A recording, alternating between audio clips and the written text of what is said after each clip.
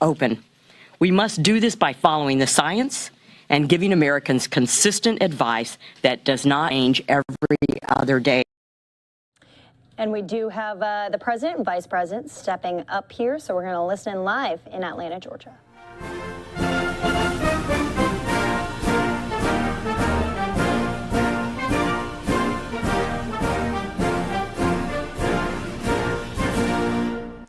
Good afternoon, Atlanta.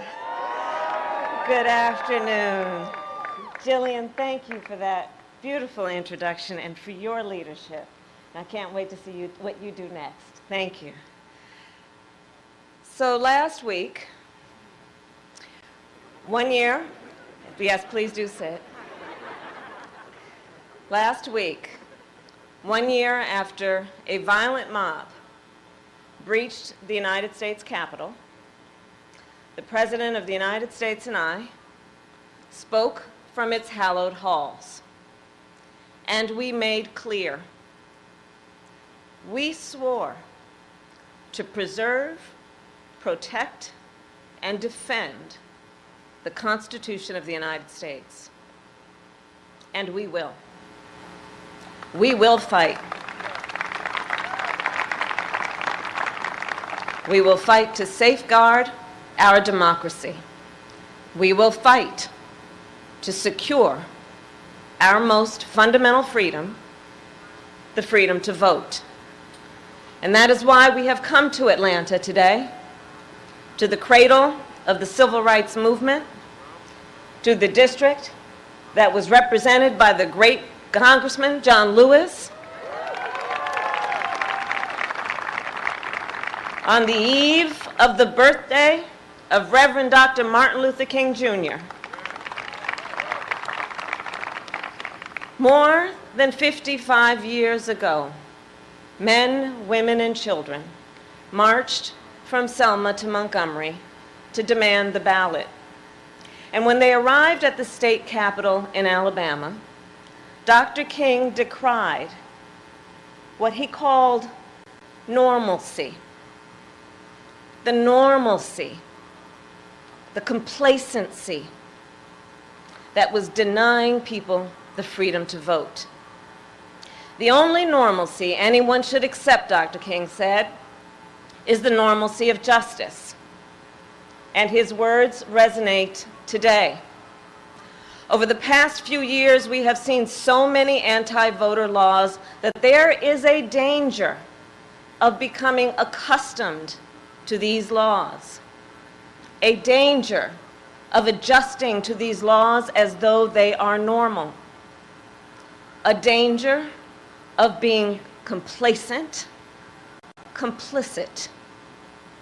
Anti-voter laws are not new in our nation, but we must not be deceived into thinking they are normal.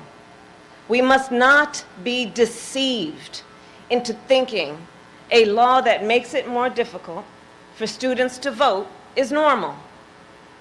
We must not be deceived into thinking a law that makes it illegal to help a voter with a disability vote by mail is normal. There is nothing normal about a law that makes it illegal to pass out water or food to people standing in long voting lines.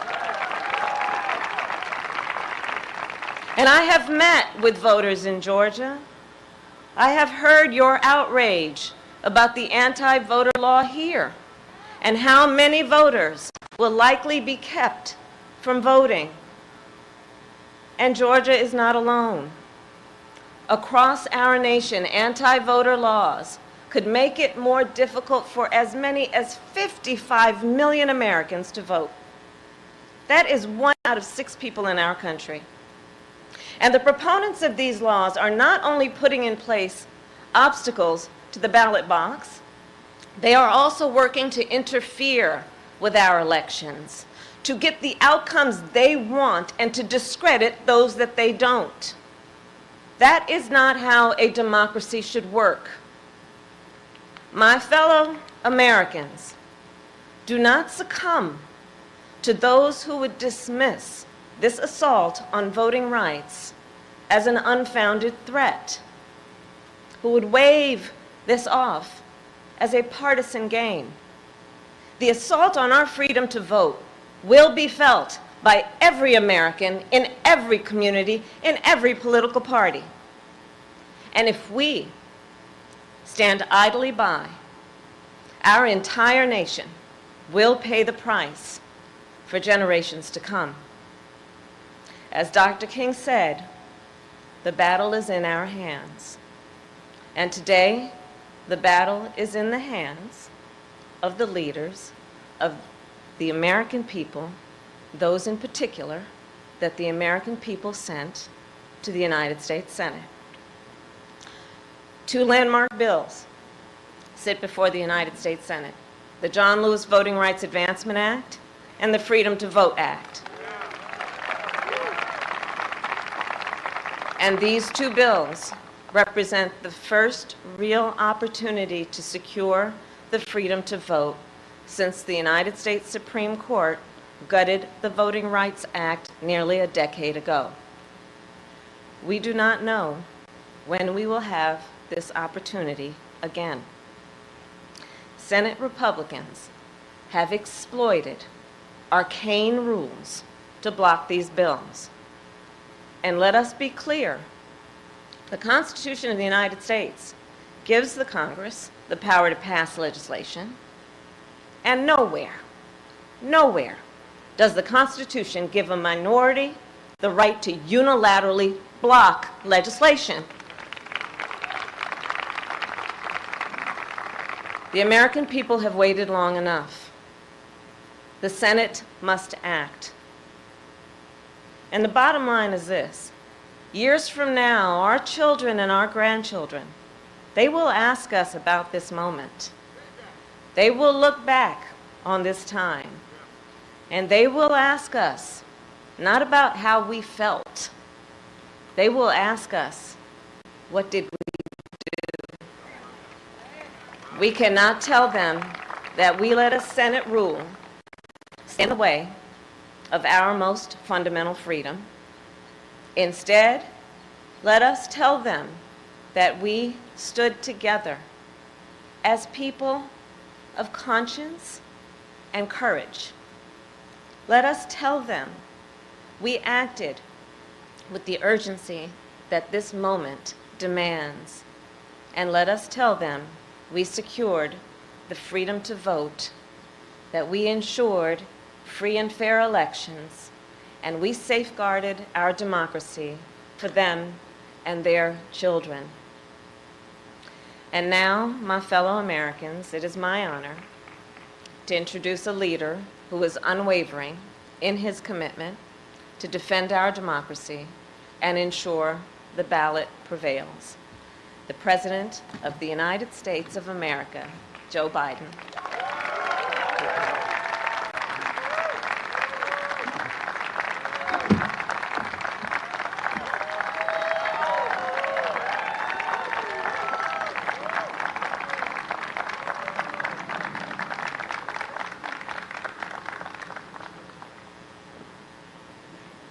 In our lives, in the lives of our nation, life of our nation, there are moments so stark that they divide all that came before and everything that followed.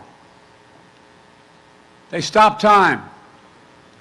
They rip away the trivial from the essential. And they force us to confront hard truths about ourselves, about our institutions, and about our democracy. And the words of Scripture remind us to hate evil, love good, and establish justice in the gate. Last week, President Harris and I stood in the United States Capitol to observe one of those before and after moments in American history. January 6th insurrection on the citadel of our democracy. Today, we come to Atlanta, the cradle of civil rights, to make clear what must come after that dreadful day when a dagger was literally held at the throat of American democracy.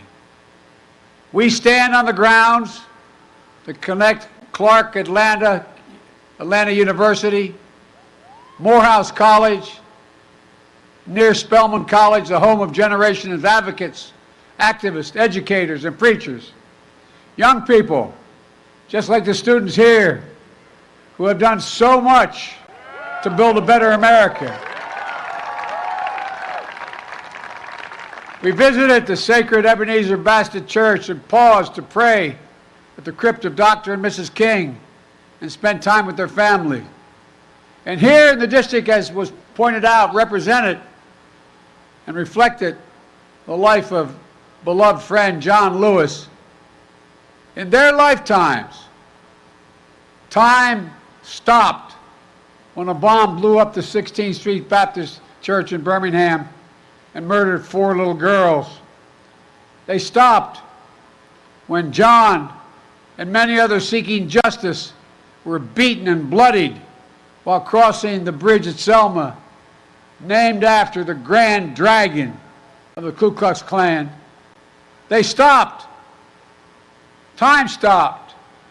They forced the country to confront the hard truths and to act to keep the promise of America alive, the promise that holds that we're all created equal, but more importantly deserve to be treated equally. And from those moments of darkness and despair came light and hope. Democrats, Republicans, and Independents worked to pass the historic Civil Rights Act and the voting rights legislation.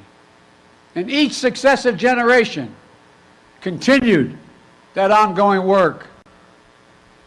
But then, the violent mob of January 6, 2021, empowered and encouraged by a defeated former president, sought to win through violence what he had lost at the ballot box, to impose the will of the mob, to overturn a free and fair election, and for the first time in American history, to stop the peaceful transfer of power. They failed. They failed. But democracy's victory was not certain, nor is democracy's future. That's why we're here today, to stand against the forces in America that value power over principle, forces that attempted a coup against the legally expressed will of the American people by sowing doubt, inventing charges of fraud, and seeking to steal the 2020 election from the people. They want chaos to reign. We want the people to rule. Let me be clear. This is not about me or Vice President Harris or our party. It's about all of us. It's about the people. It's about America. Hear me plainly. The battle for the soul of America is not over. We must stand strong and stand together to make sure January 6th marks not the end of democracy, but the beginning of a renaissance of our democracy. You know, for the right to vote and to have that vote counted is democracy's threshold liberty. Without it, nothing is possible. But with it, anything is possible. But while the denial of fair and free elections is undemocratic, it is not unprecedented. Black Americans were denied full citizenship voting rights until 1965. Women were denied the right to vote until just 100 years ago. The United States Supreme Court in recent years has weakened the Voting Rights Act. And now, the defeated former president and his supporters used the big lie about the 2020 election to fuel torrent and torment and anti-voting laws. New laws designed to suppress your vote, to subvert our elections. Here in Georgia, for years, you've done the hard work of democracy, registering voters, educating voters, getting voters to the polls. You've built a broad coalition of voters, black, white, Latino, Asian American, urban, suburban, rural. working class and middle class, and it's worked. You've changed the state by bringing more people legally to the polls. That's how you won the historic elections for Senator Raphael Warnock and Senator John Ossoff. You did it the right way, the democratic way. And what's been the reaction of Republicans in Georgia? Choose the wrong way, the undemocratic way. To them, too many people voting in a democracy is a problem. So they're putting up obstacles. For example, voting by mail is a safe and convenient way to get more people to vote. So they're making it harder for you to vote by mail. The same way, I might add, in the 2020 election, President Trump voted from behind the desk in the White House in Florida, dropping your ballots off to secure drop boxes. It's safe, it's convenient, and you get more people to vote. So they're limiting the number of drop boxes and the hours you can use them. Taking away the options has a predictable effect.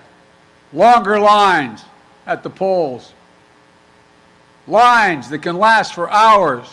You've seen it with your own eyes. People get tired. They get hungry. When the Bible teaches us to feed the hungry and give water to the thirsty, the new Georgia law actually makes it illegal. Think of this. I mean, it's 2020. And now 22 going into that election. It makes it illegal to bring your neighbors, your fellow voters, food or water while they wait in line to vote. What in the heck are we talking about? I mean, think about it. That's not America. That's what it looks like when they suppress the right to vote. And here's how they plan to subvert the election. The Georgia Republican Party, the state legislature, has now given itself the power to make it easier for partisan actors, their cronies, to remove local election officials. Think about that. What happened the last election? The former president and allies pursued, threatened, and intimidated state and local election officials. Election workers, ordinary citizens, were subject to death threats, menacing phone calls, people stalking them in their homes. Remember what the defeated former president said to the highest-ranking election official, a Republican in this state? He said, quote, "I just want to find 11,780 votes." Pray God. He didn't say that part. He didn't say count the votes. He said find votes that he needed to win. He failed because of the courageous officials, Democrats, Republicans, who did their duty and upheld the law. But with this new law in Georgia, his loyalists will be placed in charge of state elections. What is that going to mean? Well, the chances for chaos and subversion are even greater, as partisans seek the results they want no matter what the voters have said, no matter what the count. The votes of nearly 5 million Georgians will be up for grabs if that law holds. It's not just here in Georgia. Last year alone, 19 states not proposed but enacted 34 laws attacking voting rights. There were nearly 400 additional bills Republican members of state legislatures tried to pass. And now, Republican legislators in several states have already announced plans to escalate the onslaught this year. Their end game? To turn the will of the voters into a mere suggestion, something states can respect or ignore. Jim Crow 2.0 is about two insidious things: voter suppression and election subversion. It's no longer about who gets to vote. It's about making it harder to vote. It's about who gets to count the vote. and whether your vote counts at all. It's not hyperbole. This is a fact. Look, this matters to all of us. The goal of the former president and his allies is to disenfranchise anyone who votes against them. Simple as that. The facts won't matter. Your vote won't matter. They'll just decide what they want and then do it. That's the kind of power you see in totalitarian states, not in democracies. We must be vigilant, and the world is watching. I know the majority of the world leaders, the good and the bad ones, adversaries and allies alike. They're watching American democracy and seeing whether we can meet this moment. And that's not hyperbole. When I showed up at the G7 with 7 other world leaders, there were a total of 9 present. Vice President Harris and I have spent our careers doing this work. I said, America's back. And the response was, for how long? For how long? As someone who's worked in foreign policy my whole life, I never thought I would ever hear our allies say something like that. Over the past year, we've directed federal agencies to promote access to voting, led by the Vice President. We've appointed top civil rights advocates to help the U.S. Department of Justice, which has doubled its voting rights enforcement staff. And today, we call on Congress to get done what history will judge. Pass the Freedom to Vote Act. Pass it now, which will prevent voter suppression. So here in Georgia, there's full access to voting by mail. There are enough drop boxes during enough hours so that you can bring food and water as well to people waiting in line. The Freedom to Vote Act takes on election subversion to protect nonpartisan electors, officials who are doing their job from intimidation and interference. It would get dark money out of politics, create fair district maps, and ending partisan gerrymandering. Look, it's also time to pass the John Lewis Voting Rights Advancement Act.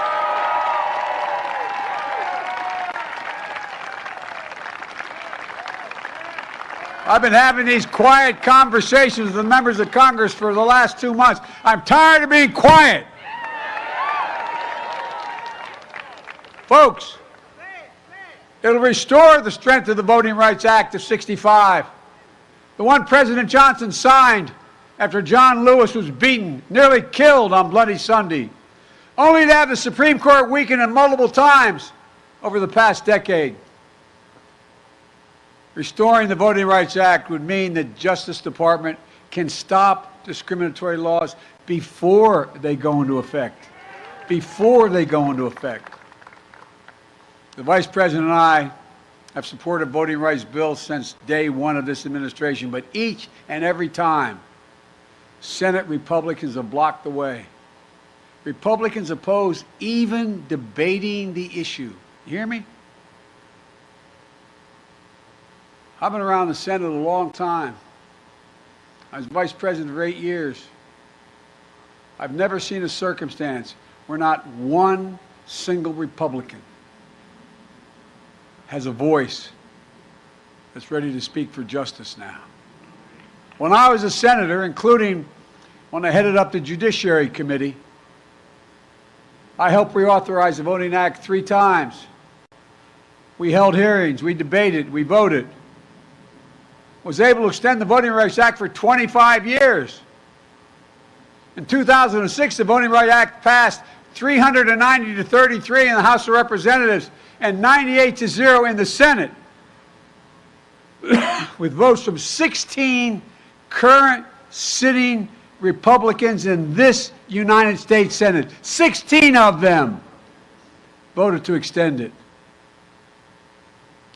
The last year I was chairman, some of my friends sitting down here will tell you, Strom Thurmond voted to extend the Voting Rights Act. Strom Thurmond. You can say that again. Wow. You have no idea how darn hard I worked on that one. But folks, then it was signed into law the last time by President George W. Bush. You know, when we get voting rights extended in 1980, as I said, even Thurman supported it. Think about that. The man who led one of the longest filibusters in history in the United States Senate, 1957, against the Voting Rights Act. The man who led and sided with old Southern bulls in the United States Senate to perpetuate segregation in this nation. Even Strom Thurmond came to support voting rights. But Republicans today can't and won't. Not a single Republican has displayed the courage to stand up to a defeated president to protect America's right to vote. Not one. Not one. We have 50-50 in the United States Senate. That means we have 51 presidents. You all think I'm kidding. I've been pretty good at working with senators my career, but man, when you got 51 presidents, it gets harder. Any one can change the outcome. Sadly, the United States Senate, designed to be the world's greatest deliberative body, has been rendered a shell of its former self. It gives me no satisfaction in saying that as an institutionalist, as a man who was honored to serve in the Senate. But as an institutionalist, I believe that the threat to our democracy is so grave that we must find a way to pass these voting rights bills. Debate them, vote, let the majority prevail. And if that bare minimum is blocked, we have no option but to change the Senate rules, including getting rid of the filibuster for this.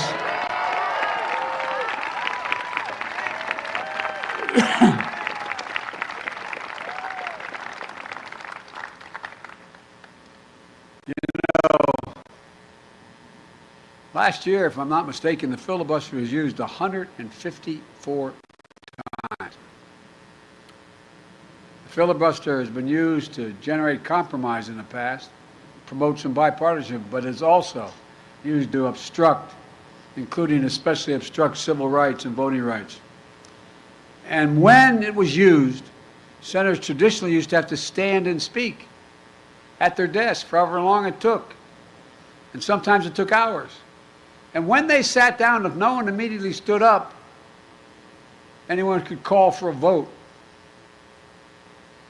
or the debate ended. But that doesn't happen today. Senators no longer even have to speak one word. Filibuster is not used by Republicans to bring the Senate together, but to pull it further apart. Filibuster is weaponized and abused. While the state legislative assaults on voting rights is simple, all you need in your House and Senate is a pure majority. In the United States Senate, it takes a supermajority, 60 votes, even to get a vote, instead of 50 to protect the right to vote. State legislators can pass anti-voting laws with simple majorities. If they can do that, then the United States Senate should be able to protect voting rights by a simple majority. Today, I'm making it clear, to protect our democracy, I support changing the Senate rules, whichever way they need to be changed to prevent a minority of senators from blocking action on voting rights. When it comes to protecting majority rule in America, the majority should rule in the United States Senate. I make this announcement with careful deliberation, recognizing the fundamental right to vote is a right from which all other rights flow. And I make it with an appeal to my Republican colleagues, to those Republicans who believe in the rule of law, restore the bipartisan tradition of voting rights. The people who restored it, who abided by it in the past were Richard Nixon, Gerald Ford, Ronald Reagan, George H.W. Bush, George W. Bush. They all supported the Voting Rights Act. Don't let the Republican Party morph into something else. Restore the institution of the Senate the way it was designed to be. Senate rules were just changed to raise the debt ceiling so we wouldn't renege on our debt for the first time in our history, prevent an economic crisis. That was done by a simple majority. As Senator Warnock said a few weeks ago in a powerful speech, if we change the rules to protect the full faith and credit of the United States, we should be able to change the rules to protect the heart and soul of our democracy. He was right. In the days that followed John Lewis's death, there was an outpouring of praise and support across the political spectrum. But as we stand here today, it isn't enough just to praise his memory. We must translate eulogy into action. We need to follow John Lewis's footsteps. We need to support the bill in his name. Just a few days ago, we talked about, up in the Congress and the White House, the event coming up shortly to celebrate Dr. King's birthday. And Americans of all stripes will praise him for the content of his character. But as Dr. King's family said before, it's not enough to praise their father. They even said, on this holiday, don't celebrate his birthday unless you're willing to support what he lived for and what he died for. The next few days, when these bills come to a vote, will mark a turning point in this nation's history.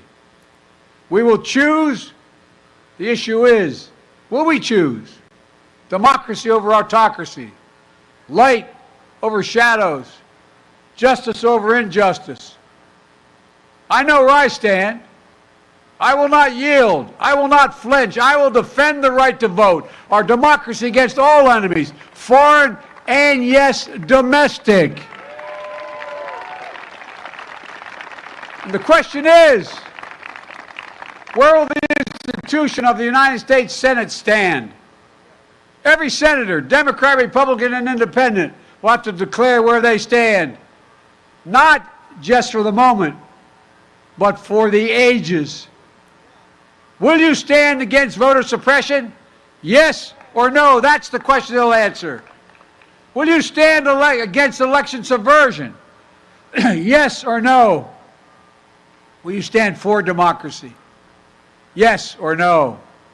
And here's one thing every senator, every American should remember. History has never been kind to those who've sided with voter suppression over voters' rights. And it will even be less kind for those who side with election subversion. So I ask every elected official in America, how do you want to be remembered? At consequential moments in history, they present a choice. Do you want to be on the side of Dr. King or George Wallace? Do you want to be on the side of John Lewis or Bull Connor? Do you want to be on the side of Abraham Lincoln or Jefferson Davis? This is the moment to decide, to defend our elections, to defend our democracy. And if you do that, you will not be alone. That's because the struggle to protect voting rights has never been born by one group alone. We saw freedom riders of every race, leaders of every faith marching arm in arm, and yes, Democrats and Republicans in Congress of the United States and in the presidency. I did not live the struggles of Douglas, Tubman, King, Lewis, Goodman, Cheney, Swerner, countless others, known and unknown. I did not walk in the shoes of generations of students who walked these grounds, but I walked other grounds because I'm so damn old I was there as well.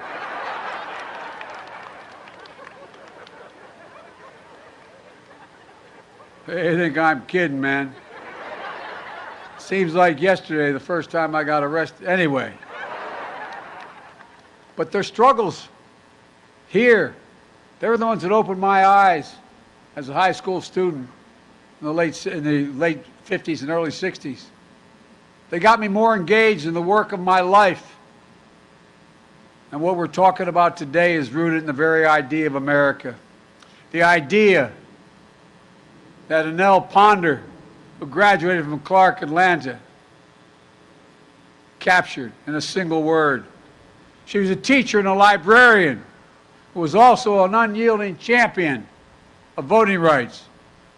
In 1963, when I was just starting college and university, after registering voters in Mississippi, she was pulled off a bus, arrested and jailed, where she was brutally beaten. In her cell, next to her, was Fannie Lou Hamer, who described the beating this way, and I quote, "I could hear the sounds of the licks and the horrible screams. They beat her. I don't know for how long. And after a while, she began to pray and ask God to have mercy on those people." Annelle Ponder's friends visited her the next day. Her face was badly swollen. She could hardly talk. But she managed to whisper one word: freedom. Freedom. The only word she whispered. After nearly 250 years since our founding, that singular idea still echoes, but it's up to all of us to make sure it never fades, especially the students here, your generation, that just started voting, as there are those who are trying to take away that vote you just started to be able to exercise. But the giants we honor today were your age when they made clear who we must be as a nation. Not a joke. Think about it. In the early 60s, they were sitting where you're sitting. They were you. And like them, you give me much hope for the future. Before and after in our lives, in the life of this nation, democracy is who we are, who we must be, now and forever. So let's stand in this breach together. Let's love good, establish justice in the gate. And remember, as I said, this is one of those defining moments in American history. Each of those who vote will be remembered by class after class in the 50s and 60s, the 2050s and 60s. Each one of the members of the Senate is going to be judged by history on where they stood before the vote and where they stood after the vote. There's no escape. So let's get back to work. As my grandfather Finney used to say every time I walked out the door in Scranton, he'd say, "Joey, keep the faith." Then he'd say, "No, Joey, spread it. Let's spread the faith and get this done." May God bless you all, and may God protect the sacred right to vote. Thank you. I mean it. Let's go get this done. Thank you.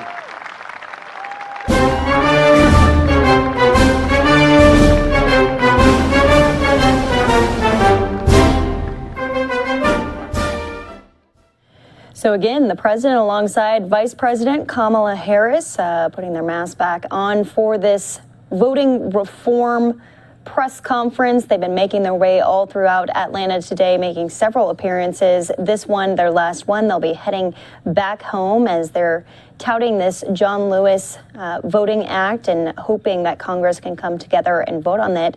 Also talking about ending the filibuster, which was brought up in several press conferences today. Here on Live Now from Fox, we like to show you both sides of the aisle. And today, Senator Ted Cruz had some choice words about the filibuster. He said he has flip-flopped on his thoughts about initiating the filibuster or ending the filibuster. But he went as far as to call Democrats hypocrites for what they're doing right now. We're going to play that out for you here on Live Now from Fox.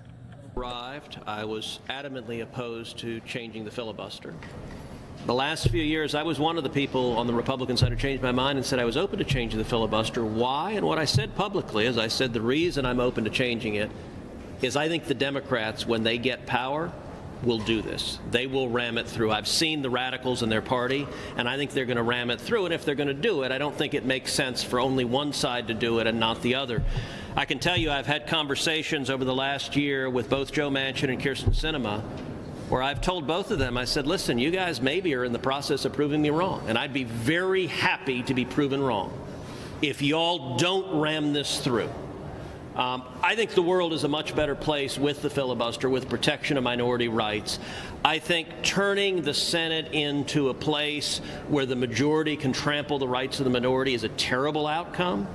And the reason I have gone back and forth on this particular issue is I've seen the rise of the radicals in the Democratic Party. And, you know, it speaks volumes. There were, 27 Democrats who signed this letter saying they wouldn't change the filibuster. I would encourage all the reporters here, every one of those 27 Democrats, you ought to be asking them today, are you a hypocrite? You signed it when the Republicans were in power. Do you only support minority rights when you're the minority? You ought to ask every one of those Democrats, do you agree with Chuck Schumer that ending the filibuster is doomsday for democracy? And if Manchin and Sinema hold, and I hope and pray that they do, it will protect this institution. And if the Democrats protect this institution, I think the Republicans should as well. And to be clear, we did. The Republicans had the White House, the Senate, the House. We had every ability to do exactly what Chuck Schumer wants to do right now, and the Republican Party didn't. This is a power grab, but it's not just a power grab. It's a power grab to enable a power grab. What Schumer wants to do it on is a takeover of elections. And, you know, it's interesting. The rhetoric the Democrats use on this is Jim Crow. Well, you know, Jim Crow laws were written by elected Democrats, and they were designed to prevent the voters from voting Democrats out of office. That's what Schumer's trying to do today. This is Jim Crow 2.0 of Democrats once again trying to take away the ability of the voters to vote them out of office. It's wrong, and it's an abuse of power. And then, Senators, this is all really about the divide in our country right now and how you handle it. Our country's also divided over how to handle the coronavirus. And it's sort of a glaring visual that many of the reporters here have masks. You all don't have masks. I know it's a personal choice. I'm just interested in why you all decided to appear together without masks. And we do know the COVID is going around here in Capitol Hill, and we know that for sure. So I'm just interested in your decision. Well, listen, I think there's been wild hypocrisy from the Biden administration when it comes to COVID policies, whether mask mandates, where Joe Biden rightly said we shouldn't have mandates, whether vaccine mandates, where Joe Biden said we shouldn't have vaccine mandates. As far as I know, everyone here has been vaccinated, been double vaccinated, been boosted. And at some point, look, I do know Dr. Fauci's been all over the map on it. He said, yes, mask, no mask. He said, oh, I lied to the American people because they couldn't handle it. You know, at some point, the American people ought to be able to exercise their own freedom and make their decision. If you want to wear a mask, God bless you. You can wear a mask for the rest of your life. That's your choice. But other people ought to be able to have the right and choice not to wear a mask. And by the way, on the question of hypocrisy, you just asked, you people at the podium are speaking without masks. Just once, I'd like to see a reporter say to Joe Biden when he stands at the damn podium in the White House without a mask, Mr. President, why aren't you wearing a mask? Just once, I'd like to see you say to Jen Psaki, the White House press secretary, when she stands at the podium with no mask, Ms. Psaki, why don't you have a mask? The questions are only directed at one side, and I got to say the American people see the hypocrisy. Thank you all. Well, Senator Cruz getting heated at the end there. Reporter questions kind of turning to COVID, which we'll get to later on in the stream. But he called this a takeover of elections coming from the Democrat side. Of course, President Biden saying that people need to go forward and pass the Freedom to Vote Act to prevent what they call voter suppression on the Republican side. So definitely coming at it from two opposite ends here, and we'll be playing out some of these events for you through the rest of the evening. Republicans and Democrats both holding their own press conferences, sharing their thoughts on election integrity, on election legislation ahead of the next elections here, which will be sooner than we think. We're going to take a 2-minute break. When we come back, we're going out to all of the top stories of the day. We've got a few more updates for you. You'll remember that Delaware County helicopter crash. We heard from officials a little bit more about the conditions of those 4 people who were on the helicopter.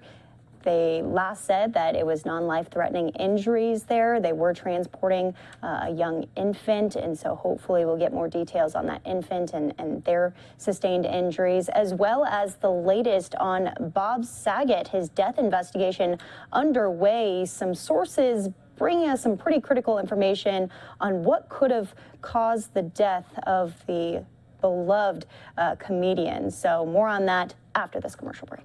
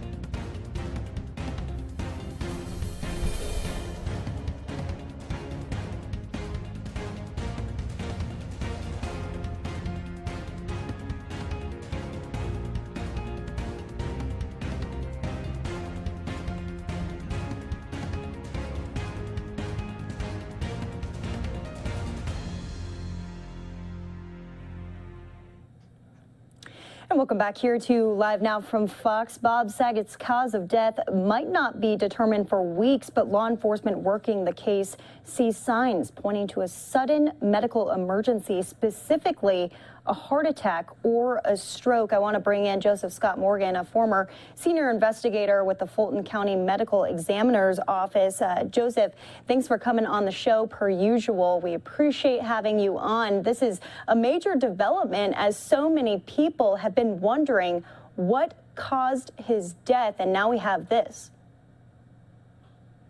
Yeah, and it's kind of standard that you're going to have this kind of delay. They're really taking their time. I'd like to go back to the scene, though. We begin to consider the possibilities here. What we are hearing is that law enforcement arrived where Mr. Saget was, and they determined that there was no signs of struggle or no signs of foul play, according to them. My big question is this. I think when they arrived, did they notify the medical examiner? And was there a medical examiner investigator that actually went to the scene? Because the police are limited in what they can do and what they recognize from an evidentiary standpoint as it applies to medical legal death investigation. You know, there's certain things that folks in my field look for relative to the body. And it's very important that you see an individual's body in its pristine state as the body is found, relative to the surroundings and all these sorts of things. And also, the time to examine an individual's body is not once the body has left and has gone to a county facility, but it's at the scene, the initial scene, where you do things like check for any kind of signs of trauma, so you can contextualize that at the scene.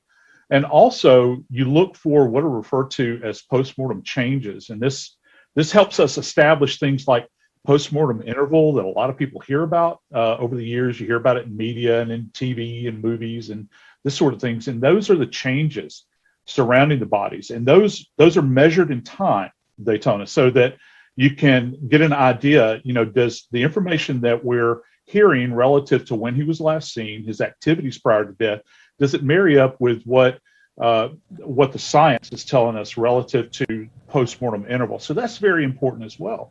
Mm-hmm.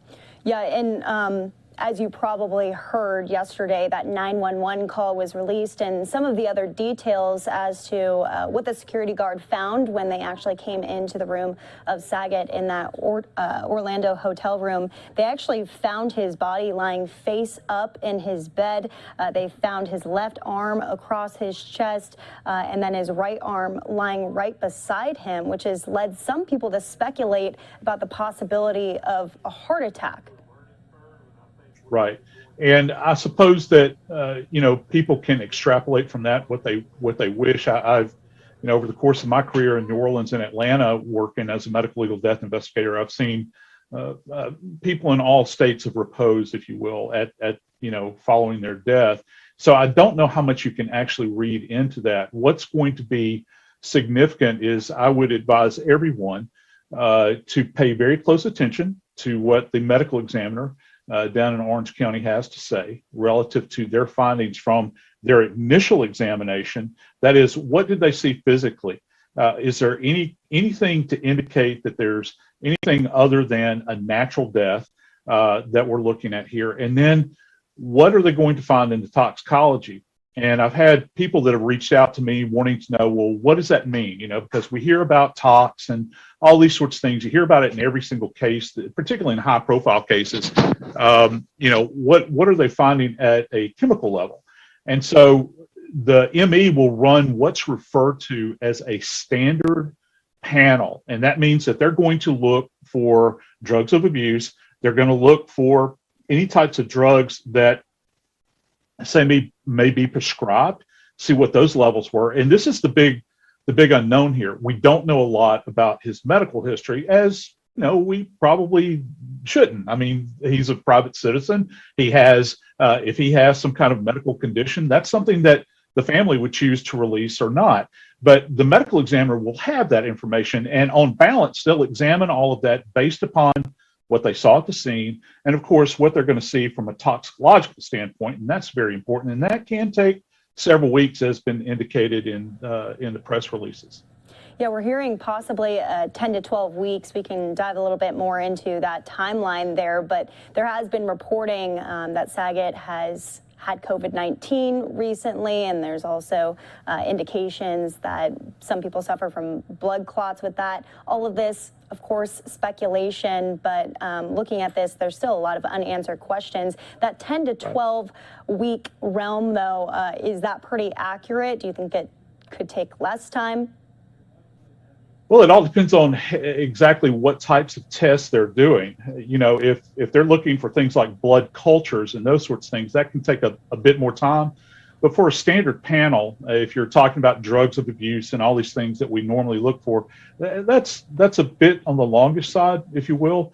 That's kind of surprising to hear that it would take that long to turn around. But keep in mind, medical legal communities are beset by labor shortages and time elements and all these other things as well. So I don't guess it's beyond the realm of possibility that, you kind of have to take a number and wait in line, because there are a lot of other cases out there that are being processed ahead of this case. And there's certainly cases that are occurring behind this. So you have to take these cases one at a time. I'm sure that office down there is they're probably running at a very substantial clip relative to the number of deaths that occur. Most of the general public is not aware of how many deaths occur on a daily basis. Not everything that we handle is some kind of homicide or suicide. We have many unexplained natural deaths, and these things have to be looked at very, very carefully. They have to take their time and be very careful about the things that they say and the things that they do moving forward. Right, absolutely, especially for someone who is so loved. So people are going to be watching this story, and they want to know what comes next. So we'll keep our eyes on any of the results that come out of that toxicology report. Joseph Scott Morgan, thanks for being with us here on the show. Talk to you soon. You bet, Daytona. Have a good day. And we're going to keep moving along here with all of our coverage. As we've said, we've been getting updates on this helicopter crash that happened out in Delaware County. 4 people on the helicopter there, including an infant who was being life flighted. So more on that, the latest update from down on the ground, coming up here in 2 minutes.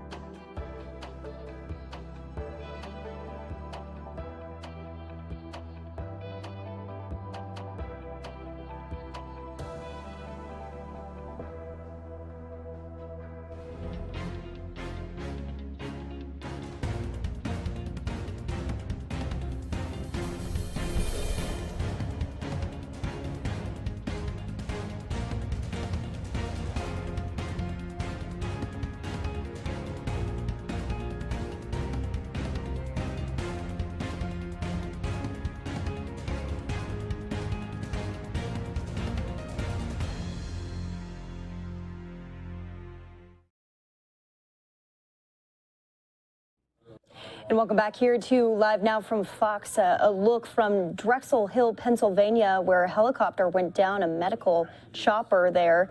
4 people suffering non-life-threatening injuries from inside of the chopper. They're calling this a miracle right outside of a church there. Here's the latest update from officials there on the ground. There was about, 1 hour's worth of fuel still left on the plane. And once we secured the scene, we checked the structure of the church to make sure there were no structural damage. So as you can see, this was a miracle in the works where there were no lives lost, no property damage. Do we know visually what was happening? I've heard some accounts, but what did folks report to you guys having seen before this crash? When our people arrived, the first thing they did was tend to the helicopter. Again, they wanted to make sure there were no trapped victims. Those victims were self-extricated, and they attended to making sure that the scene was safe and secure, and there were no fuel leaking into the sewer system. But I mean, I think what Joe's getting at is we've been hearing accounts from neighbors that they could hear the chopper for a little while and then saw it come down. It seemed like the pilot was deliberate in bringing it down here. So we didn't get a chance to interview any witnesses. For the most part, our goal is scene safety, extrication. Do we have a status update on the 2-month-old and the pilot? Everybody's stable at this time. Stable, non-life-threatening injuries. And the 2-month-old, I know you guys are working to reach the family. Has the family of the 2-month-old baby been notified? Yeah, we're still working on notifications, so we're not going to be releasing any names of the 2-month-old child. Superintendent, I think the police did get some to answer your question earlier, yeah, so the reports were that there was a helicopter in distress, and as the helicopter, you can see behind me, came down Vermont Road, the calls continued, and it was that a helicopter was near crashing. And they could tell that by the height that the helicopter was dropping rapidly, and you can see behind here the pilot, again, it's truly a miracle, like we said here, that pilot was able to get that down there and save all lives of that crew that was on there. Any idea how long it may have been in distress? initially got reports that on Route 1 it had started to experience some malfunctions, and the calls came in around 12:57, and I believe that we arrived here at about 1:10, and the calls continued rapidly as we were coming to respond. First responders were responding. Do you have any initial ideas to why the helicopter was in distress? We do not. That'll be the NTSB will investigate that and we can further findings. I was just going to say, from all accounts, what the pilot was able to do is amazing, because our reports indicate that he first started to experience some trouble on Route 1 and was looking for somewhere to land and was able to bring it down Vermont, land here, and as you can see from the scene, there aren't even poles down. He was able to avoid pedestrians, cars, and a testament to our first responders who were here immediately, and thank you for their service. They've been here all day in the cold trying to work through this and make sure that the individuals who were on board were able to get to the hospital where they were able to be taken care of, and they're all survivors, and the pilot who originally had more injuries than others on the plane has just passed all trauma clearances. So, thank goodness for all of that. You're a doctor, seeing this and learning that the people who are on board are all stable. What does that say to you? It's amazing. It's really a testament to the pilot and what he was able to do in keeping everyone safe. It's amazing. It's a miracle that there are no major injuries that occurred from this accident. Can you describe the injuries that the other two passengers on board experienced? There were no other injuries to the other passenger. The two injuries, the one injury was to the pilot, and like Dr. Taylor said, he passed all trauma protocols at the hospital. And we know, obviously the baby, I don't know how much you can tell us, but obviously it was a medical flight. The baby was being transported to CHOP. The baby was in some kind of medical emergency. We won't speak to the medical conditions or reason why they were en route to CHOP. But stable. Stable, yes. Stable. Yes. Tim, when you get a call like this, all of us are worst case scenario. That's where our mind goes. Worst case scenario. Worst case scenario. I won't speak for anyone here. My heart dropped. I was back at police headquarters. We heard the call come out. The first call, I said no way. And then the second, then the third, I knew there was a problem. My heart just dropped. Fire chief and I, we responded here on location, and this is what we saw. Again, it's a true miracle that everyone was out, and they were out prior to us getting here, and we assisted them. I think that speaks, Senator Kearney and Dr. Taylor, they were at a different event, a number of public officials. But again, Senator, I know it was tough when you got the call that a flight was crashed. Oh no, we were in the car en route to another press conference and down at the training center, and to hear where we were talking about. Look how populated this area is. Look how close to houses this helicopter actually came down. There's multifamily housing all around. There's a dentist office here. There's a nursery school where kids were in the building at the time when it happened, just on the other side of the church. So the fact that this pilot was able to put it down in the way he was able to put it down is nothing short of amazing. So for the rest of the night, where we're at right now, the investigation will continue. The NTSB is on location, the FAA, which they had that in verse. They are both here for the investigation. Obviously, this helicopter should not have crashed, and we're going to go through that. There will be some community disruptions that the fire department and police work through, so you may have some local power outages. We may be here through the night trying to work it, but the good news here from Delaware County, once again, is those that were injured don't appear significant, and the child that was in need of medical care is in the hospital where they belong. I should mention, I want to thank them. I live about 4 blocks over. I live about 4 blocks over. I'm the state representative for Jacksonville. Heard the distress copter coming down, and me and many of my neighbors came out, ran out to find that sound, track it down, expecting the worst, and to race over here and to find out that this pilot and this crew not only saved the lives of the 3 crew members and this child, but also everyone who lives around here. The act of skill and proficiency and good fortune. We are truly blessed to have this miracle here today. Obviously, the helicopter never should have crashed, but an early thank you on behalf of the people who live here, including my own family, to the pilot and everyone else and the first responders here who kept us all safe. Real quickly on State Roll, can you just spell your first and last name? Zabel. Okay, so that was the latest update from officials down on the ground there, but we have been bringing you this story from when it started, when we heard about the crash. Chopper sent to the scene immediately. Fox 29 in Philadelphia has been on it from the beginning. I want to bring in actually Fox 29's Hank Flynn, who is there on the ground at the scene. And Hank, still a very active scene tonight. What are we learning? Oh yeah, it's a dynamic scene. There's a ton of investigation to do. That whole part's just getting started. But let me step out of the way. Take a look at this crumpled mess that was once an Airbus EC-135, a $3+ million medical transport helicopter.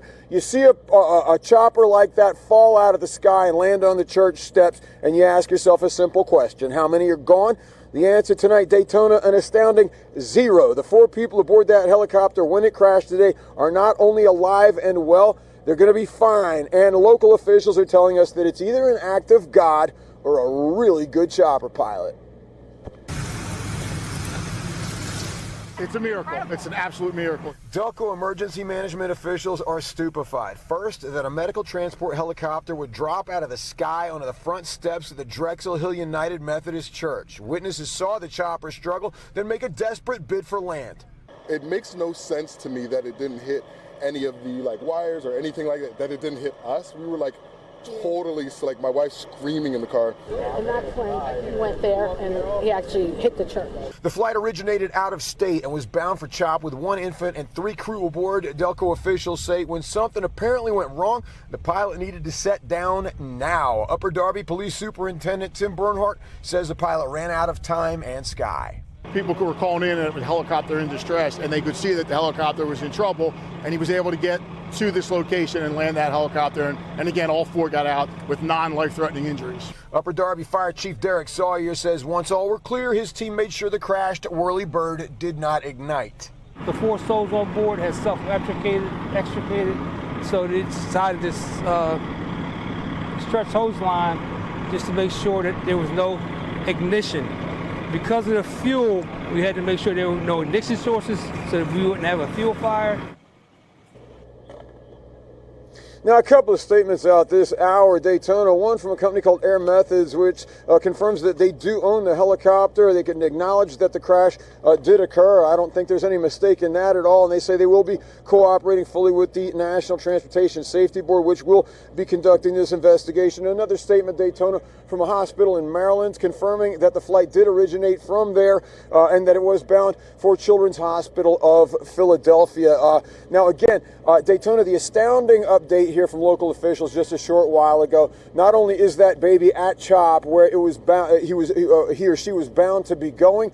The worst injury here tonight, and everybody on board has cleared trauma protocols, is a bad back to the pilot. The pilot hurt his back plunking that helicopter down and got everyone else out on board, hurting only his back. I'm telling you, Daytona, somewhere in the U.S. tonight, Sully Sullenberger is holding up a drink and saying, "Good job, pilot." Yeah. Truly, right outside a church. So fitting right there. Hank, do we know why that baby was being transported? We don't. We do know that the baby was being transferred. The family has asked for some privacy. Again, different rules apply when it comes to children. We don't know exactly why that baby was being transported to CHOP, but you can figure it's pretty important if they were going by helicopter. Yeah. Well, chills. Oh, by the way, Daytona, those chopper flights can run $60,000. They can be billed at a very, very high rate. That's a big business. Yeah, probably going to take care of that bill for that family there. Chills from the interviews that you did with people down on the ground, because we were all saying that earlier, the fact that it didn't hit the building, it didn't hit any surrounding buildings. No one else was affected by this. The helicopter didn't go up in flames. There's a lot of things working in favor for a pretty scary event. That's exactly right. You see, let me step out of the way again. Brian, maybe you can push to the right a little bit and look over to where those ambulances are. They're in front of houses, and it's more houses to the right, and behind where we are, it's apartments and nothing but houses, Daytona. This chopper crashed not in a warehouse area or a commercial area, God forbid a field. It crashed in a residential neighborhood, and the witnesses that we've spoken to said they saw him coming up the street, and he would hover over a parking lot, struggle to keep the chopper level, level and then moved to another place until, as I said again, he finally ran out of time and sky and had to put it down where he could. Did not even break an electrical wire overhead. Unbelievable. All right, Fox 29's Hank Flynn there at Drexel Hill, outside of that church, outside of the crash point of that medical helicopter. We'll speak with you soon. And we are going to move along with some of the other top stories of the day, including the visit President Biden, Vice President Kamala Harris heading out to Atlanta today, talking about election legislation, election reform, voting rights, and so much more. We'll have a live report from there on the ground in Atlanta coming up after this break.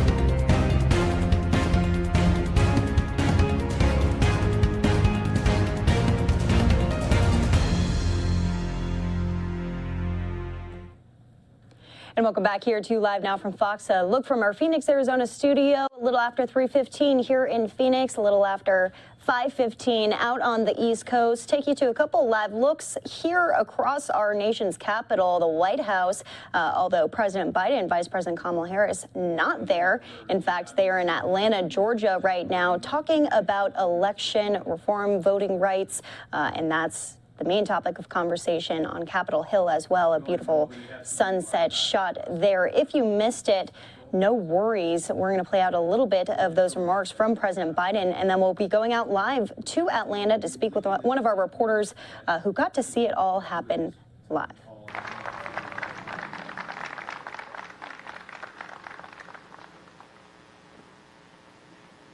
In our lives, in the lives of our nation, life of our nation, there are moments so stark that they divide all that came before and everything that followed.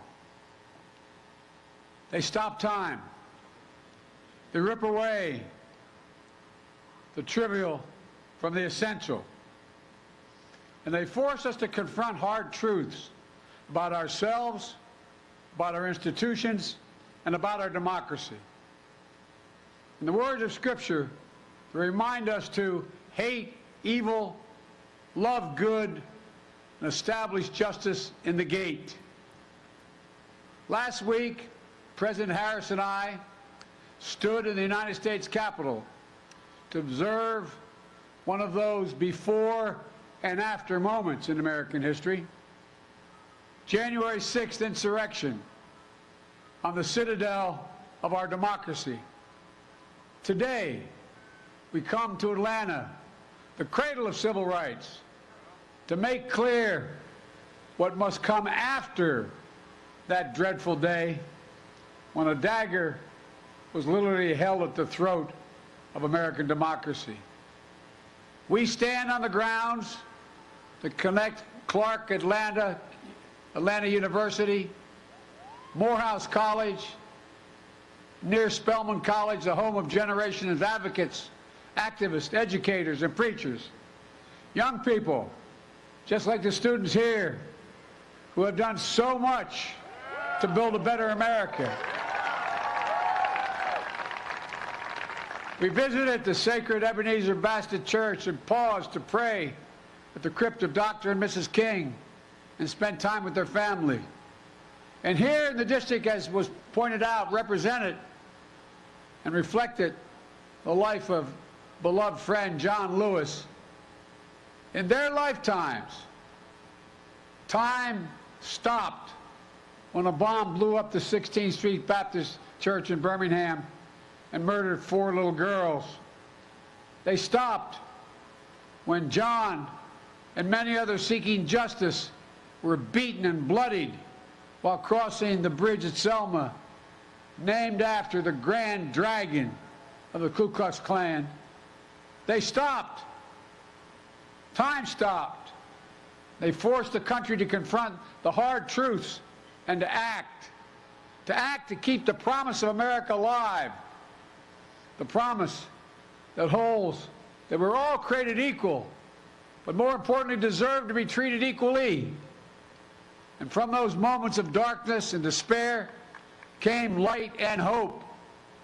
Democrats, Republicans, and Independents worked to pass the historic Civil Rights Act and the voting rights legislation.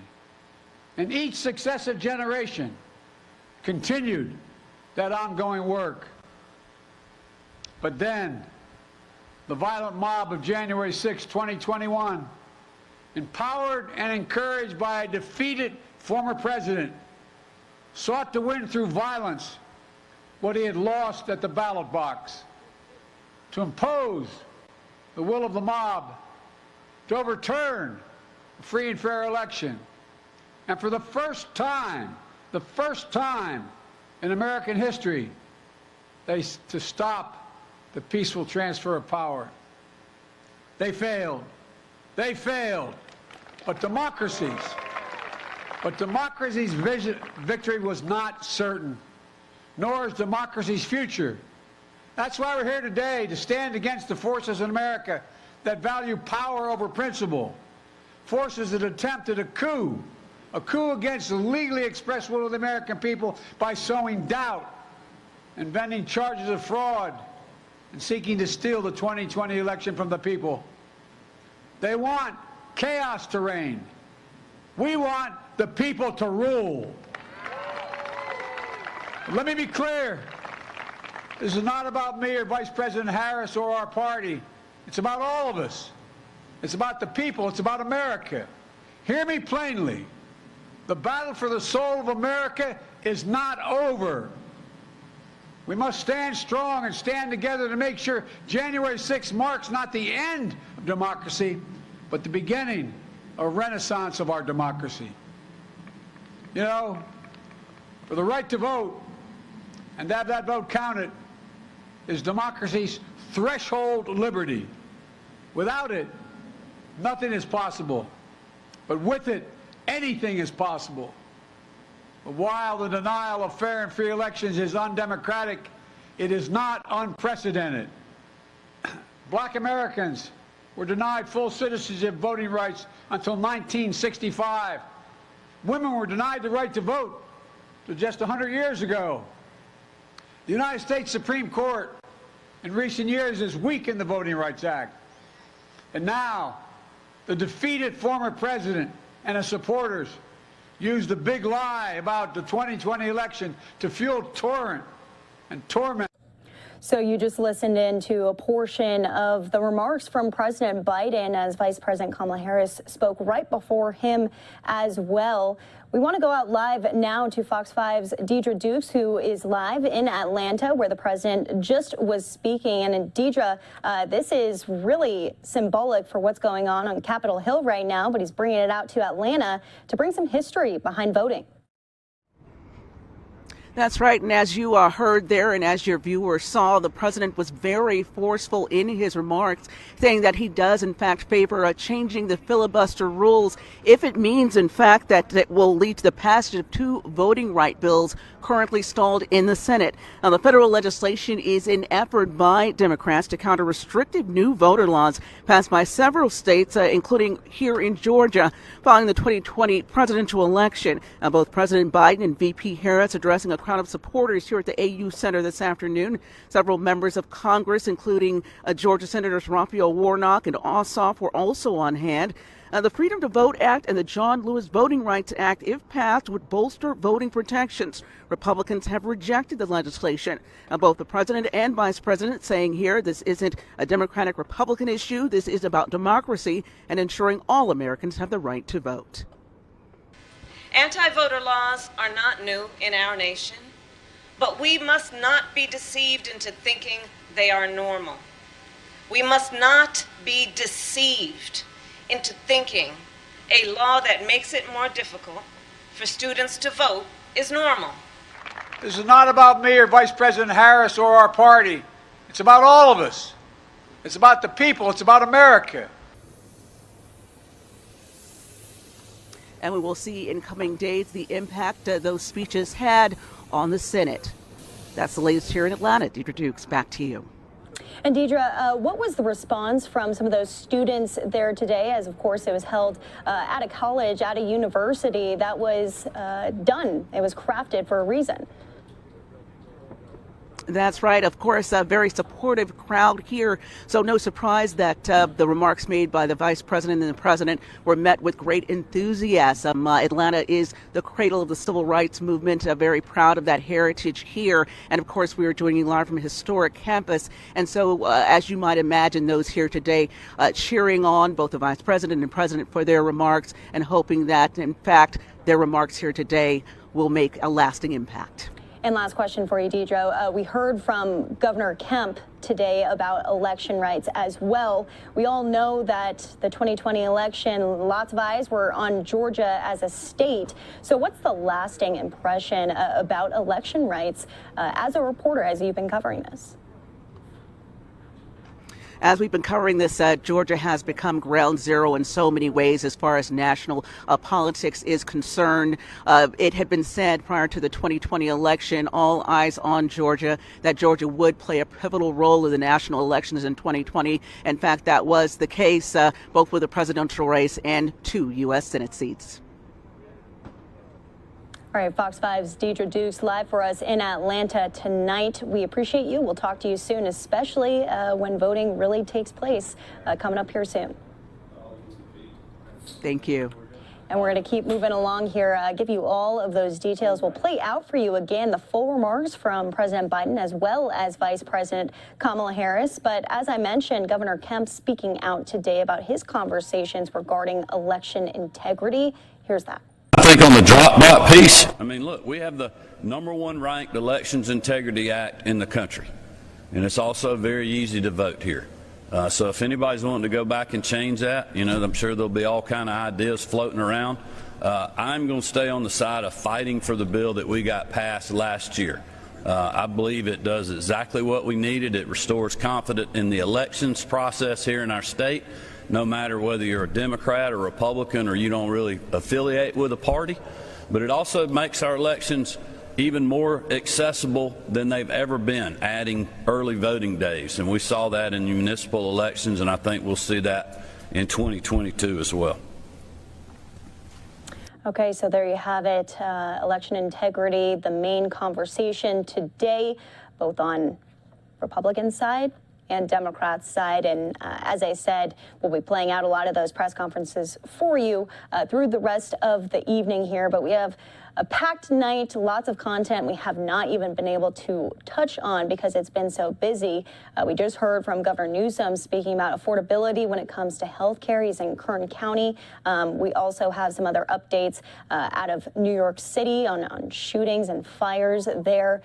Philadelphia fire as well, State Department briefing. So don't go away. We've got a packed night full of good content for you. So we'll be right back here in 2 minutes.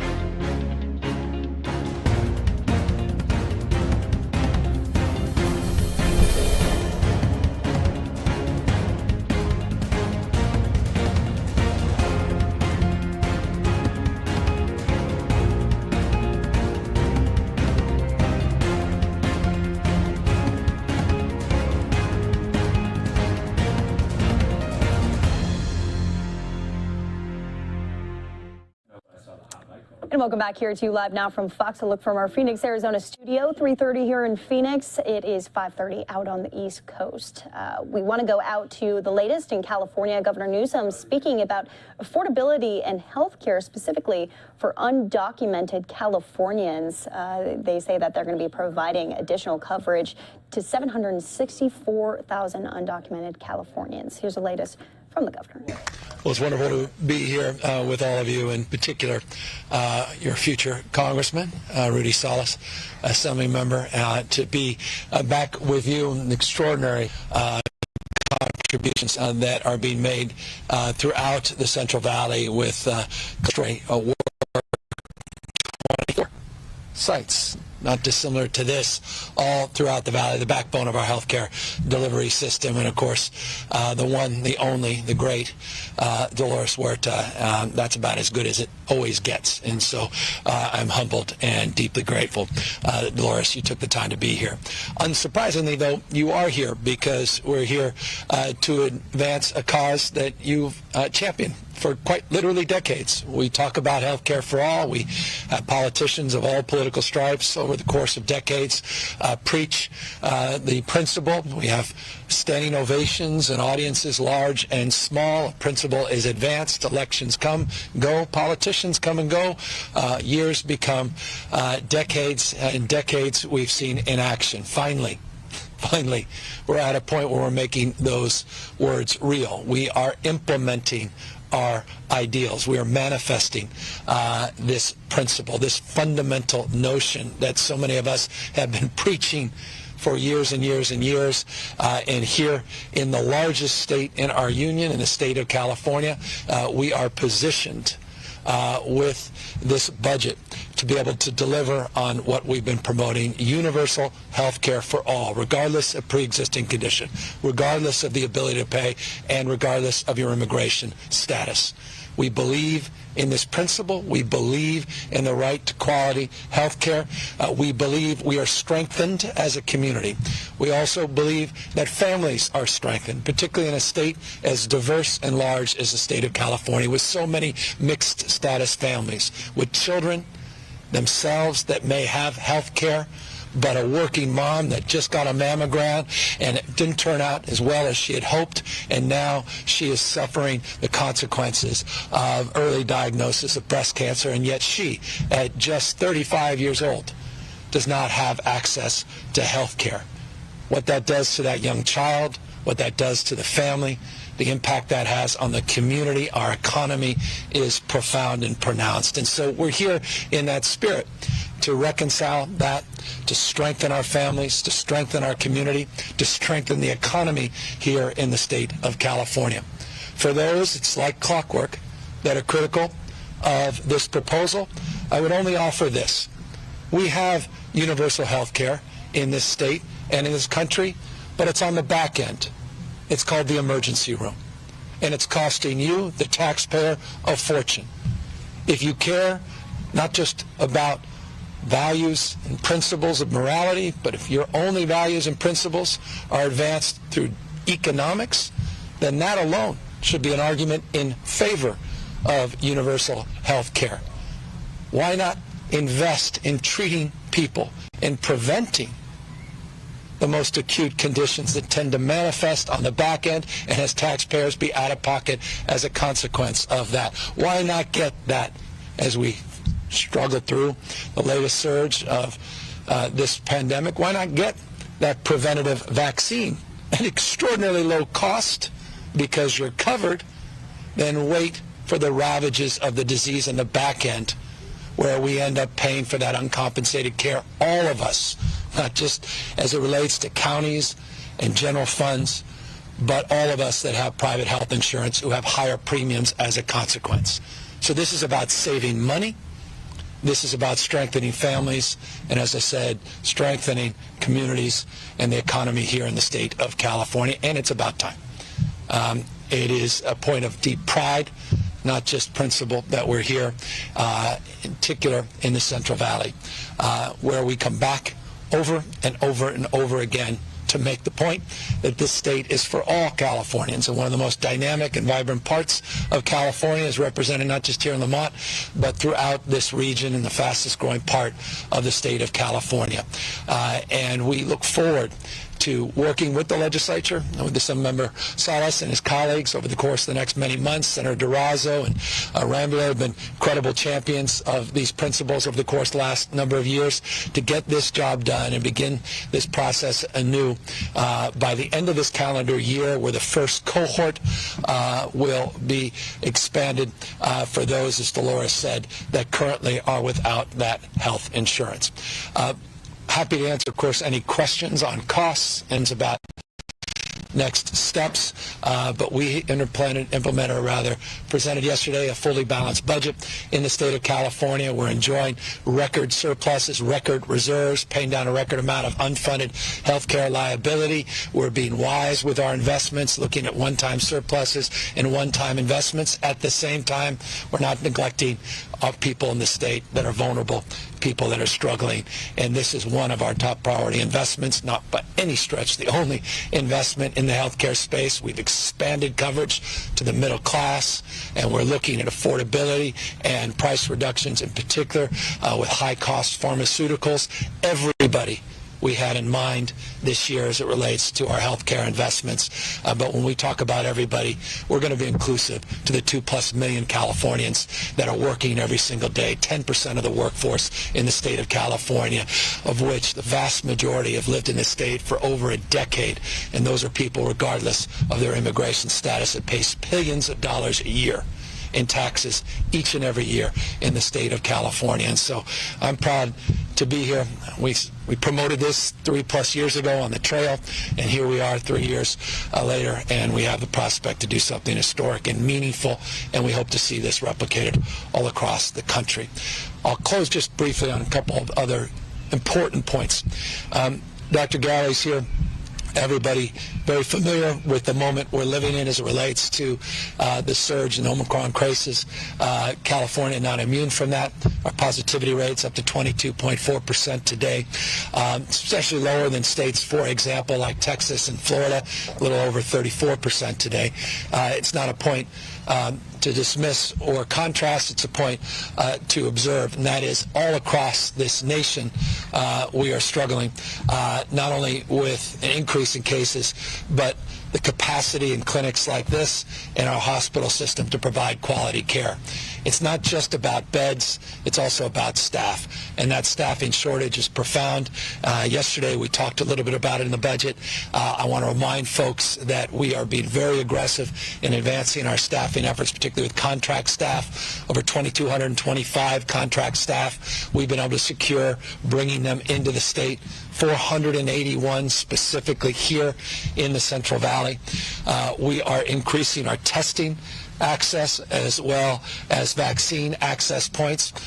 We deployed the National Guard into all across this state in the 50 specific sites, notably our OptumServe sites. We'll be expanding into the Central Valley and San Joaquin and into Madera. We're in Stanislaus already with that National Guard support. You'll see more National Guard support over the next week, specifically here in the Valley. We're hoping to contract an additional 1,250 outside staffing to bring into the state to help support this surge over the course of the next few weeks. So that's a top priority. Number two, we're also mindful of being a top priority, keep our kids safely in school. And that's why a few weeks ago we announced that it was our goal to find and procure and distribute some 6 million over-the-counter tests to our school children. As of yesterday, where all of the schools finally opened in the state of California, we actually exceeded that goal. 10.9 million over-the-counter tests, 10.9 million have been delivered since that announcement, 13 million just since the first few days of December. While that's impressive, from my perspective, it's not enough. We recognize that. We continue to work to find more testing kits across the country, though I should just reflect and point out that today the federal government announced that they, on their goal of 500,000 new tests, have procured just 50 million for the country. California has been able to draw down 13 million ourselves over the course of just the last few weeks in a similar period of time. That puts in perspective the historic effort, heroic perhaps, effort that Dr. Galley and his team and our Office of Emergency Service advanced. I'm really proud of their work. It was hard. There were some fits and starts, some delays, but I'm really proud of that work. And that's why we know how many kids, for example, at LA Unified School District tested positive, because they got tested. And that was exactly the reason we wanted those tests out. And in some ways, it's discouraging. In other ways, it's encouraging to know that positive, to then have the opportunity to apply the rules as it relates to isolation and masking and allowing family units to know and be protected as a consequence. But it also was encouraging to know it was a lower percentage than community spread in the broader region. And it also highlights the last point I wanted to make. And that is, not dissimilar to what's happening in the healthcare system, is happening in our school system.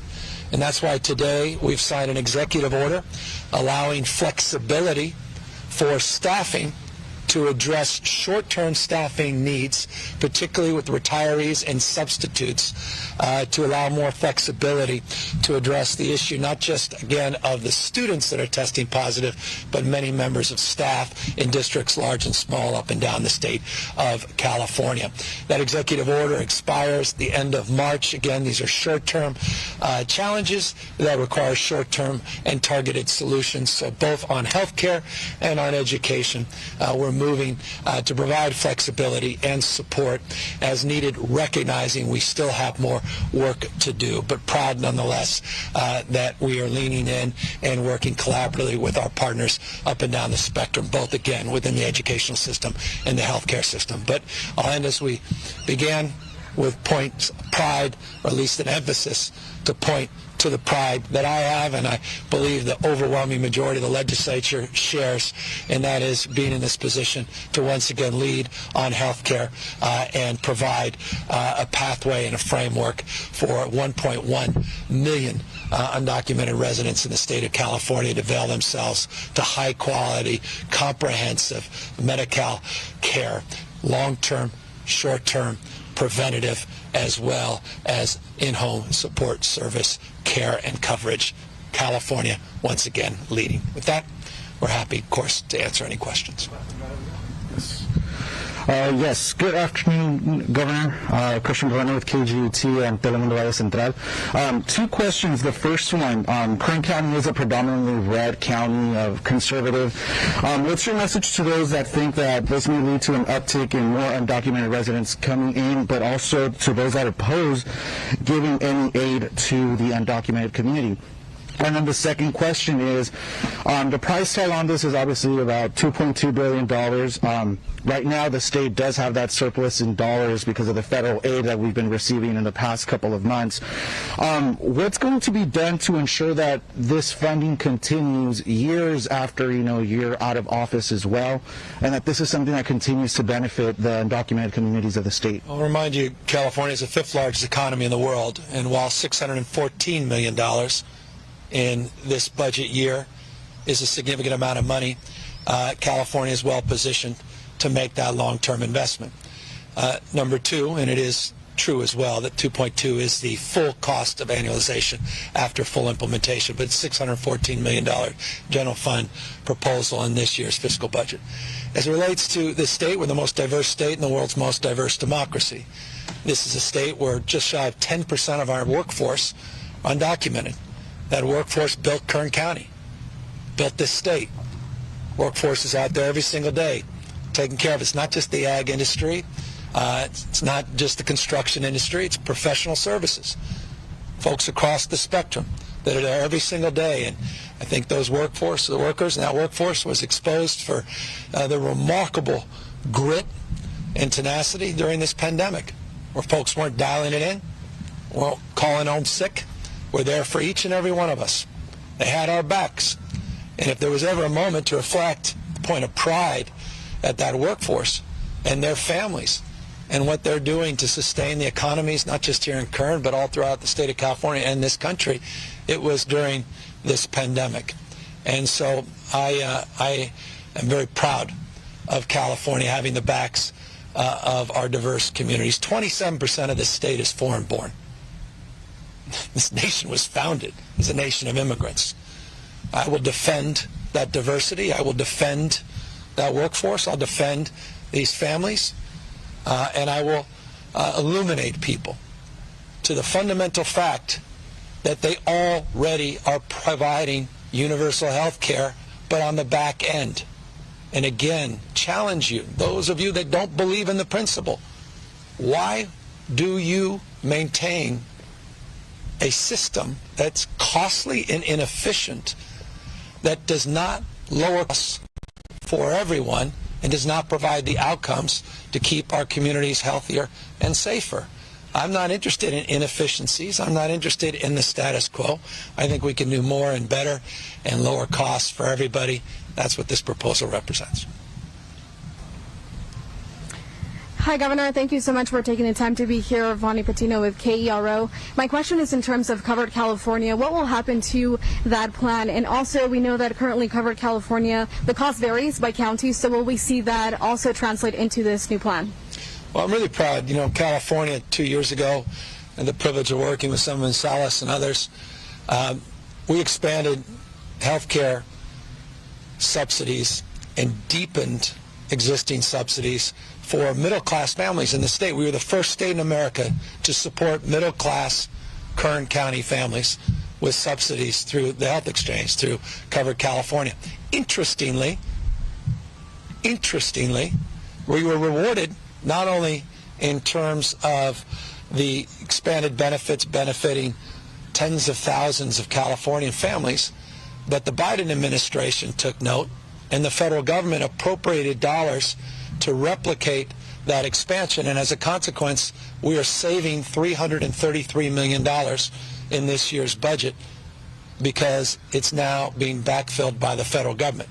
That will allow us to use that $330 million to expand coverage in other areas and strengthen our California Health Exchange and strengthen Covered California. So I'm very proud of that, and I appreciate you bringing up Covered California. We are going to buttress our health exchange even further, and no one does what Peter Lee has been able to accomplish at Covered California as effectively and efficiently as the state of California. As it relates to the question of sustainability, we hope that we have a Congress, not just a president, but a Congress that advances a similar cause, and that is the cause of universal health care. And ultimately, these exchanges are not necessary, but until then, California will continue to lead and assert itself. And I say this often, success leaves clues. And some of our nation-leading efforts as it relates to these expansions have left clues, and the federal government has followed, and we are all benefiting from that, and I hope in the future we'll benefit from the announcement we're making here today. We've also heard a lot of the word access and the language being used to promote this plan. What exactly does that mean? Are there going to be any limits or any requirements for the plan? Yeah, it's full scope Medi-Cal, and you may have heard me mention in-home support services and long-term care. It's for low-income eligible, full scope Medi-Cal expansion. Access is a principle. We talk about universal coverage. Anyone can attest, even those with the fanciest of health insurance, that it's not always on demand because of the inefficiencies in our healthcare delivery system. So one doesn't want to overpromise in that front. And you're already experiencing those backlogs, even in this community, notably even in this clinic, because of the pressures, particularly as it relates to this pandemic. And it's a proof point of access not only always being as timely as we'd like it to be. So access is the principle. It's along the lines of that full scope Medi-Cal that currently exists for what we estimate the end of the calendar year will be about 14.5 million or so Californians. That's the fiscal year promoted number of beneficiaries. And this, again, just allows for those that have been excluded the opportunity to be included. Hello, my name is Sam Morgan with the Bakersfield, California newspaper. with this announcement. Obviously, it's expanding healthcare to a lot of Californians, but I'm wondering, how does it play into your commitment to the single-payer system when you're campaigning, and has your thinking changed on that plan with this announcement? Well, I campaign on universal health care. We're delivering that. I'm just 3 years into my term. I think it's 3 years this week. And we've had a busy year and a half with this pandemic as well. So I'm really proud of being where we are today. Also proud of the fact that we are pursuing federal waivers. We have letters, and we've been negotiating discussions with the Biden administration. Similar efforts fell short, not surprisingly, with the Trump administration as it relates to flexibility to pilot key components of single-payer financing. We put together a commission, funded it with millions of dollars. They're coming out with a report in just a matter of months about different strategies, different approaches to single-payer financing. We want to do it in a practical way. We want to do it in a thoughtful way, in a judicious way. But meanwhile, we're not waiting. We're leaning in, providing more coverage, and we continue to lead in this respect on single-payer financing that is more broadly defined to include, for example, going after high-cost pharmaceuticals in this state. We created something called CalRx. A number of years ago, we started to pull in, again, notion around single-payer financing, leveraging dollars. We brought in the private sector to allow the private sector to participate with the state to bring down the cost of prescription drugs. We expanded that last year to expand for Medi-Cal and then allow other plans to join in a version of a single-payer financing for pharmaceuticals. And just yesterday, I announced that California is poised, we're not ready to announce this formally, to be one of the first states to manufacture, through the CalRx program, our own insulin, which will substantially reduce the costs of insulin and leverage the state's purchasing power. That's the spirit around single payer, and that's the spirit we are pursuing in real time. And I'll close by saying, for me, single payer is not a platitude. When you're governor, you got to be in the how business. I have studied the Bavarian model. I've studied the UK model. There's a distinction between the two. There are multiple different versions of single-payer financing around the globe, and we've tasked this commission to understand them more fully, because I do believe seek first to understand before you're understood. And while we all understand the importance of dealing with the inefficiencies of our healthcare delivery system, and I believe in a single-payer financing model, the how at a state level is the question that needs to be answered thoughtfully, and we, I think, are taking an appropriate tack with the work that we've done over the course of the last few years. Hi, thank you for your time today, Governor. I'm Maddie Gannon with KGT 17 News. A lot of politicians in the area on both sides of the political spectrum have noted that while there's money to address drought in your proposal yesterday, there's no additional money specifically for water storage, which they argue is desperately needed here in the Central Valley. Why is that water storage not a priority? Well, it's not true. And with respect, one has to disabuse themselves that water storage is just about being above ground. Water storage is about groundwater replenishment, conjunctive use. It's about cleaning up our groundwater supply. It's about supporting efforts like SGMA, which has $300 million in the budget. We put $5.2 billion last year for water efficiency, conservation, supporting small farmers. Probably a few counties that will be bigger beneficiaries of those dollars than Kern County themselves. We added an additional $750 million in that response, and we set aside hundreds of millions of dollars that we will determine its best use on the basis of negotiation with the legislature. And I'd encourage those same elected officials that have strong opinions to engage the legislature in the utilization of those discretionary dollars, work with us over the course of the next few months. That's $6 billion without going to the ballot for those that are fiscally conservative, though I often question those that are fiscally conservative when they advocate for certain things that are quite contrary. But for those that are fiscally conservative, I hope they would mark some consideration that we're doing that on a cash basis without going out and getting bonds and paying the interest on those bonds. $6 billion without precedent, and also point them out. And I hope they're familiar with the $2.7 billion that is above ground storage, disproportionately, though not exclusively. That was set forth in a bond that was approved by the voters many years ago. Folks up there in Colusa County know well Sites Reservoir as an example, which may be the first above ground storage site that has been constructed in the state in quite some time, that there's tremendous amount of progress being made on that site, and we are moving in that direction and monitoring. I'm not ideologically opposed to above ground storage, but that's not the exclusive approach and solution to our water crisis. And with respect, those that have experienced, as we all have, the drought the last few years, it's hard to fill up something when there's nothing to fill it up with. And that said, I'm not naive about the extremes and the storms and storm water capture, which is included in a lot of these proposals, and the opportunity to be more creative with the abundance because of the extreme conditions that we're experiencing because of climate-induced realities. And that's why California has a $22.5 billion climate proposal, building on top of last year's $15.1 billion climate proposal to clean up the air in Kern County, to clean up the air and the toxicity in the Central Valley, to electrify our vehicle fleets and the drayage trucks that are out there, to provide support for electric vehicle infrastructure so you don't have to go to the gas station and worry about where OPEC is marking the market and how the gas industry is manipulating prices, to have some more confidence and stability and to really leap into the future. And so I'm really proud of the budget across the spectrum, drought as well as climate investments, unprecedented in the state's history. I'd also like to ask about the solar tax exclusion law. Some in local government here have said it's a barrier for them to support more solar projects because they say it makes the county miss out on millions of dollars in taxes that go to fund programs in Kern.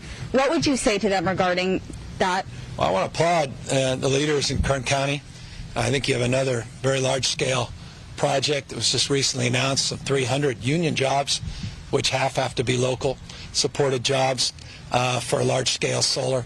The infrastructure in Kern County is particularly conducive and supportive of large-scale solar. You've got community choice aggregators in the Silicon Valley, not just down here, that will be beneficiaries, of course, all the jobs that are created.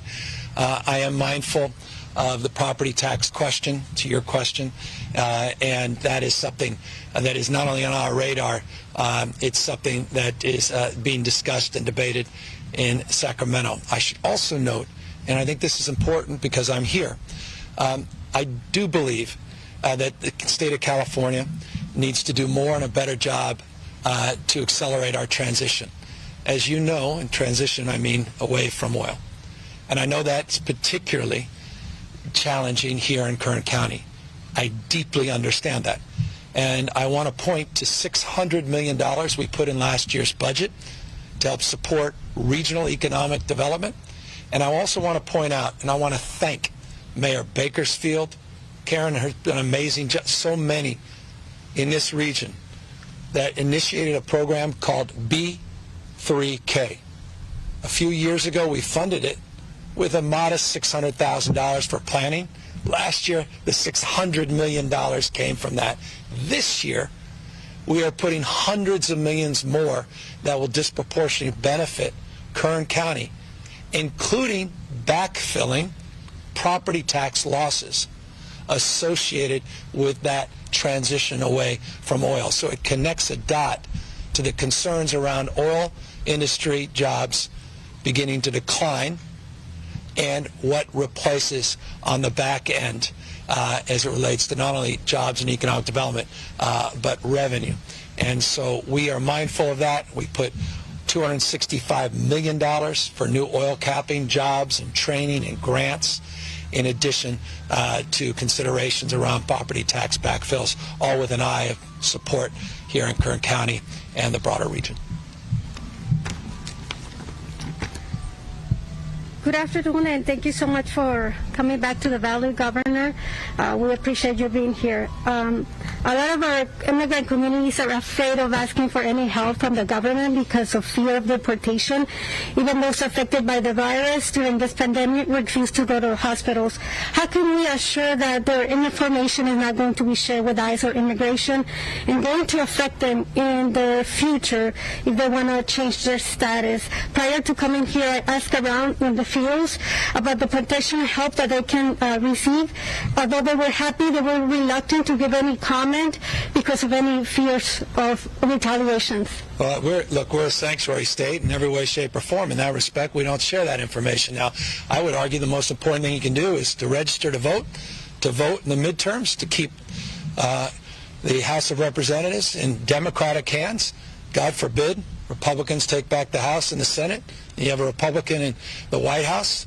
Those worst fears may be realized. The economic consequences, particularly here in the Valley and Kern County, will be profound if indeed that's the case. And so that would perhaps be the most important and meaningful action people can take, and that is take seriously this moment in American democratic history, register to vote, be part of the solution, communicate with your friends and neighbors the essential nature of being participatory in the life of this city and county, as well as our state and nation and the world we're trying to build. As it relates to California, we'll continue to do everything in our power to make sure that we maintain our status as a state that doesn't tolerate but celebrates our diversity and respects the rights as well as the responsibilities we all have to host diverse communities. So we'll continue to try to do our best, but there are some national existential realities that have to be addressed, and appreciate President Biden and Vice President Harris today are discussing one of them, and that's just voting rights.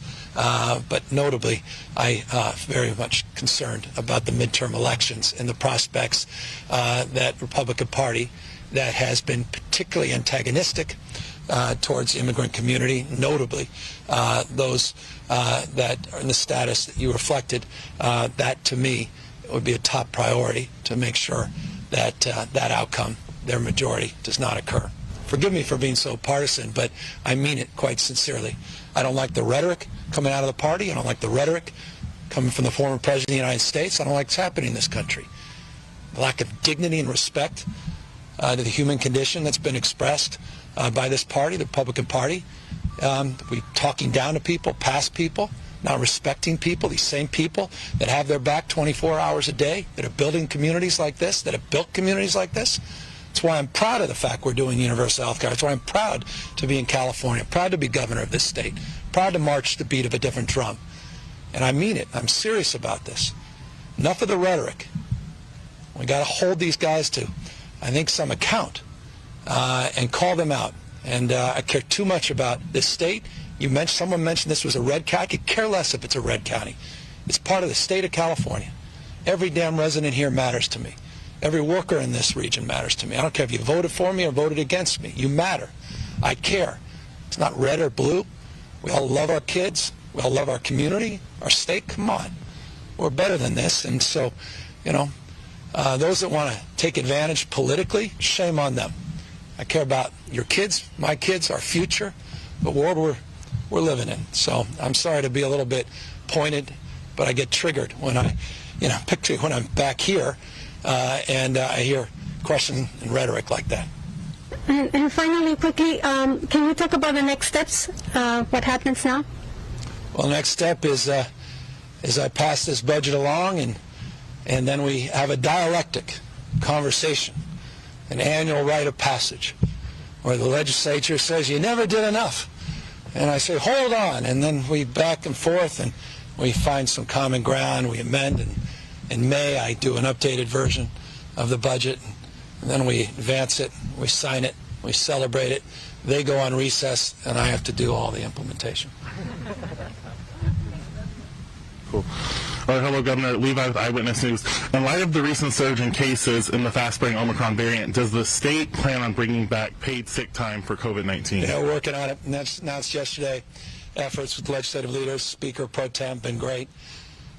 We've had direct conversation a few days ago on this topic to pursue new sick leave legislation. So it's an early action top priority, both for our office and legislative leaders. And I have talked to some school districts out here. School districts are worried about moving to virtual learning. So how will this executive order you signed to support safe in-person learning, like how will it help? Well, it's going to provide more flexibility for schools to get retirees, extend substitutes, giving them more hours, more opportunity. There's a process of hiring that could be laborious and challenging, takes time. We've pushed through that process in a more expedited manner. So we will allow more access to more people in a more timely way to provide more flexibility and support to encourage more and more districts to keep our kids safely in person for the remainder of the year and get through this next 3 to 6 or so weeks. Good afternoon, Governor. Chris Burton, 17 News.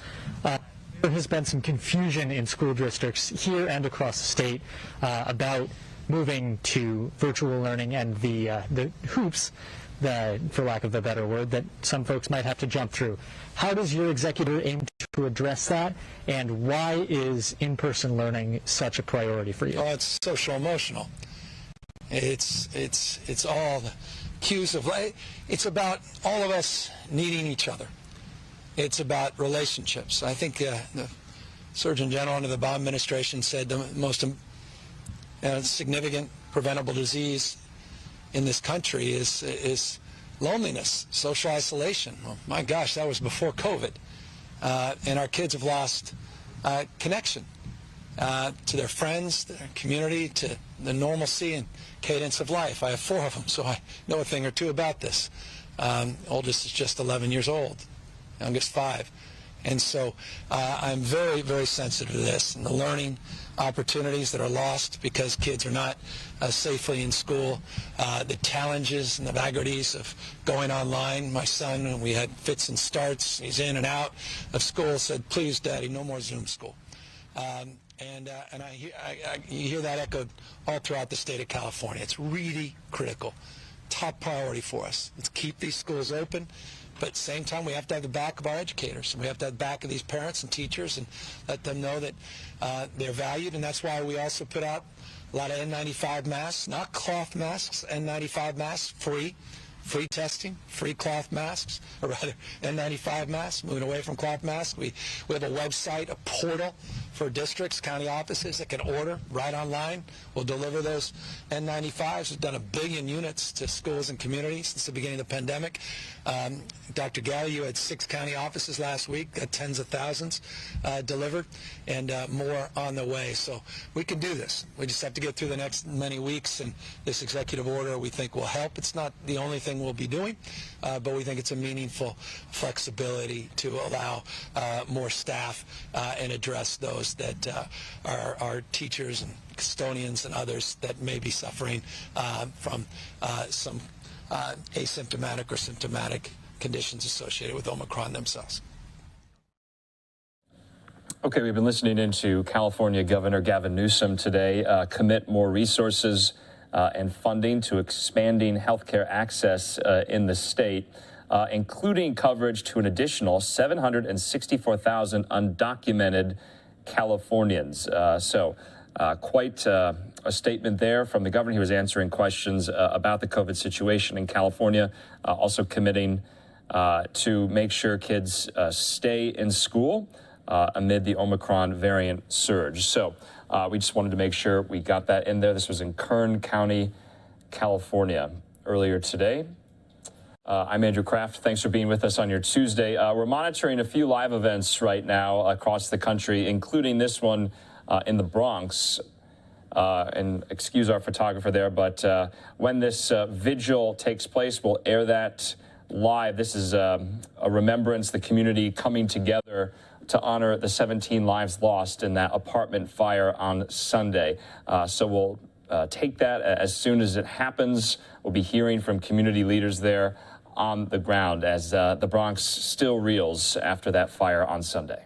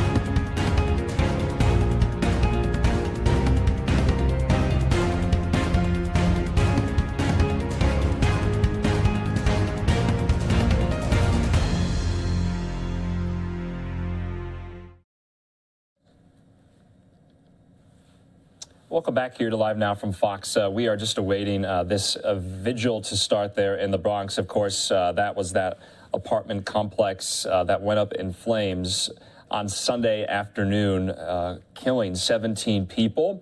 And we are going to be hearing from community leaders, including the Bronx Borough President, Vanessa Gibson, as well as others. So once our photographer there, our camera kind of stabilizes, we'll bring you that event. Right now, though, we want to show you remarks from yet another governor. Governor Greg Abbott of the state of Texas met today in San Antonio with sheriffs from around the state discussing border issues and immigration problems in the Lone Star State. See everybody here on this great occasion, and my name is Bill Waverman. I'm Tarrant County Sheriff, and it is great to be here among fellow lawmen and certainly in the presence of the governor, and an honor. You know, there's never been in history such a heavy burden put on a sitting governor as what we saw happen at the border last year. And through that fog of war, as the federal government stood down and forsake their constitutional duties and their oath, our governor, Greg Abbott, stepped up into the gap. And as we faced an overwhelming amount of people coming across our border, along with having to deal with the cartel and the evil tools, including thousands of pounds of illegal drugs like fentanyl, Governor Abbott stepped in the gap. And he did what he could to protect not only the state of Texas, but this great country. And I think that's why you see the vast amount of lawmen and lawwomen here supporting him. And that's why we endorse him today. Thank you, Governor. Thank you, Sheriff. Governor, I want to say a few words. Success always follows leaders who are well prepared. Governor Abbott is a leader with a stern character who has kept his word and has helped us, Texas sheriffs and border sheriffs, secure the border. Not only has Governor Abbott been constantly pushing to secure our border, but he has also been constantly searching for resources to fund local law enforcement agencies which have empowered us to continue doing our jobs and to keep Texas safe. Governor Abbott has stepped up to secure our border and our Texans. He has heard our voice of the small rural border counties, just like Zapata County. These communities have been unheard and unseen for many years, but not today. Thanks to Governor Abbott, because he did not hesitate to provide help to Zapata County or the Zapata County Sheriff's Office to help us secure the border. I, Zapata County Sheriff Raimundo del Bosque Jr., endorse Governor Greg Abbott in his re-election campaign for Texas governor because I believe our border needs a leader like Governor Abbott so we can secure our border at all times. And he has been the only one to step up to the plate and do this for Texas and Texans. Effective leaders are problem solvers, bring solutions in the most difficult times. For this, we thank you. You have paved the way for us following you that have the same vision. Governor Abbott, you're the leader and you're destined to win. We endorse you. Thank you, Sheriff.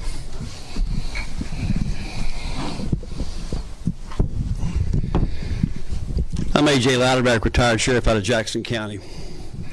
And make no mistake about it, here in the state of Texas, with all of the people in the state of Texas, the men and women of the state of Texas, the men and women of law enforcement, no governor has done more for border security than Governor Greg Abbott.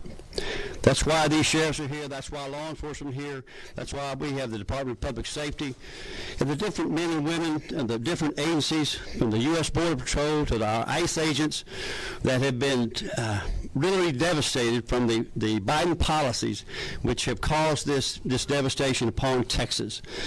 With Governor Abbott, we stand firm. We support Governor Abbott and the moves that he has made to protect Texans. Thank you, sir, very much. Thank you, AJ.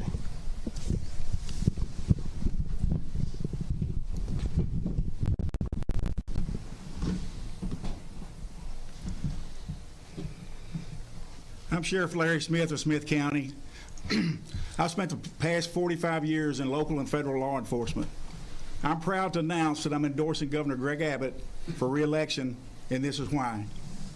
Governor Abbott has given law enforcement his unwavering support, and he understands the importance of the work we do to protect each and every Texans each and every day, whether it's along our porous border or in our local communities.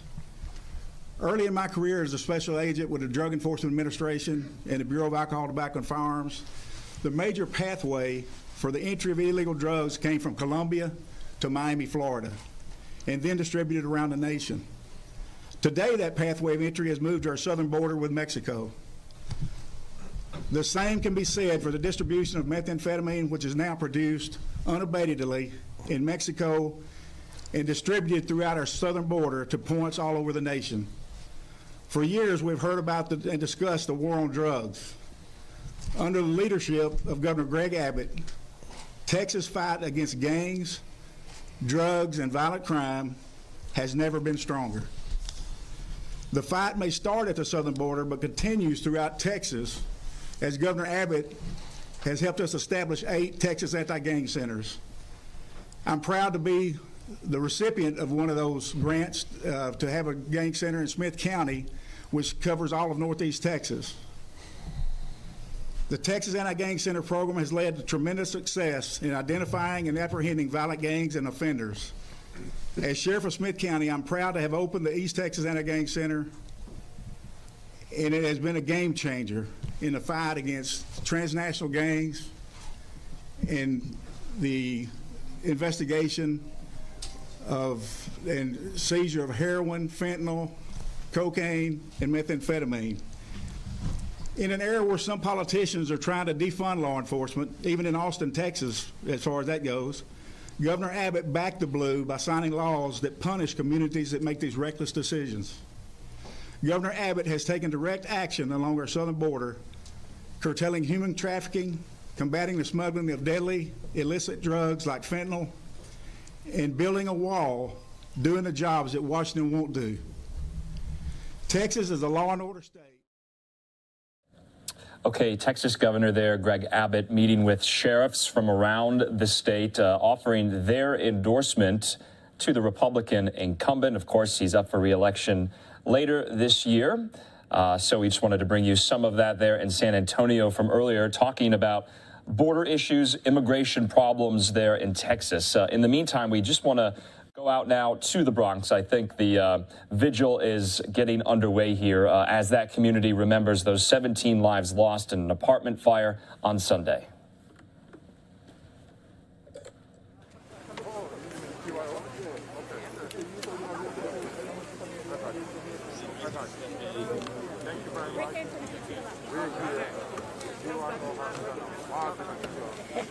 It says Pastor Jim. We're all done up.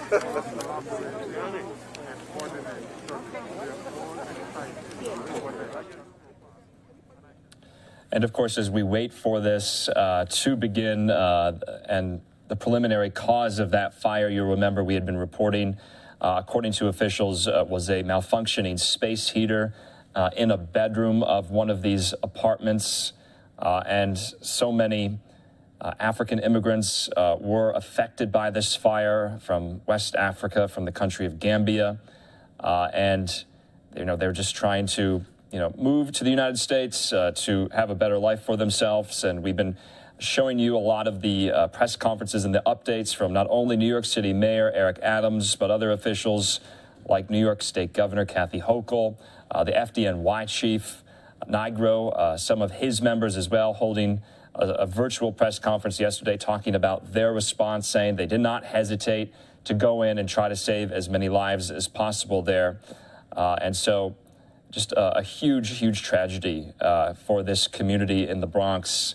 And so soon to be underway, we're going to be hearing from the Bronx Borough President Gibson, also other community leaders as well, interfaith leaders. Those affected largely were Muslim. And so, of course, this all dovetails with more and more updates we're getting out of that fire that happened last week in Philadelphia that left 12 people dead. We had an update on that as to what may have caused that. We'll show you that press conference a little bit later on in the stream tonight. But I think this is about to get underway, and we're going to show you these remarks. Let's listen back in. 1, 2, 3, 4, 5. Yes, we do. Yes. Okay, good.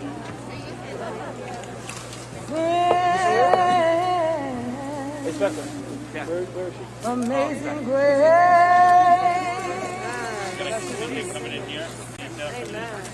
How sweet.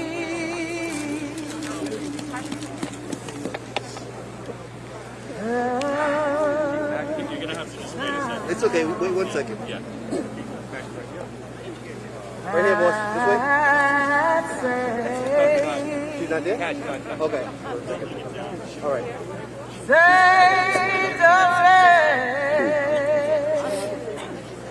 She said she didn't want to speak.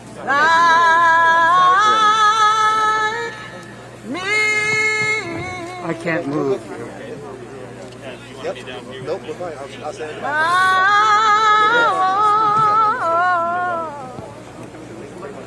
Okay, madam. Good evening, community. My name is Pastor Jay Gooding, the pastor of two churches here in the Bronx, the Miracle Revival Temple Church on the Coons Road, and the Fellowship Tabernacle Church on Gun Hill Road, the president of the Clergy Council of the 49th Precinct. We're gathered here tonight with our elected officials. Our Bronxboro president has invited us out here tonight to have a prayer vigil. On Sunday afternoon, I received a call from Pastor Monrose and from Detective Amen from NYPD about the tragedy that took place here in this building. 17 souls were lost. Many are still in the hospital. And so tonight we have gathered the clergy from all walks of faith. We are out here tonight. Let me just start by saying we know it's frigid temperatures out here tonight, but we serve a God who was able to bring the children of Israel and lead them by a pillar of fire by night. But we're going to use wisdom tonight. We're not going to be out here long. We thank God for all of our clergy that represents from all over the city that is with us tonight. We're grateful for our police commissioner. She's out here with us tonight, our NYPD. Everybody came together. And so it gives me a great pleasure tonight to present our Bronx Borough President, the Honorable Vanessa L. Gibson. Good evening, family. Good evening. Praise the Lord, everyone. Praise the Lord. Assalamu alaikum. To each and every one of you who are joined here this evening, we come together in a spirit of love, in a spirit of peace, in a spirit of unity. As people of faith, we realize that we are called to be a part of something much greater than ourselves. And on this evening, as we gather, we want to honor those who have paved the way. We want to recognize our Lord and Savior, Jesus Christ, for all that he has done, for all that he continues to do. On Sunday morning, this community of Fordham, this building of Twin Parks Northwest, faced a horrific 5-alarm residential fire that devastated not only this building, this community, this city, this borough, and this entire nation. And so we are joined here to first and foremost pray for those souls that we have lost. 17 neighbors, 9 adults, and 8 precious children, the youngest being 3 years old. We pray that God rests their souls. We are praying for the families, the several dozen residents that remain hospitalized with serious injuries, fighting for their lives. No one would ever imagine waking up on a Sunday morning to the sound of cries and screams, people running for their lives, exiting the building as fast as they could for shelter, carrying babies and children and pets. We are so thankful for the incredible response of our first responders. The FDNY, over 200 firefighters responded within minutes to this scene. The NYPD and all of our first responders to provide so much to make sure that we saved as many people as we could. So we are a mourning community. We are heartbroken and we are devastated. We are bruised, family, but we are not broken. And we know that we're going to heal and we're going to move this community forward. We are not going to leave these families in the days and the weeks and the months ahead. We know that there is a long and painful journey. We have loved ones who have yet to identify their family members. And so we have to pray. We have to pray to God that He will give us the comfort, the healing, and the strength for such a time as this. No matter what title you have in front of your name, we are all children of God. Amen. And God loves us despite it all. And so I want to ask all of you to pray, to trust and believe and hope that God will make a way out of no way, that God will open doors when doors have been closed, and God will allow us to lead with compassion, with consistency, and with love and dedication to this family. We are not leaving the residents of Twin Parks. We are not going to leave them. We want to remind everyone here in Twin Parks and in Fordham that we love you. We love you, community, and we are not going to leave you during your greatest time of need. No matter what you need, from temporary housing to counseling, shelter, financial assistance, trauma-informed care, we're going to be with you every step of the way, because you are our family, you are our brothers and our sisters, and you are our neighbors. And so as elected officials, as advocates, chaplain leaders, clergy, faith-based leaders, we are here to just say thank you so much. We serve an amazing God, and sometimes we give up on God, but guess what? God never gives up on us. God reminds us every day during the greatest time of challenge, God will show His true colors. God will show His strength. God will show us that He sits on that throne. And so I am thankful to be your Bronx Borough President. You have made me proud, community. You have allowed me to serve you. And although this is only our second week, we are here to serve, and we are ready to lead. We are ready to make sure that we have a plan, because we know in the days and the weeks ahead, as we return families here or we relocate them elsewhere, when our friends in the media are gone and people think that we will forget about them, let me remind you that we are not going to forget about the residents of Twin Parks, because we know there are long-standing issues that we face in our city of New York. There is something wrong when a majority of the major fires we have seen in the city of New York in the last 30 years have been in the Bronx.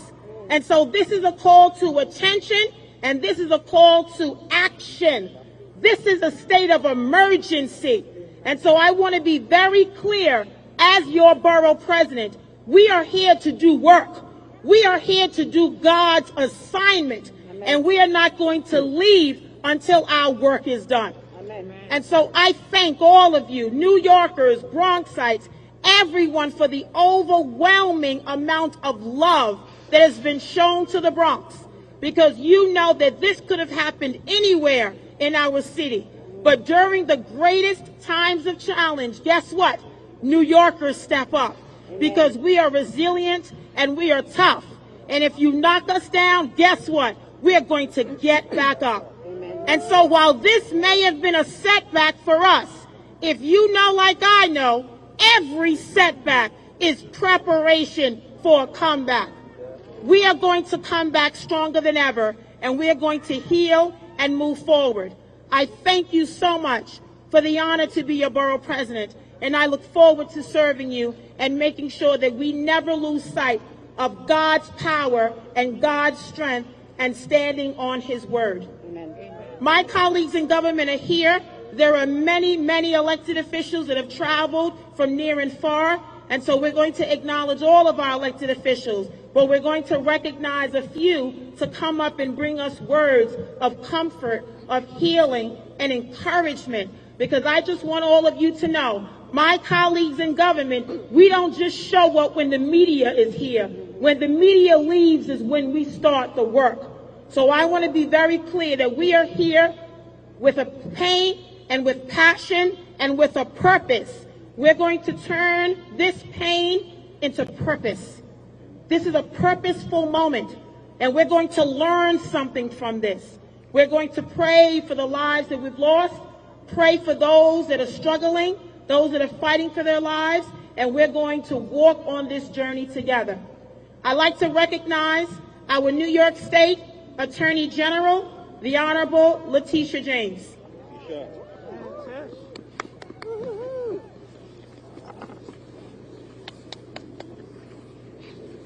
These are the times that test the soul of the faithful. I want to thank our newly minted Bronx Borough President, Vanessa Gibson, for her leadership.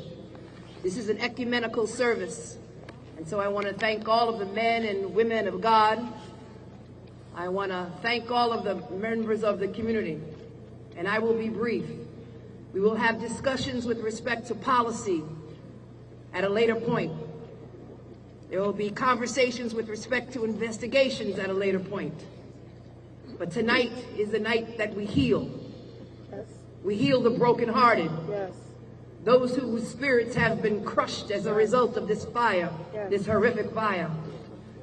We come together as one community to wrap our hands and our arms around all of those who have lost loved ones, and to know and to let them know that God will comfort them and wipe away their tears. And that we praise a good God. Yes, we do. A God that loves them. Yes.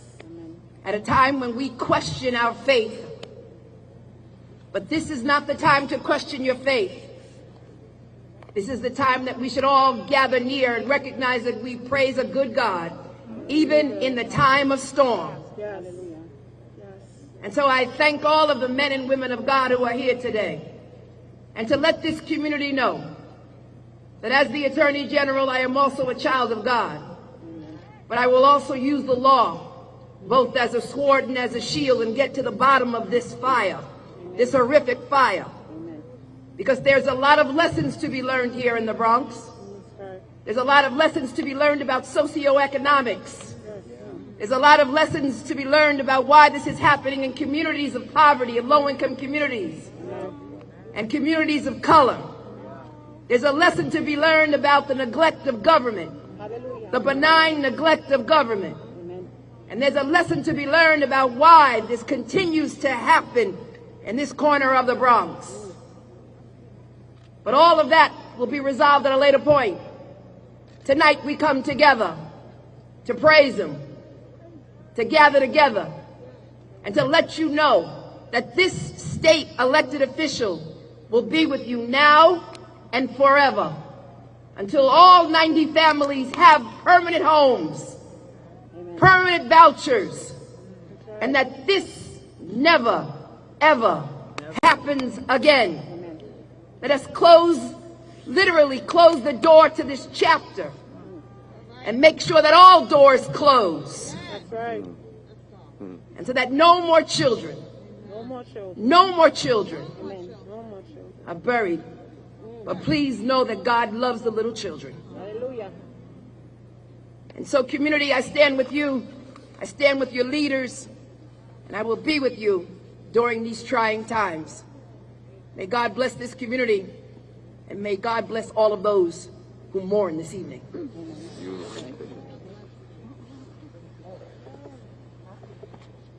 Thank you, Attorney General James. We are so grateful for your leadership and certainly your support in all that you've done to continue to allow us to work together. We're grateful to have a citywide elected official joining us. He was here on yesterday. I want to recognize our newly elected New York City Comptroller, Brad Lander.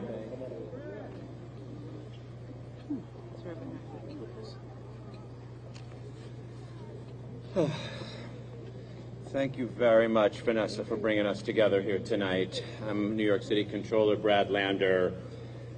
We come here tonight in grief.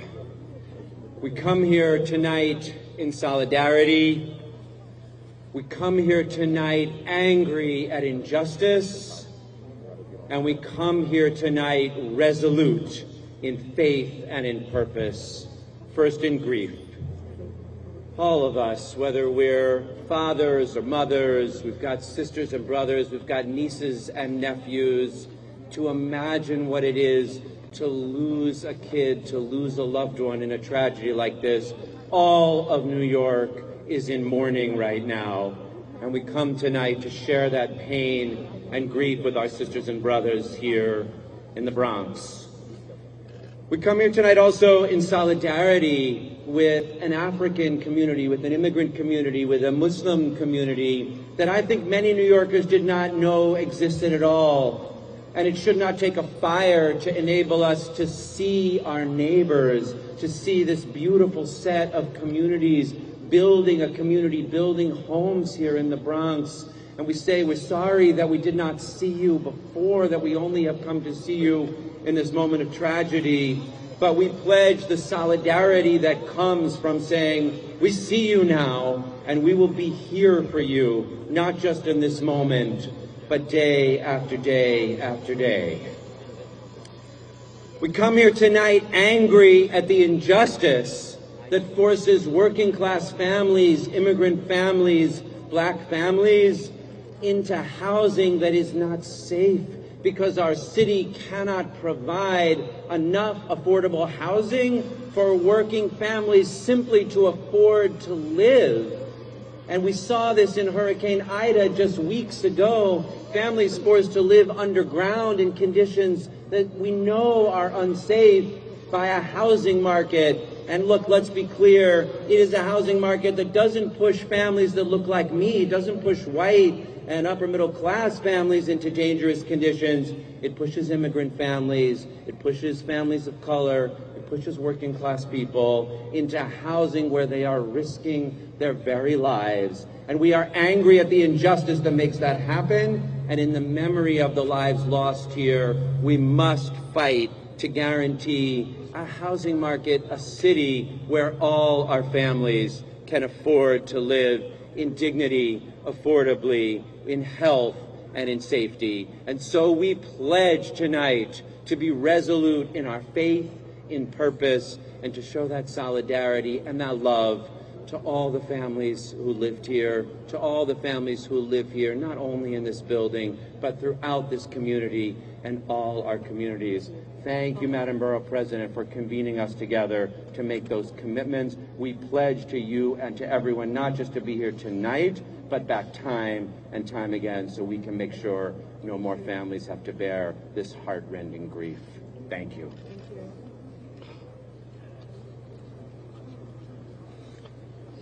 Thank you, Comptroller Lander, and I agree. Housing is a fundamental right, and every New Yorker should be entitled to live in affordable, quality, safe, and decent housing. We shouldn't have instances where so many families are choosing to use space heaters because they're not provided with sufficient heat and hot water and basic necessities. That's right. This is a fundamental right, and this is an injustice on working class people, on immigrant New Yorkers, and no matter how much you have in your bank account, no matter how you pay your rent, you are entitled to live in quality housing. We will not rest until we get what we deserve.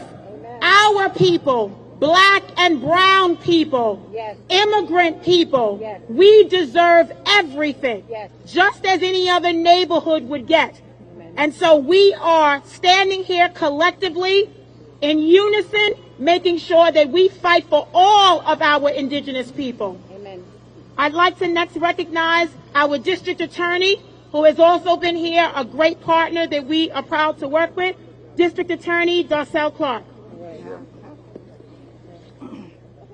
Thank you. Thank you, Madam Borough President, and thank you all for being gathered here today. Though my colleagues in government, the faith-based community from all walks of religion, thank you so much.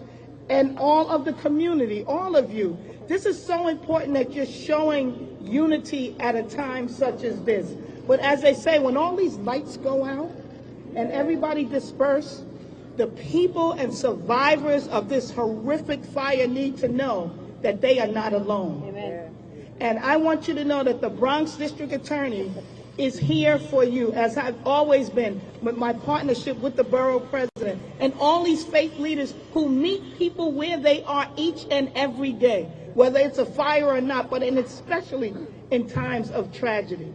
And so when we're talking about policy and when we're talking about investigation, you know that you have an attorney general that's here and who will be here, and a DA who will be here. Amen. My job is public safety, but my job is people first. I'm a daughter of the Bronx. I'm a child of God.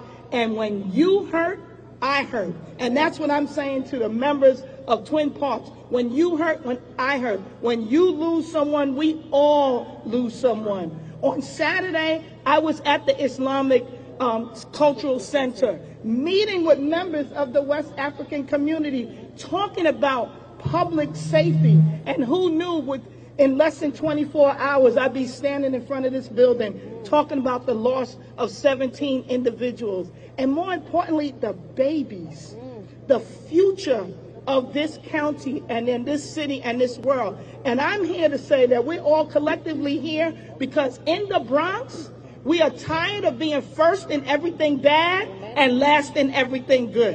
We are going to change this narrative by making sure we use incidents like this and so many others that we are tired of being the ones that are sacrificed. Amen.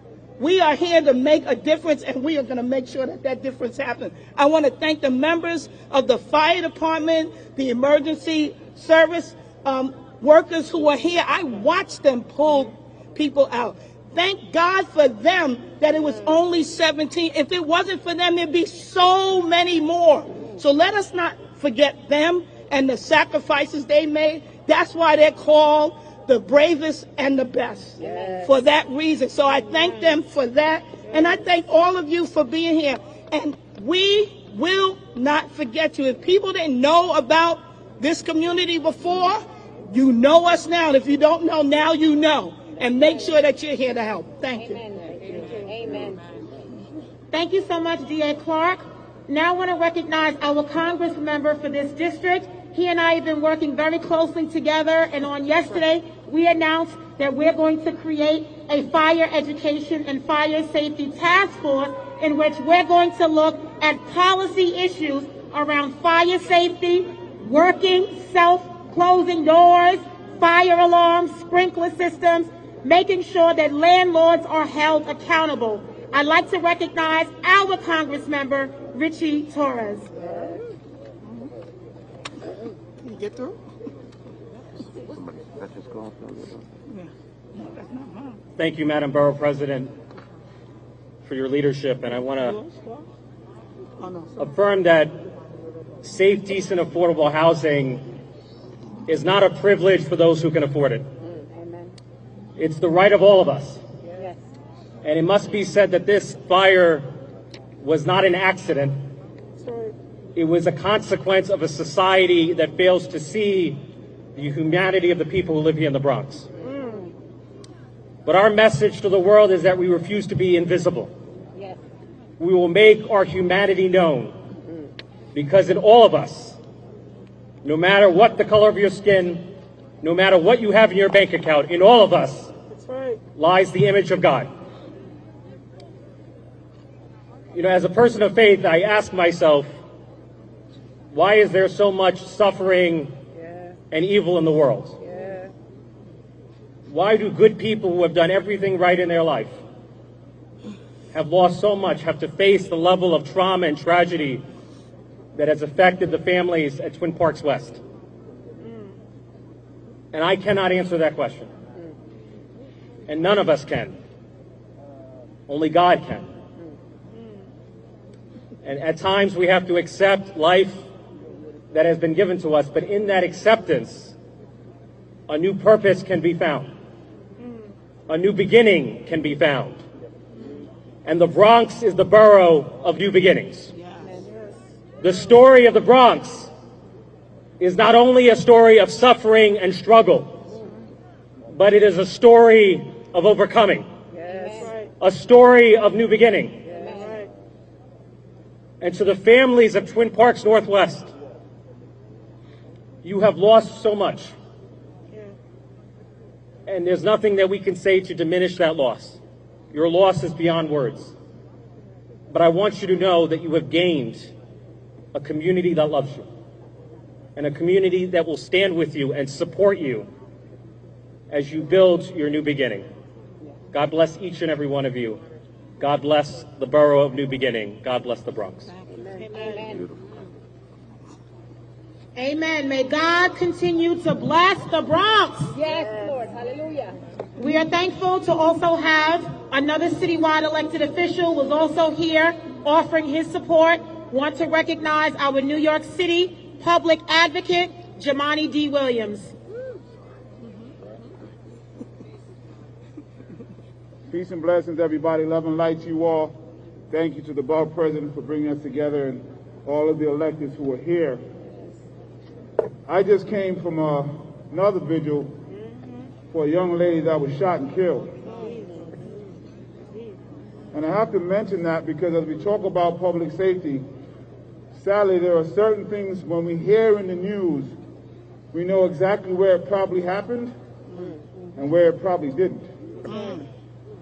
So when we heard about the fire and the amount of people who died, I don't think most folks thought it might have happened on the Upper West Side. I say that because I'm glad it doesn't happen in those communities. But I also say that because I don't want it to happen in Twin Parks either. I don't want every time we hear these stories, we know that the people who have lost their lives and the people who have been traumatized are probably black or brown, immigrants, lower income. That is a shame for this city and for this state and for this country. That decades after the Bronx is burning, the Bronx is still burning. Yeah. This is not the first, second, third, or fourth time we've been here. The magnitude of death here was preventable. What we have to do now, in memory of the people who lost their lives behind us, is think about the people who are in that building, and who were in that building, and who were in that building. Because they might be facing the very same thing waiting to happen. I know that we are waiting on information, so I don't want to prejudge exactly what was going on there. But I do know from 30,000 feet that the communities I described are often scrambling to get housing they can afford, and in exchange for that, giving up some of their humanity and safety, as the Congressmember said. As a tenant organizer, I remember when we came with inspectors to get inspections in these buildings. They often checked the front room, and if there was heat in the front room, they assumed there was heat throughout the entire house. And in the back, there could be an icebox. I cannot blame a family for trying to keep their family warm. So there's so many things that we have to do, and I know the Speaker of the Council is here, and I'm sure there'll be hearings and bills, but we have to make sure, as mentioned, that we have heaters that cut off. We have to make sure that people are providing not just heat, but heat enough for the entire unit. That's right. No more We have to make sure when inspectors come in, they check everything. That's right. We have to make sure that doors self-lock. And we have to make sure that we educate people on what to do in a fire. We have fire drills for commercial properties. I don't know why we don't have fire drills for residential, but we have failed time and time again, and usually the people we are failing are the people we see lost their lives.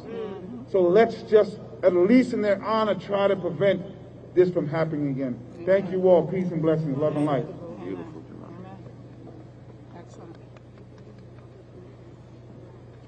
Thank you, Public Advocate Williams. We are grateful for your support and always being here during times of need. We are grateful to be joined by a number of City Council members that I want to recognize, and we're also grateful that we have the new Speaker of the City Council. We have with us Councilmember Marjorie Velasquez, Councilmember Althea Stevens, Councilmember Oswald Felice, Councilmember from Southeast Queens, Selvina Brooks Powers, Councilmember Amanda Farias, and we are recognizing and asking to bring us some greetings, the leader of the New York City Council, Speaker Adrian Adams. Yeah. Woo-hoo. Thank you, Madam Borough President. This is such a solemn occasion. Our hearts are heavy. And as the public advocate said, we always know where situations like this are going to happen. But my problem is the frequency of the happenings of these situations. It is way, way, way too often that we visit these situations in black and brown communities across the city of New York. It is way too often that we shed tears for our brothers and sisters in the city of New York that look like me. It is way too often that we shed our tears in partnership, knowing, brethren, and in hope that we still have faith that we will see another tomorrow and not have to shed another tear. But yet, Lord, we do face another tomorrow where we do shed those tears. Because the resources, the covering, the protection, the caring, the empathy, the love is not in our communities of color. And so we wait for the next vigil. We wait for the next tragedy. We wait for the next hovering of hugs for our loved ones. So I tell you tonight, it is incumbent upon us as leaders that stand here before you to make sure that we cover our communities of color. It is upon us as leaders who stand here to make sure that we don't have another tear to dry. It is incumbent upon us as leaders who are now majority black and brown and proud of the people that brought us here to lead, that we make sure that the powers that be know that these leaders will speak truth to power, because this is what we were entrusted to do. This, everybody has to pay our part, my sister. Everybody. And so when those doors don't close, but the laws have been passed, we say, where, oh, where is the penalty for those laws not being enacted and not being acted upon, because we have passed them in the council? We have done our part. We have passed the laws. We have written the laws. But the enforcement of the laws is the final part of this equation. The enforcement of the protection of our people is the portion of this equation. And so we stand here tonight, yes again, in solidarity, yes again, in pain, yes again, in fortitude, yes again, in love, to tell you tonight that we will stand up for, raise our voices as people of color for the very first time in leadership in this magnitude in this city of New York. We will stand here for our people, and we will do our part, because as I hear you, sister, enough is enough.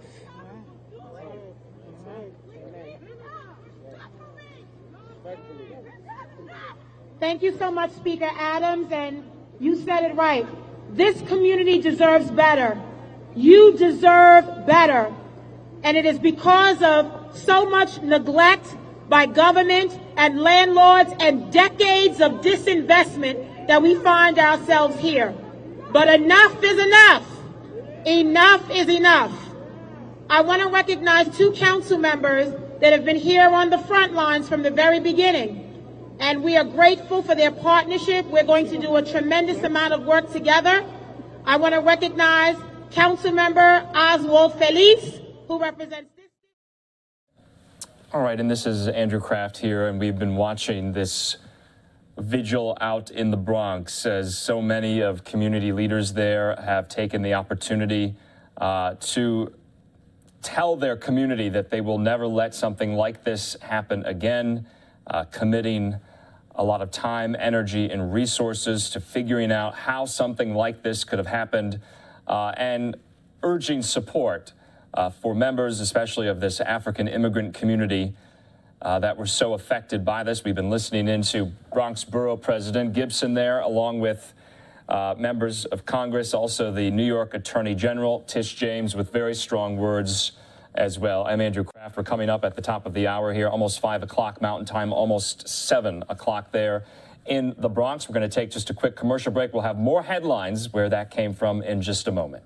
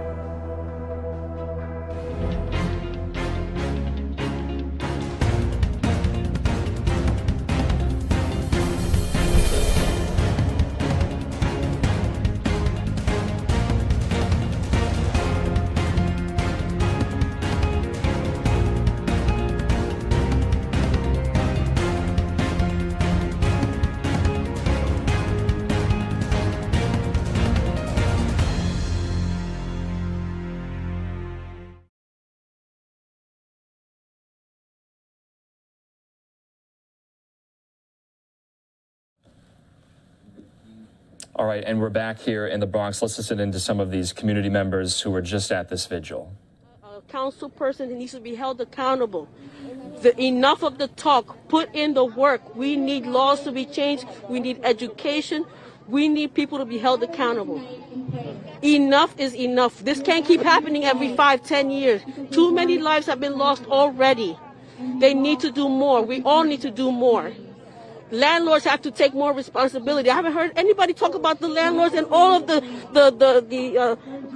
fines that they have. They're not paying. It doesn't matter what zip code you're in. We all deserve our rights. We all deserve heat in our apartments. This is ridiculous that so many people passed away because of a space heater. It's enough. We can't keep going through this. We're suffering.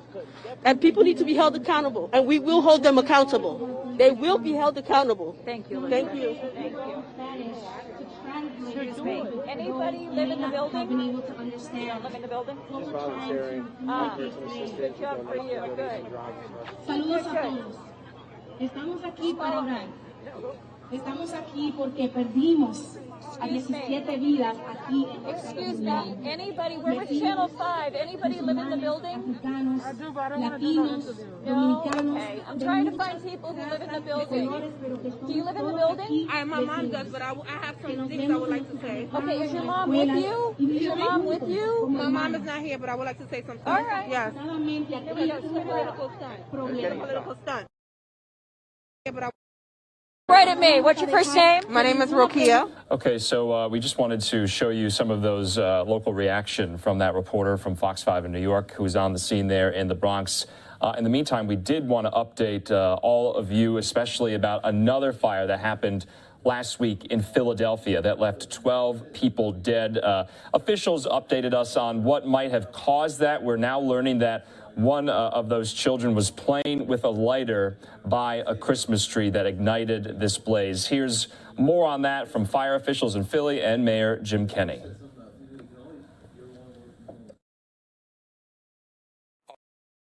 Are 100%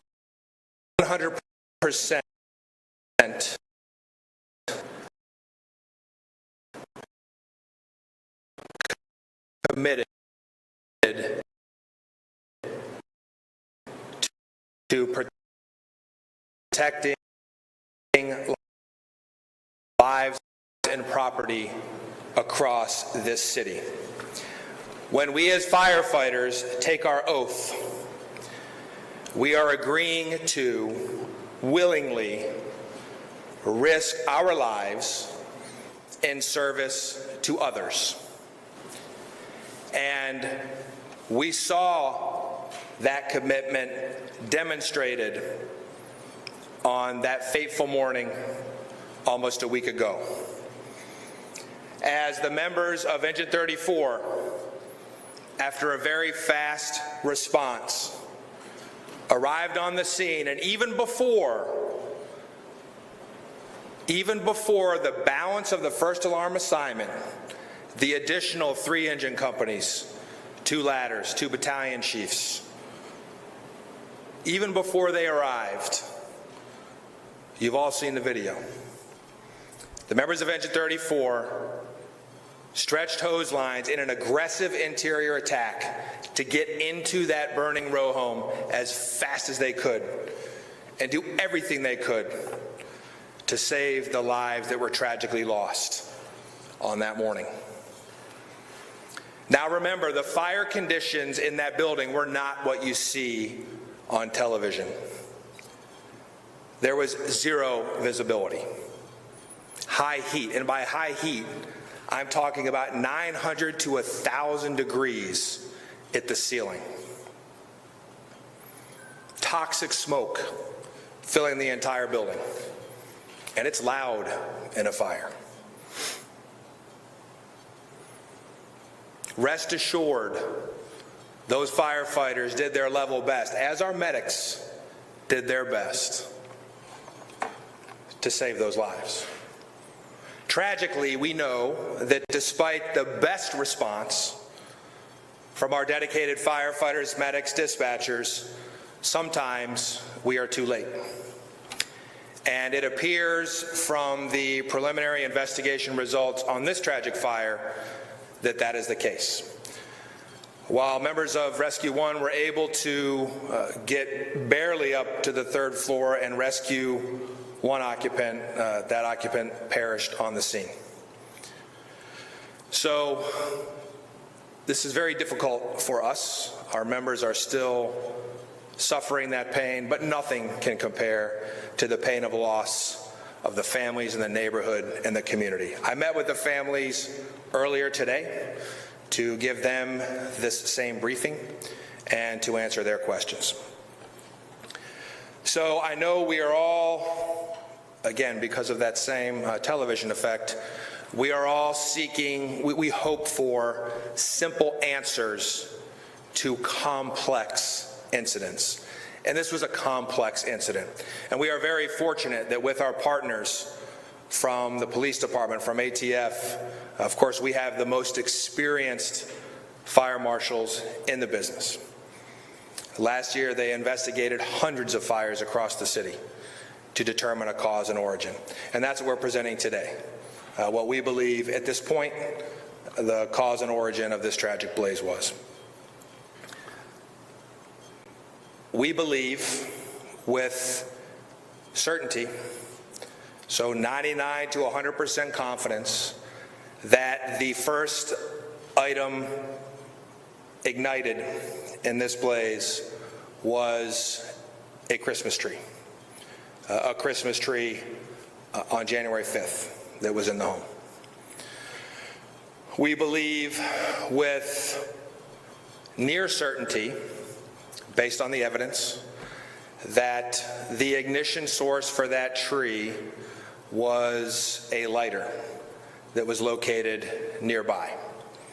That is after an exhaustive investigation looking at every outlet near that tree, doing X-ray analysis of the outlets, looking for any other ignition sources, fireplaces, candles, etc. The investigators literally sifted all of the debris from the unit where the fatalities occurred, and we believe, the investigators believe, that lighter was the reason the tree ignited with near certainty, after ruling out other possibilities. Now that leaves us with, as many of you have seen reported, the words of a 5-year-old child who is essentially one of 2 survivors of this tragedy, and really the sole survivor, the only person who was located, based on the exhaustive interviews conducted by these trained investigators, the only person who was on the 2nd floor, which is where the tree and the lighter were located at the time we believe the blaze ignited.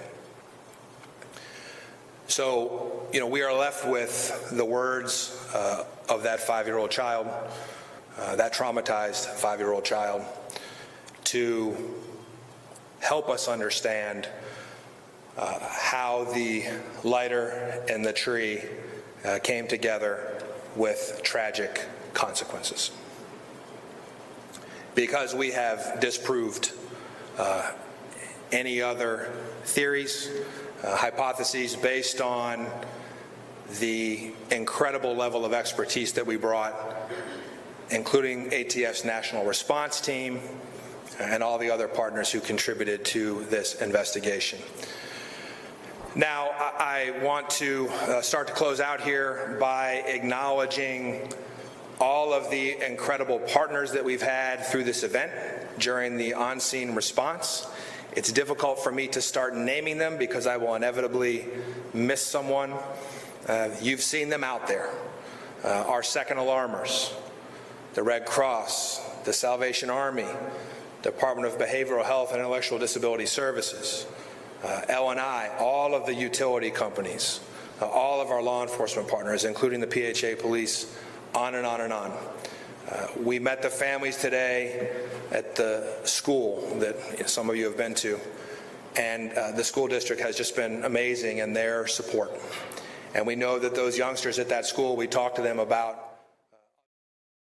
Okay, so we've been listening into Philadelphia officials there update the public on that row house fire that left 12 people dead, including a majority of children, just last Wednesday. And we had learned about a possible cause today at that press conference. Officials think that one of those children was playing with a lighter near a Christmas tree, and then the blaze erupted there. Very, very tragic situation. So we wanted to give you those updates on both of those fires that happened in the Northeast, though.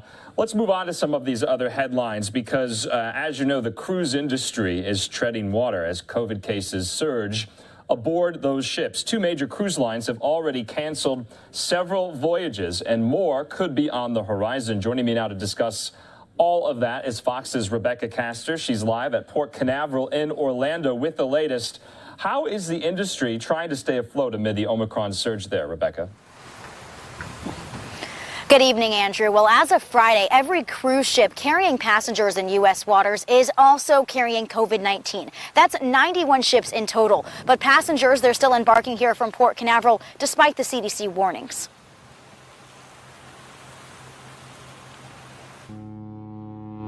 The CDC is once again sounding the alarm for cruise passengers, even those who are fully vaccinated.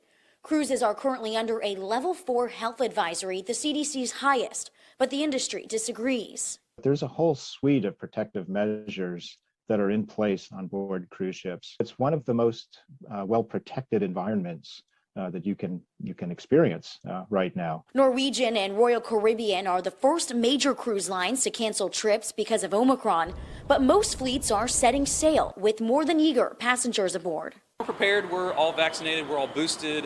We all tested negative a couple days ago, so we've taken the right precautions. I think that the cruise lines are doing fantastic job of making sure that people are tested and that they're negative, at least when they get on board. And it's more precautions than you have when you get on an airplane. So, yeah, I feel pretty safe. And businesses at the port need the tourists coming. It definitely hurt when they went down the first time. When the CDC issued a no-sail order for cruises at the start of the pandemic, Michael Schwartz says his restaurant lost at least 15% of its revenue. Now with Omicron, he hopes spring break isn't on the line. We'll power through it. It'll be a gap that we'll have to work through, but like what the pandemic taught us, if we can deal with that, we can deal with this. The U.S. is currently monitoring every U.S. ship in the ocean, but their data does show that the number of COVID passengers right now is still a small percentage, and it's not overwhelming the medical staff on board at this point. Andrew, back to you. You know, Rebecca, is the CDC guidance telling Americans to just avoid cruise ships altogether? Yes, that's exactly what they're saying. No matter what your vaccination status is, they're highly recommending against cruise travel, whether you're vaccinated, boosted, or not. All right, and of course, a lot of spring break vacations are just around the corner, so we'll see how this plays out. Rebecca Castro there live for us at Port Canaveral. Thanks, Rebecca. Thanks for having me. Okay, and right now we do want to take just a quick commercial break. We'll have more top headlines and big stories from today on this Tuesday in just a moment.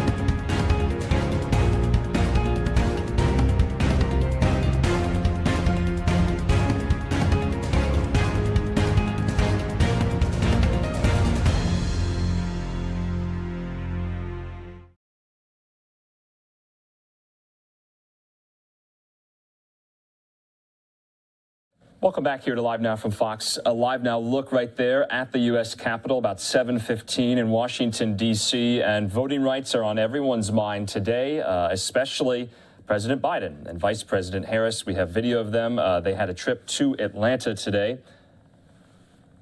And take a look at this. They visited the Ebenezer Baptist Church and the King Center, where Dr. Martin Luther King Jr., his wife, Coretta Scott King, are buried. Their gravesite right there. If you haven't been, it's very, very moving. You can see there Martin Luther King III and some of the other King children escorting President Biden and Vice President Harris through the King Center. They also made a trip to Ebenezer Baptist Church, where, of course, King was pastor for some time. But for so many Americans, if you haven't visited this in Atlanta, it's very, very moving.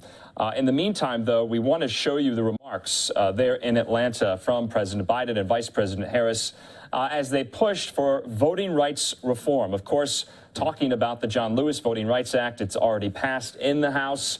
They want to take it up in the Senate. And, of course, because they need to take it up in the Senate, they need a majority support, 60 votes. Now, they don't have that. What they want to do is reform the filibuster, do a carve-out, do away with these filibuster rules.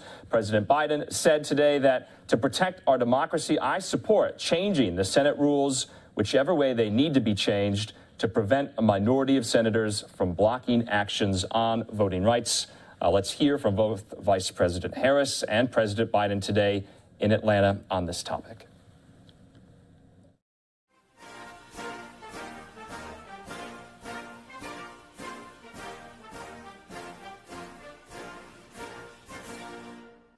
Good afternoon, Atlanta. Good afternoon. Jillian, thank you for that beautiful introduction and for your leadership. I can't wait to see what you do next. Thank you. So last week, 1 year, yes, please do sit. Last week, 1 year after a violent mob breached the United States Capitol, the President of the United States and I spoke from its hallowed halls, and we made clear, we swore to preserve, protect, and defend the Constitution of the United States. And we will. We will fight. We will fight to safeguard our democracy. We will fight to secure our most fundamental freedom, the freedom to vote. And that is why we have come to Atlanta today, to the cradle of the civil rights movement, to the district that was represented by the great Congressman John Lewis,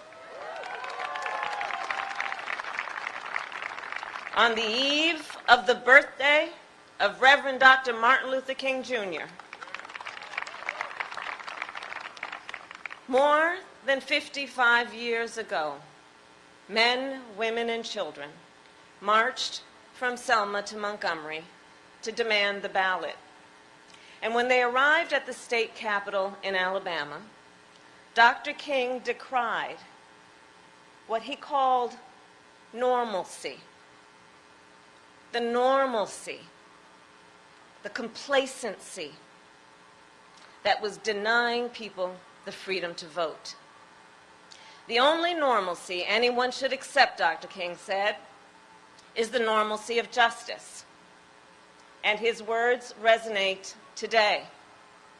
Over the past few years, we have seen so many anti-voter laws that there is a danger of becoming accustomed to these laws, a danger of adjusting to these laws as though they are normal, a danger of being complacent, complicit. Anti-voter laws are not new in our nation, but we must not be deceived into thinking they are normal. We must not be deceived into thinking a law that makes it more difficult for students to vote is normal. We must not be deceived into thinking a law that makes it illegal to help a voter with a disability vote by mail is normal. There is nothing normal about a law that makes it illegal to pass out water or food to people standing in long voting lines. And I have met with voters in Georgia. I have heard your outrage about the anti-voter law here and how many voters will likely be kept from voting. And Georgia is not alone. Across our nation, anti-voter laws could make it more difficult for as many as 55 million Americans to vote. That is 1 out of 6 people in our country. And the proponents of these laws are not only putting in place obstacles to the ballot box, they are also working to interfere with our elections, to get the outcomes they want and to discredit those that they don't. That is not how a democracy should work. My fellow Americans, do not succumb to those who would dismiss this assault on voting rights as an unfounded threat, who would wave this off as a partisan game. The assault on our freedom to vote will be felt by every American, in every community, in every political party. And if we stand idly by, our entire nation will pay the price for generations to come. As Dr. King said, the battle is in our hands. And today, the battle is in the hands of the leaders of the American people, those in particular that the American people sent to the United States Senate. Two landmark bills sit before the United States Senate: the John Lewis Voting Rights Advancement Act and the Freedom to Vote Act. And these two bills represent the first real opportunity to secure the freedom to vote since the United States Supreme Court gutted the Voting Rights Act nearly a decade ago. We do not know when we will have this opportunity again. Senate Republicans have exploited arcane rules to block these bills. And let us be clear, the Constitution of the United States gives the Congress the power to pass legislation, and nowhere does the Constitution give a minority the right to unilaterally block legislation. The American people have waited long enough. The Senate must act. And the bottom line is this: years from now, our children and our grandchildren, they will ask us about this moment. They will look back on this time, and they will ask us not about how we felt. They will ask us, what did we do? We cannot tell them that we let a Senate rule stand in the way of our most fundamental freedom. Instead, let us tell them that we stood together as people of conscience and courage. Let us tell them we acted with the urgency that this moment demands. And let us tell them we secured the freedom to vote, that we ensured free and fair elections, and we safeguarded our democracy for them and their children. And now, my fellow Americans, it is my honor to introduce a leader who is unwavering in his commitment to defend our democracy and ensure the ballot prevails. The President of the United States of America, Joe Biden.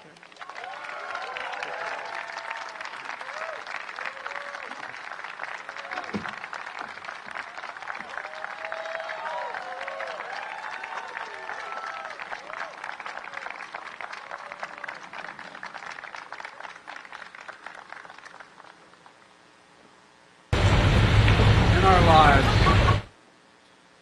in the lives of our nation, life of our nation, there are moments so stark that they divide all that came before and everything that followed. They stop time. They rip away the trivial from the essential. And they force us to confront hard truths about ourselves, about our institutions, and about our democracy. And the words of Scripture remind us to hate evil, love good, and establish justice in the gate. Last week, President Harris and I stood in the United States Capitol to observe one of those before and after moments in American history. January 6th insurrection, on the citadel of our democracy. Today, we come to Atlanta, the cradle of civil rights, to make clear what must come after that dreadful day when a dagger was literally held at the throat of American democracy. We stand on the grounds that connect Clark Atlanta University, Morehouse College, near Spelman College, the home of generations of advocates, activists, educators, and preachers. Young people, just like the students here, who have done so much to build a better America. We visited the sacred Ebenezer Baptist Church and paused to pray at the crypt of Dr. and Mrs. King and spent time with their family. And here in the district, as was pointed out, represented and reflected the life of beloved friend John Lewis. In their lifetimes, time stopped when a bomb blew up the 16th Street Baptist Church in Birmingham and murdered 4 little girls.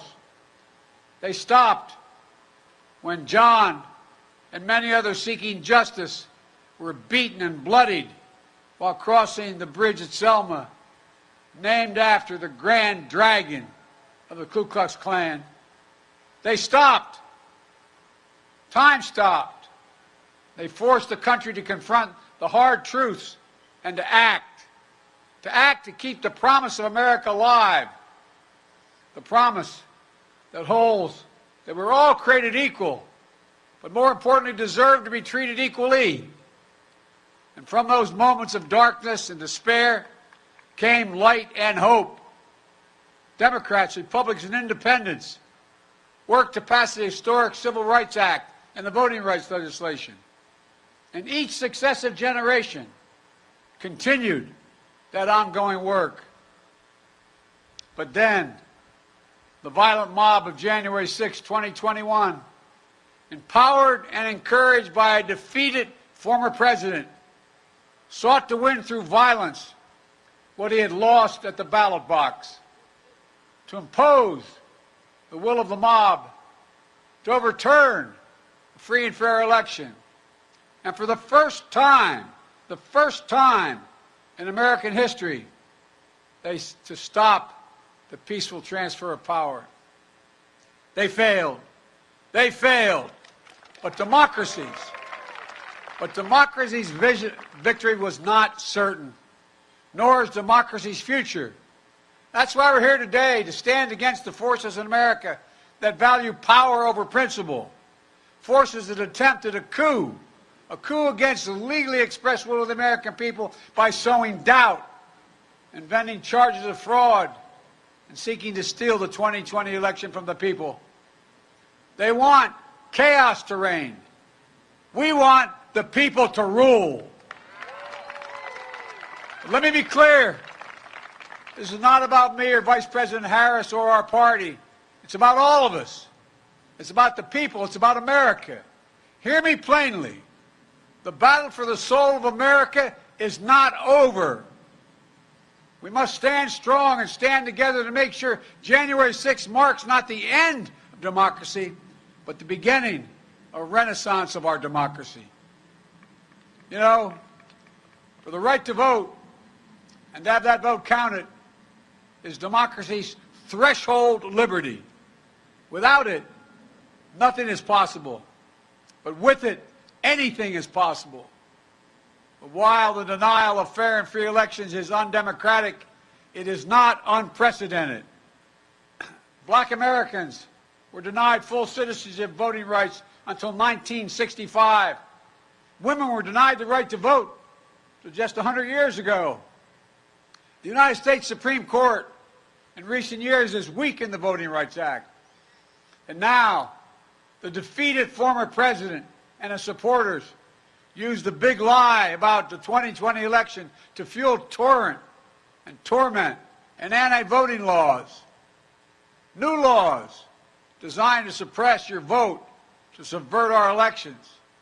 Here in Georgia, for years, you've done the hard work of democracy. registering voters, educating voters, getting voters to the polls. You've built a broad coalition of voters, black, white, Latino, Asian American, urban, suburban, rural, working class and middle class, and it's worked. You've changed the state by bringing more people legally to the polls. That's how you won the historic elections for Senator Raphael Warnock and Senator John Ossoff.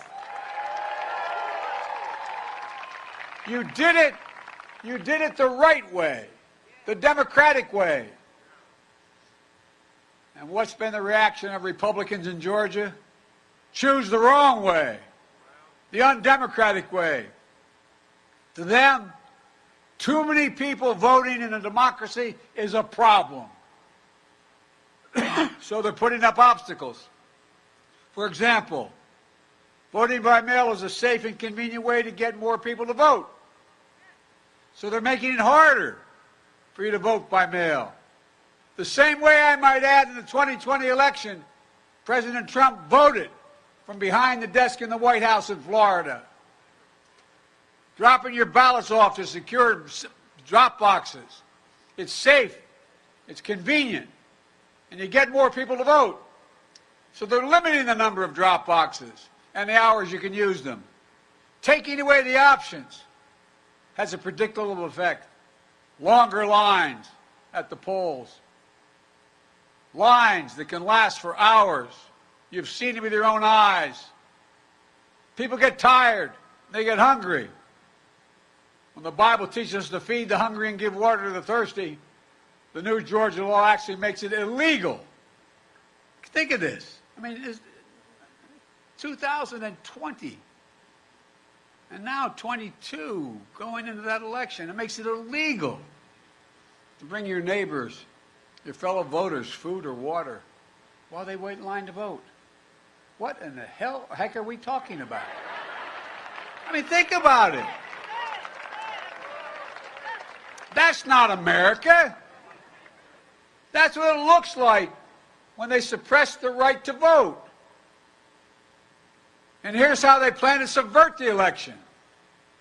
The Georgia Republican Party, the state legislature, has now given itself the power to make it easier for partisan actors, their cronies, to remove local election officials. Think about that. What happened the last election? The former president and allies pursued, threatened, and intimidated state and local election officials. Election workers, ordinary citizens, were subject to death threats, menacing phone calls, people stalking them in their homes. Remember what the defeated former president said to the highest-ranking election official, a Republican in this state? He said, quote, "I just want to find 11,780 votes." Pray God. He didn't say that part. He didn't say count the votes. He said find votes that he needed to win. He failed because of the courageous officials, Democrats, Republicans, who did their duty and upheld the law. But with this new law in Georgia, his loyalists will be placed in charge of state elections. What is that going to mean? Well, the chances for chaos and subversion are even greater, as partisans seek the results they want no matter what the voters have said, no matter what the count. The votes of nearly 5 million Georgians will be up for grabs if that law holds. It's not just here in Georgia. Last year alone, 19 states, not proposed, but enacted 34 laws attacking voting rights. There were nearly 400 additional bills Republican members of state legislatures tried to pass. And now, Republican legislators in several states have already announced plans to escalate the onslaught this year. Their end game? To turn the will of the voters into a mere suggestion, something states can respect or ignore. Jim Crow 2.0 is about two insidious things: voter suppression and election subversion. It's no longer about who gets to vote. It's about making it harder to vote. It's about who gets to count the vote and whether your vote counts at all. This is not hyperbole. This is a fact. Look, this matters to all of us. The goal of the former president and his allies is to disenfranchise anyone who votes against them. Simple as that. The facts won't matter. Your vote won't matter. They'll just decide what they want and then do it. That's the kind of power you see in totalitarian states, not in democracies. We must be vigilant, and the world is watching. I know the majority of the world leaders, the good and the bad ones, adversaries and allies alike. They're watching American democracy and seeing whether we can meet this moment. And that's not hyperbole. When I showed up at the G7 with 7 other world leaders, there were a total of 9 present. Vice President Harris and I have spent our careers doing this work. I said, America's back. And the response was, for how long? For how long? As someone who's worked in foreign policy my whole life, I never thought I would ever hear our allies say something like that.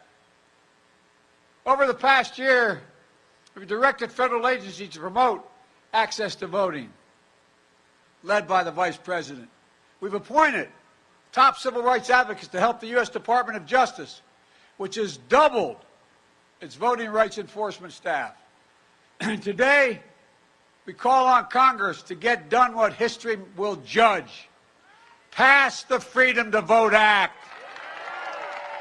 Pass it now, which will prevent voter suppression. So here in Georgia, there's full access to voting by mail. There are enough drop boxes during enough hours so that you can bring food and water as well to people waiting in line. The Freedom to Vote Act takes on election subversion to protect nonpartisan electors, officials who are doing their job from intimidation and interference. It would get dark money out of politics, create fair district maps, and ending partisan gerrymandering. Look, it's also time to pass the John Lewis Voting Rights Advancement Act.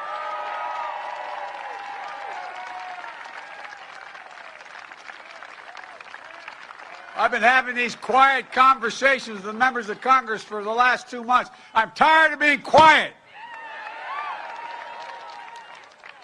Folks, it'll restore the strength of the Voting Rights Act of '65, the one President Johnson signed after John Lewis was beaten, nearly killed on Bloody Sunday, only to have the Supreme Court weakened it multiple times over the past decade. Restoring the Voting Rights Act would mean that Justice Department can stop discriminatory laws before they go into effect. Before they go into effect. The Vice President and I have supported voting rights bills since day one of this administration, but each and every time, Senate Republicans have blocked the way. Republicans oppose even debating the issue. You hear me? I've been around the Senate a long time. I was Vice President for 8 years. I've never seen a circumstance where not one single Republican has a voice that's ready to speak for justice now. When I was a senator, including when I headed up the Judiciary Committee, I helped reauthorize the Voting Act 3 times. We held hearings, we debated, we voted. Was able to extend the Voting Rights Act for 25 years. In 2006, the Voting Rights Act passed 390 to 33 in the House of Representatives and 98 to 0 in the Senate, with votes from 16 current sitting Republicans in this United States Senate. 16 of them. voted to extend it. The last year I was chairman, some of my friends sitting down here will tell you, Strom Thurmond voted to extend the Voting Rights Act. Strom Thurmond. You can say that again. Wow. You have no idea how darn hard I worked on that one. But folks, then it was signed into law the last time by President George W. Bush. You know, when we get voting rights extended in 1980, as I said, even Thurmond supported it. Think about that. The man who led the longest filibuster, one of the longest filibusters in history, in the United States Senate, 1957, against the Voting Rights Act. The man who led and sided with old Southern bulls in the United States Senate to perpetuate segregation in this nation. Even Strom Thurmond came to support voting rights. But Republicans today can't and won't. Not a single Republican has displayed the courage to stand up to a defeated president to protect America's right to vote. Not one. Not one. We have 50-50 in the United States Senate. That means we have 51 presidents. You all think I'm kidding. I've been pretty good at working with senators my career, but man, when you got 51 presidents, it gets harder. Any one can change the outcome. Sadly, the United States Senate, designed to be the world's greatest deliberative body, has been rendered a shell of its former self. Gives me no satisfaction in saying that as an institutionalist, as a man who was honored to serve in the Senate.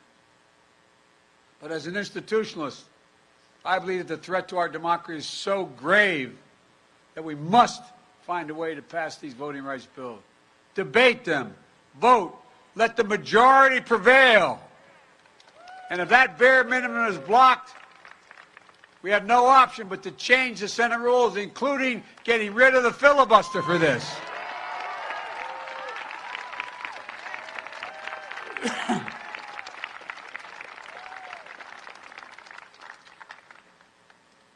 You know, last year, if I'm not mistaken, the filibuster was used 154 times. The filibuster has been used to generate compromise in the past, promote some bipartisanship, but it's also used to obstruct, including especially obstruct civil rights and voting rights. And when it was used, senators traditionally used to have to stand and speak at their desk for however long it took. And sometimes it took hours. And when they sat down, if no one immediately stood up, anyone could call for a vote or the debate ended. But that doesn't happen today. Senators no longer even have to speak one word. Filibuster is not used by Republicans to bring the Senate together, but to pull it further apart. Filibuster has been weaponized and abused. While the state legislative assaults on voting rights is simple, all you need in your House and Senate is a pure majority. In the United States Senate, it takes a supermajority, 60 votes, even to get a vote, instead of 50 to protect the right to vote. State legislators can pass anti-voting laws with simple majorities. If they can do that, then the United States Senate should be able to protect voting rights by a simple majority. Today, I'm making it clear, to protect our democracy, I support changing the Senate rules, whichever way they need to be changed to prevent a minority of senators from blocking action on voting rights. When it comes to protecting majority rule in America, the majority should rule in the United States Senate. I make this announcement with careful deliberation, recognizing the fundamental right to vote is a right from which all other rights flow. And I make it with an appeal to my Republican colleagues, to those Republicans who believe in the rule of law, restore the bipartisan tradition of voting rights. The people who restored it, who abided by in the past were Richard Nixon, Gerald Ford, Ronald Reagan, George H.W. Bush, George W. Bush. They all supported the Voting Rights Act. Don't let the Republican Party morph into something else. Restore the institution of the Senate the way it was designed to be. Senate rules were just changed to raise the debt ceiling so we wouldn't renege on our debt for the first time in our history, prevent an economic crisis. That was done by a simple majority. As Senator Warnock said a few weeks ago in a powerful speech, if we change the rules to protect the full faith and credit of the United States, we should be able to change the rules to protect the heart and soul of our democracy. He was right. In the days that followed John Lewis's death, there was an outpouring of praise and support across the political spectrum. But as we stand here today, it isn't enough just to praise his memory. We must translate eulogy into action.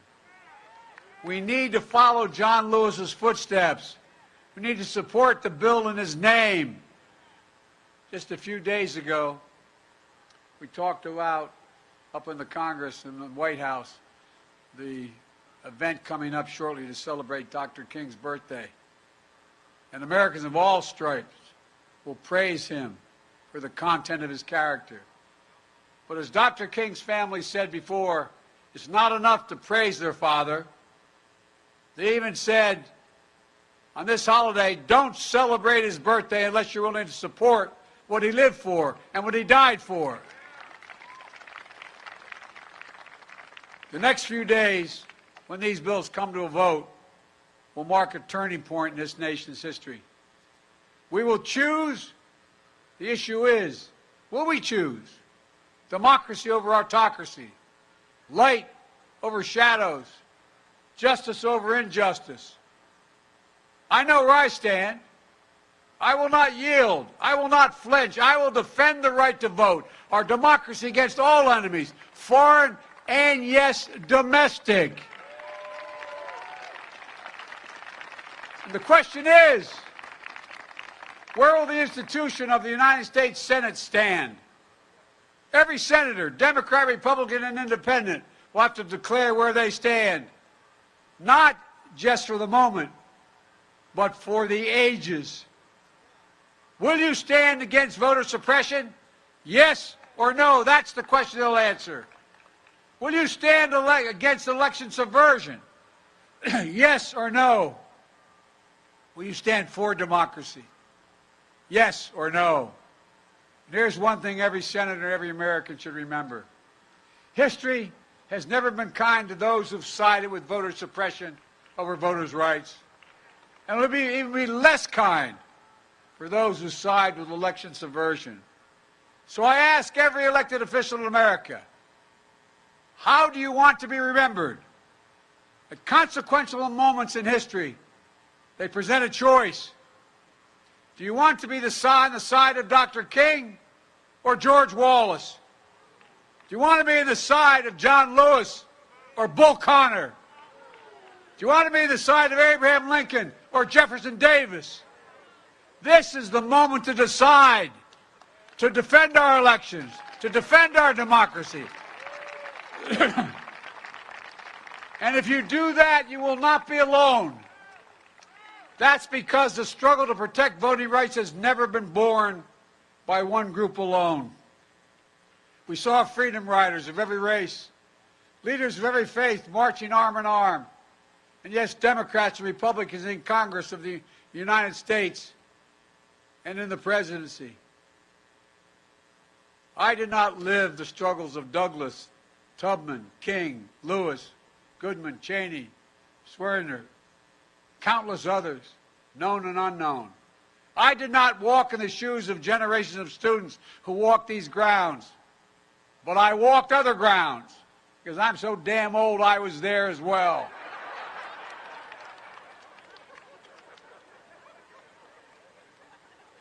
They think I'm kidding, man.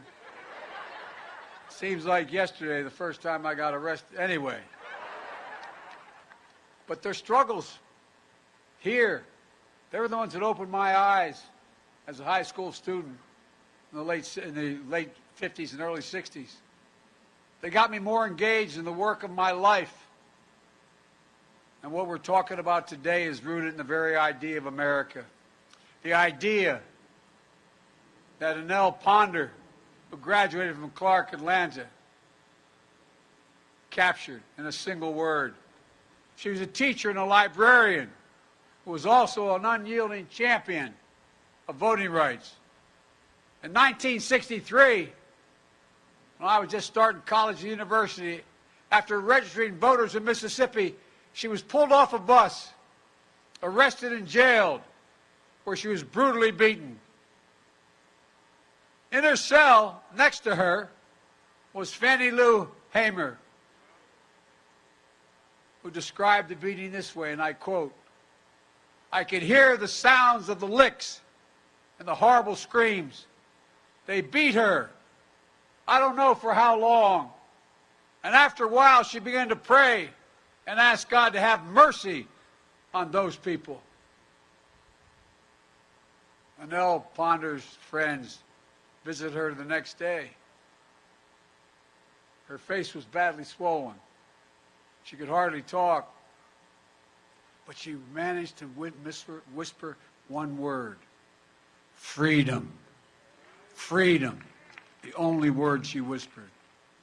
After nearly 250 years since our founding, that singular idea still echoes, but it's up to all of us to make sure it never fades, especially the students here, your generation, that just started voting, as there are those who are trying to take away that vote you just started to be able to exercise. But the giants we honor today were your age when they made clear who we must be as a nation. Not a joke. Think about it. In the early 60s, they were sitting where you're sitting. They were you. And like them, you give me much hope for the future. Before and after, in our lives, in the life of this nation, democracy is who we are, who we must be, now and forever. So let's stand in this breach together. Let's love good, establish justice in the gate. And remember, as I said, this is one of those defining moments in American history.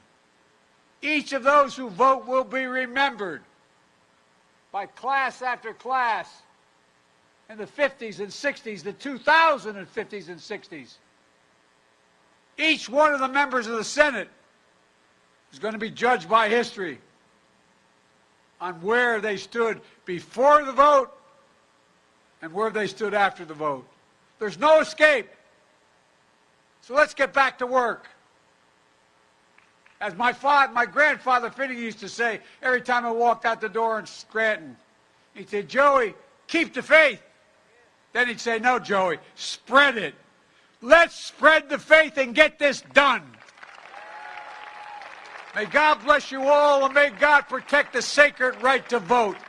Thank you. I mean it. Let's go get this done. Thank you.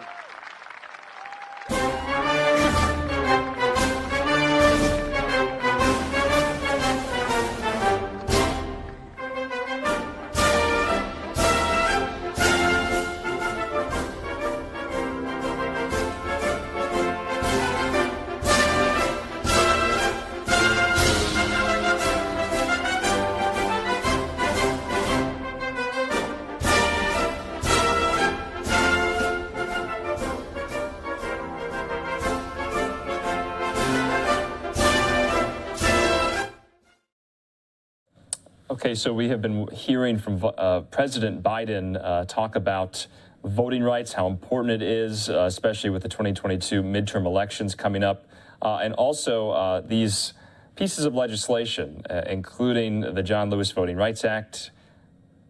And so, of course, he's speaking in the former district of the late Congressman John Lewis, Vice President Harris there. And we have been showing as well a video of both the Vice President and the President visiting the King Center there in Atlanta, and also Ebenezer Baptist Church, where Dr. King used to be the pastor and the preacher. Of course, Martin Luther King Day is just next Monday, and that is kind of the purpose of this visit. And so we heard from Senator Chuck Schumer as well today. They want to bring the John Lewis Voting Rights Act to the floor very, very soon, but they need 60 votes. And that, of course, is why everyone is talking about carving out special reforms to the filibuster to just pass this with 51 votes. The president there said, for all intents and purposes, that he was in favor of that. So that remains to be seen. What will happen on that front? Also of note there, we did not see Democrat Stacey Abrams at this event today. She said and cited a scheduling conflict for the reason that she was not there. Of course, she's running to be the next governor of Georgia. Speaking of the governor of Georgia, let's hear from Brian Kemp today responding to the president's speech about voting rights legislation and election reform. Here's Brian Kemp. I mean, look, we have the #1 ranked Elections Integrity Act in the country, and it's also very easy to vote here. So if anybody's wanting to go back and change that, you know, I'm sure there'll be all kind of ideas floating around. I'm going to stay on the side of fighting for the bill that we got passed last year. I believe it does exactly what we needed. It restores confidence in the elections process here in our state, no matter whether you're a Democrat or Republican or you don't really affiliate with a party. But it also makes our elections even more accessible than they've ever been, adding early voting days. And we saw that in municipal elections, and I think we'll see that in 2022 as well. All right, thank you, everybody. Very quick remarks there earlier today from Georgia Governor Brian Kemp, extolling and supporting the election reform law that was passed late last year in 2020. Remember, that caused so much controversy, especially with the MLB pulling their All-Star game out of Atlanta. A lot of companies responding to that law that was passed in the Georgia State Legislature, having to do with elections. Speaking of that, also we heard from today was the Georgia Secretary of State, Brad Raffensperger, about all of this. Let's take a listen.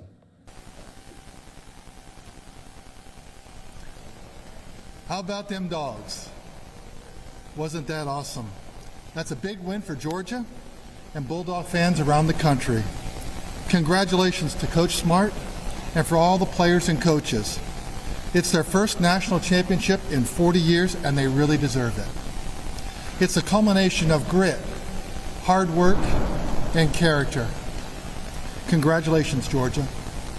A World Series and a college football national championship all in 1 year. It shows the strength of our talent. But the real reason that we're here today is to talk about elections and voting in Georgia. President Biden and Vice President Kamala Harris are coming here later today to push for policies that will undermine the integrity of our elections. Just a few miles from here, the President and Vice President will push to change long-standing rules so they can push a partisan bill that rigs the rules of elections to favor Democrats. Make no mistake, this is an attempt to weaken election security under the guise of voting rights.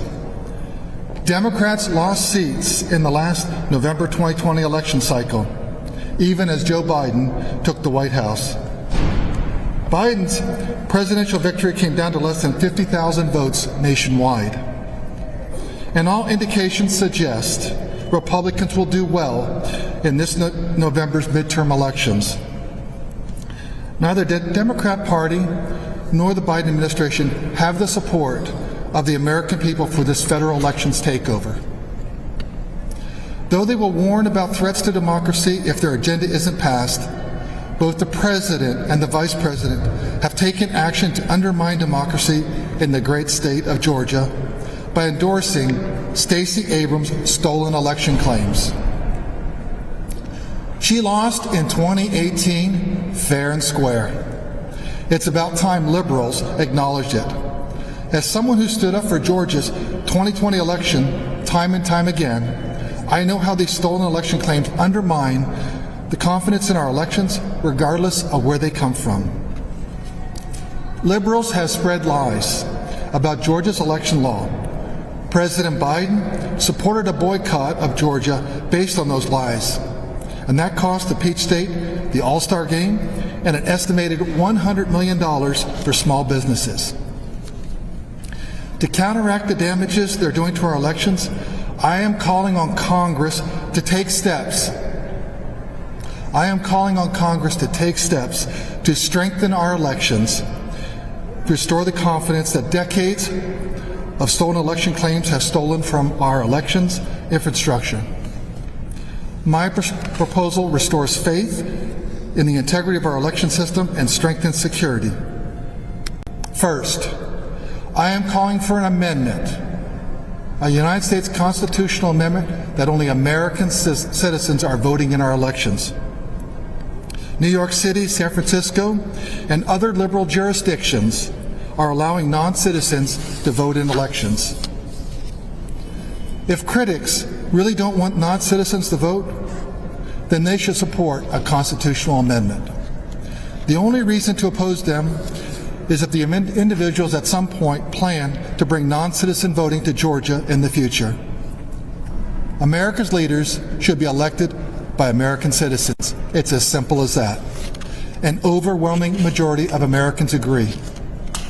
Second, I am calling for national voter ID laws. Voter ID is supported by 80% of all Americans, majorities of both political parties, and all major demographic groups. Voter ID provides confidence that our elections are secure. The Democrats' legislative proposals would eliminate voter ID. Under their proposals, anyone could vote by simply signing a paper at the polling site saying they are who they claim to be. Third, I am calling for a nationwide ban on ballot harvesting. No one should be between the voter and the election official, especially partisan actors. That is why my first act as Secretary of State was to get ballot harvesting banned in the state of Georgia.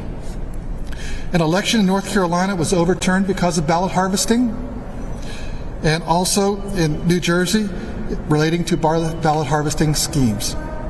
This should be illegal nationwide. Fourth, I am calling on Congress to cut down the blackout period prior to an election for list maintenance. As we saw in 2020, the 90-day federal blackout period before an election makes it essentially impossible for us to update our voter rolls during election year. Studies have shown that 11% of all Americans move every year. In Georgia, that 11% would represent 200,000 Georgians. What that leads to is voter lists becoming outdated by the time that the elections begin. As liberals in Washington, D.C. attempt to take over Georgia's elections, I'm taking the initiative to lay out a plan for secure elections at the federal level. Americans need the confidence that their elections are secure and also accurate. They need to know that only those who are supposed to vote can vote, and that their election officials have the tools necessary to uphold the integrity of the elections. While the Biden administration plan seeks to rig the rules to favor Democrats, my plan will help ensure the integrity of America's elections for years to come and give voters the confidence in our elections and the election results. Last night, Georgia showed the nation how to play football. Today, we're showing you how to lead and secure elections for all of America. Thank you very much. Do we have any questions? Yes, sir. Getting back to the president's visit, so are you saying that the president and the vice president's visit here are more political theater than actually any substance that will have any impact here on Georgia? I'm saying that H.R. 1 and H.R. 4 would actually be a federal takeover elections. What they would allow is for same-day registration and also do away with photo ID. In effect, it opens up for anyone to vote on election day, and that opens the door for non-citizen voting. We want to make sure the only people that are voting in our elections are American citizens. Do you have another question? Yes, sir. I wanted to ask about two pieces of legislation, one that's going to be filed, one that's on the way. Senator Butch Miller's filed legislation to ban drop boxes. I'd like to hear your position on that. And then the House Speaker is going to be dropping legislation that would put election issues under original jurisdiction of the GBI. I'd like to hear your position on that. Well, I think it's about time that the Secretary of State's office is fully funded. If it's fully funded, I think things will work that way. But any positions on those two bills? Things work through the General Assembly, but a fully funded elections division for the Secretary of State's office is appropriate. Secretary, your federal proposals here, including with any federal lawmakers to get that introduced in a bill, and with Democrats really going to House and Senate getting their votes there to pass these. Well, I think I set the record straight on what things need to have happened. Many years ago, there was the Carter-Baker Commission. It was a bipartisan commission. But Congress needs to think about what we need to do. Number one is we need to have a constitutional amendment that only American citizens vote. Number two, we need to outlaw ballot harvesting. And number three, we need to make sure that we take care of the 90-day blackout period. And then we need photo ID for every single state. That will restore voter confidence, and we also then will have voter accuracy. Just to clarify, are you with any lawmakers? I'll let the feds do what they do. I do what I do here at the state level. Secretary, there are a number of Republicans in the Senate, the U.S. Senate, along with a small group of Senate Democrats that are looking at revising the Electoral Count Act because they think that it would help prevent exploitation that former President Trump tried to use during the last election. Do you agree with them reforming or revising that? I know in Georgia that we had a fair and honest election, and every single allegation we tracked down, and that we then certified that race. Well, the federal office holders need to work together to decide what they want to do on that issue, and I'll let them do their work. Secretary Rapoport, what is your position on drop boxes and paper ballots? Well, we already have a verifiable paper ballot. And what we approved when we brought that in, that was something that we introduced, and that was one of my key election issues, is I wanted to have a verifiable paper ballot. And thank goodness we had those in the last election, so that we went ahead and did a 100% hand recount of all 5 million ballots, the 1.3 million absentee ballots, and all the other in-person voting. Every single ballot, what they showed is that the hand count was very similar to the machine count, proved two things: that the results were accurate, and President Biden did carry the state of Georgia, and also the machines were accurate. Well, thank you very much today. Have a great day. All right, Georgia Secretary of State there, Brad Raffensperger, defending the election reform law passed late last year, also saying that, yes, President Biden did win the state of Georgia back in 2020, much to the chagrin of many Republicans, including former President Donald Trump. You'll remember all those issues he had with that gentleman right there. We're going to take a quick commercial break. We'll hear from more lawmakers at the federal level about filibuster reform when we come back.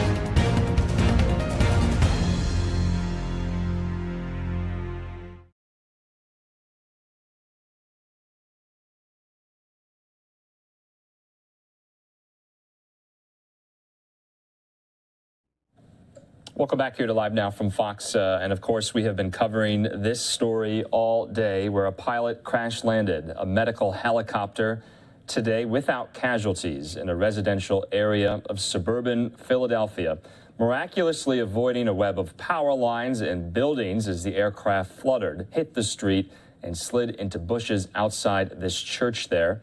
None of the 4 people on board, including an infant, sustained life-threatening injuries. Quite miraculous there. Let's hear from my colleague Daytona Everett with our Fox 29 Philadelphia reporter on the ground from just a couple of hours ago. But we have been bringing you this story from when it started, when we heard about the crash. Chopper sent to the scene immediately. Fox 29 in Philadelphia has been on it from the beginning. I want to bring in actually Fox 29's Hank Flynn, who is there on the ground at the scene. And Hank, still a very active scene tonight. What are we learning?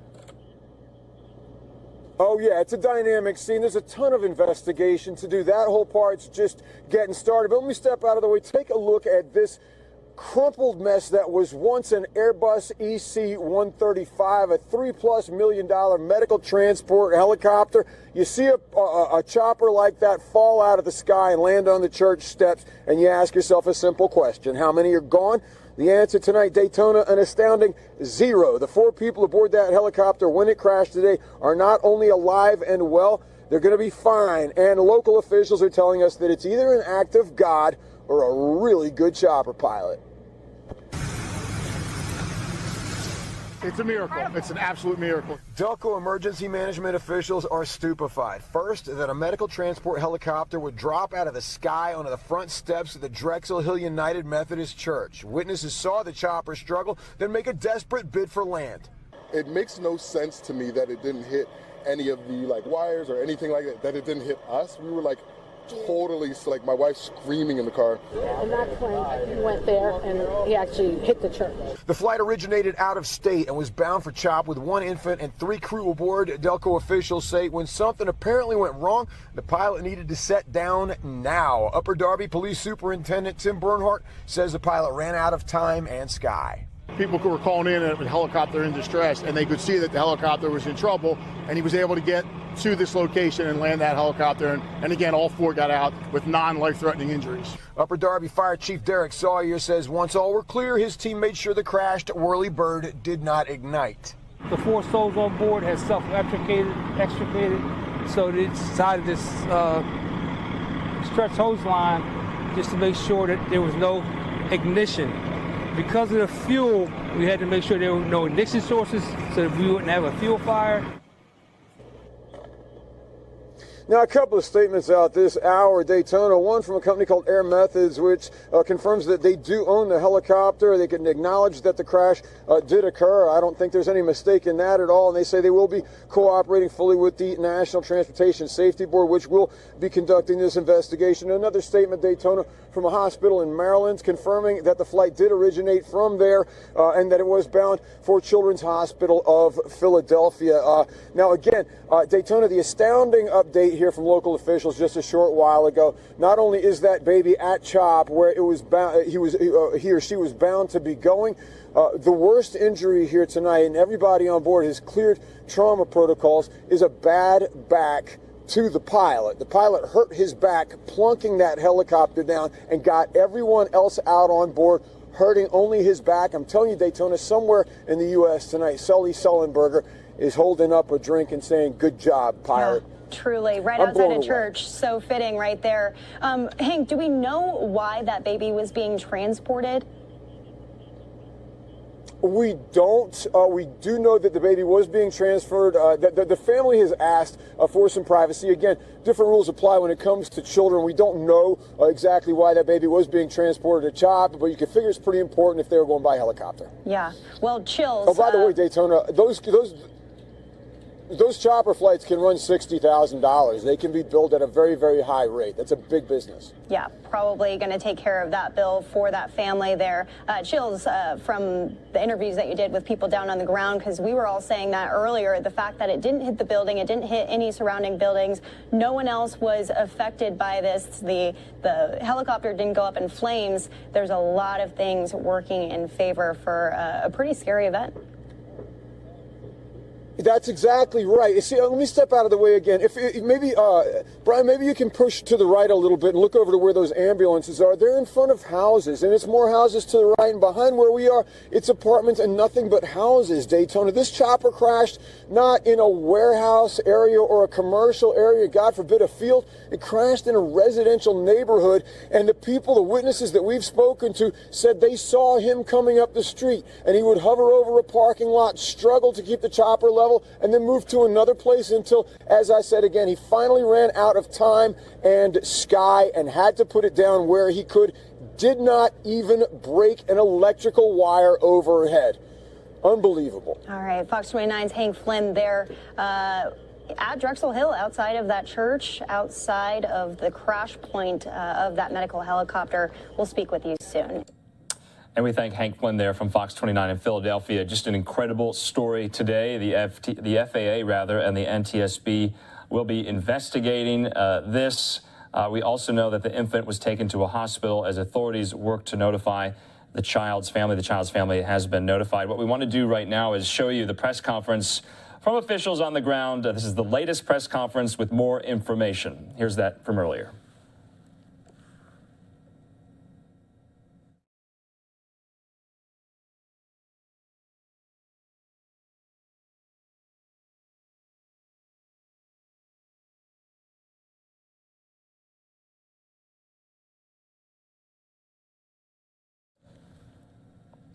And it looks like there is no audio on that. We do have it in another form here. Bear with us. Philly officials from earlier today.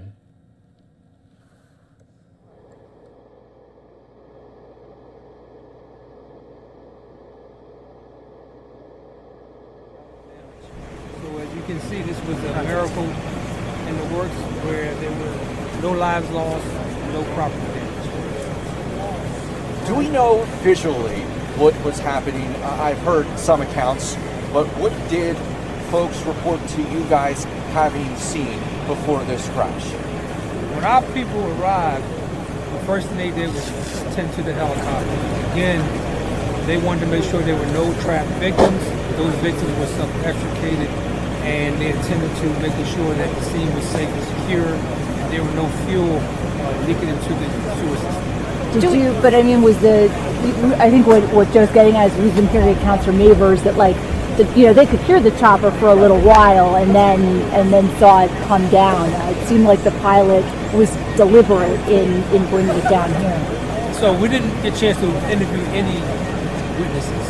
For the most part, our goal is scene safety, extrication. Do we have a status update on the 2-month-old and the pilot? Everybody's stable at this time. Stable, non-life-threatening injuries.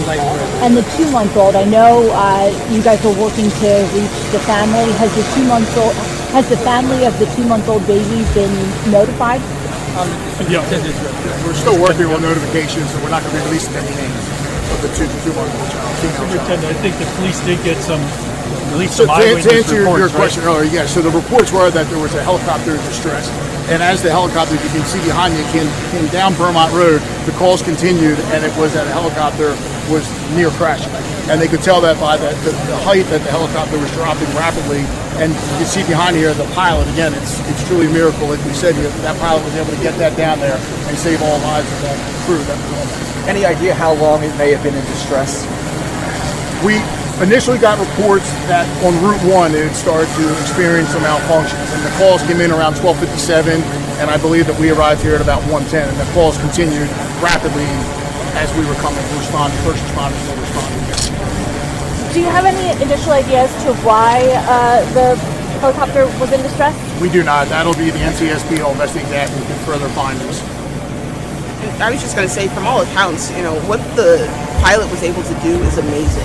Because our reports indicate that he first started to experience some trouble on Route 1 and was looking for somewhere to land and was able to bring it down Vermont, land here, and as you can see from the scene, there aren't even poles down. He was able to avoid pedestrians, cars, And, you know, a testament to our first responders who were here immediately. And thank you for their service. They've been here all day in the cold trying to work through this and make sure that the individuals who were on board were able to get to the hospital where they were able to be taken care of. And they're all survivors, and the pilot who originally had more injuries than others on the plane has just passed all trauma clearances. So, you know, thank goodness for all of that. You're a doctor, you know, seeing this and learning that the people who are on board are all stable. What does that say to you? It's amazing. You know, it's really a testament to the pilot and what he was able to do in keeping everyone safe. It's amazing. I mean, you know, it's a miracle that there are no major injuries that occurred from this accident. Can you describe the injuries that the other 2 passengers on board experienced? There were no other injuries to the other passenger. The 2 injuries, or the 1 injury was to the pilot, and like Dr. Taylor said, he passed all trauma protocols at the hospital.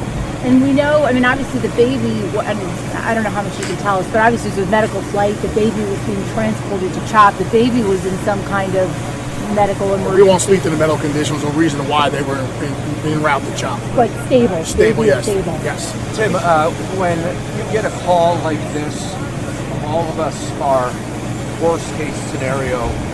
That's where our mind goes. Worst case scenario. Worst right? case scenario. I won't speak for anyone here. My heart dropped. I was back at police headquarters. We heard the call come out. The first call, I said, no way. And then the second, then the third. I knew there was a problem. You know, my heart just dropped. Fire chief and I, we responded here on location, and this is what we saw. And again, it's a true miracle that everyone was out. And they were out prior to us getting here, and we assisted them. I think that speaks, Senator Kearney and Dr. Taylor, they were at a different event, a number of public officials. But again, Senator, I know it was tough when you got the call.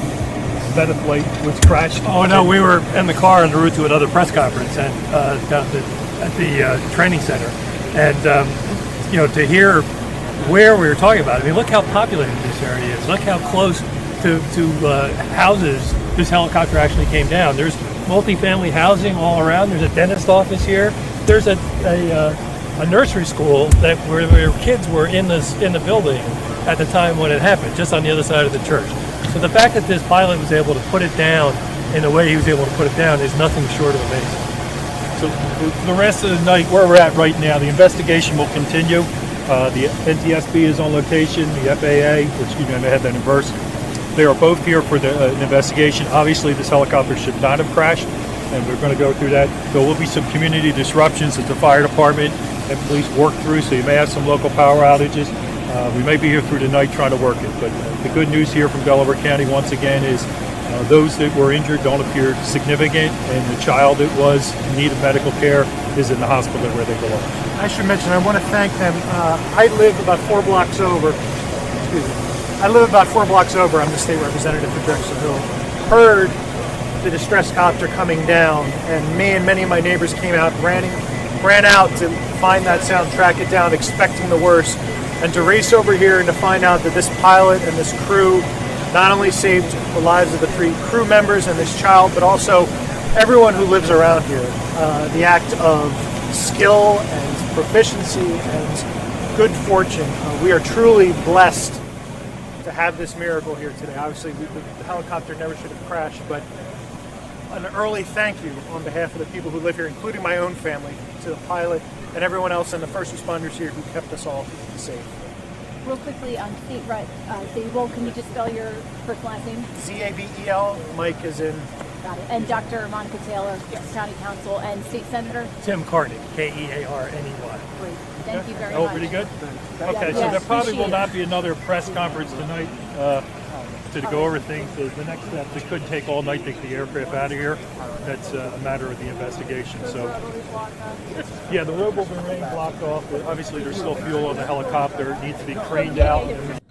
Okay, so just an incredible scene there in Drexel Hill, Pennsylvania. That's in Delaware County, right outside of that Methodist church. That medevac helicopter crash landing. All 4 people on board are expected to survive, including the 2-month-old infant that was being transported to the Children's Hospital of Philadelphia. So a lot of miracles happening there in the scene. And if they do have a press conference, possibly tomorrow, we'll bring that to you here on Live Now. The FAA, like I said, and the NTSB are investigating that crash, but you really got to hand it to the pilot there. I'm Andrew Kraft. Thanks for being with us on your Tuesday night. Coming up at the bottom of the hour here, we're going to take a quick commercial break. When we come back, more information coming to light about what may have caused the death of actor and comedian Bob Saget. We are continuing to remember his life and legacy. We'll have more on that in 2 minutes.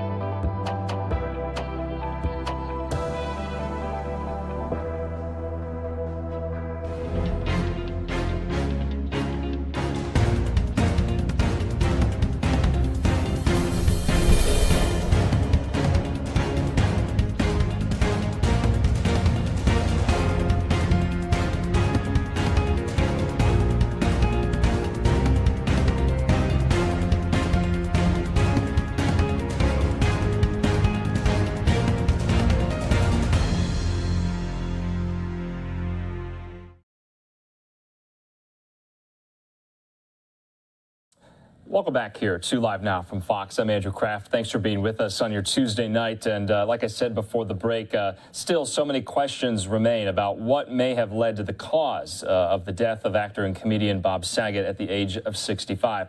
My colleague, Daytona Everett, spoke with a former medical examiner and forensic pathologist about what signs there are that could have led to this untimely death. Was it a heart attack? Was it a stroke? Quite sudden. Here's that conversation.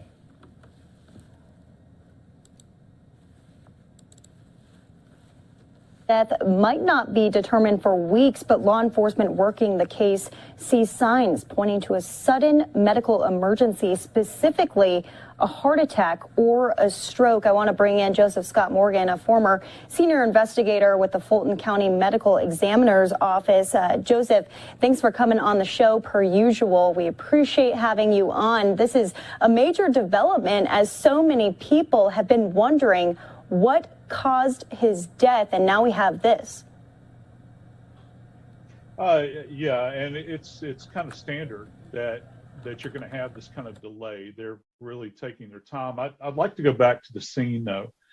We begin to consider the possibilities here. What we are hearing is that law enforcement arrived where Mr. Saget was, and they determined that there was no signs of struggle or no signs of foul play, according to them. My big question is this. I think when they arrived, did they notify the medical examiner? And was there a medical examiner investigator that actually went to the scene? Because the police are limited in what they can do and what they recognize from an evidentiary standpoint as it applies to medical legal death investigation. You know, there's certain things that folks in my field look for relative to the body. And it's very important that you see an individual's body in its pristine state as the body is found, relative to the surroundings and all these sorts of things. And also, the time to examine an individual's body is not once the body has left and has gone to a county facility, but it's at the scene, the initial scene, where you do things like check for any kind of signs of trauma, so you can contextualize that at the scene. And also, you look for what are referred to as postmortem changes. And this This helps us establish things like postmortem interval that a lot of people hear about over the years. You hear about it in media and in TV and movies and this sort of things. And those are the changes surrounding the bodies. And those are measured in time, Daytona, so that you can get an idea, does the information that we're hearing relative to when he was last seen, his activities prior to death, does it marry up with what the science is telling us relative to postmortem interval? So that's very important as well. Mm-hmm. Yeah, and as you probably heard yesterday, that 911 call was released, and some of the other details as to what the security guard found when they actually came into the room of Saget in that Orlando hotel room. They actually found his body lying face up in his bed. They found his left arm across his chest, and then his right arm lying right beside him, which has led some people to speculate about the possibility of a heart attack. Right. And I suppose that, people can extrapolate from that what they wish. I've, over the course of my career in New Orleans and Atlanta, working as a medical legal death investigator, I've seen people in all states of repose, if you will, at following their death. So I don't know how much you can actually read into that. What's going to be significant is I would advise everyone to pay very close attention to what the medical examiner down in Orange County has to say relative to their findings from their initial examination. That is, what did they see physically? Is there anything to indicate that there's anything other than a natural death that we're looking at here? And then what are they going to find in the toxicology?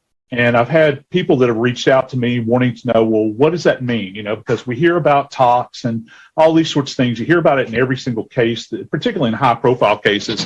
What are they finding at a chemical level?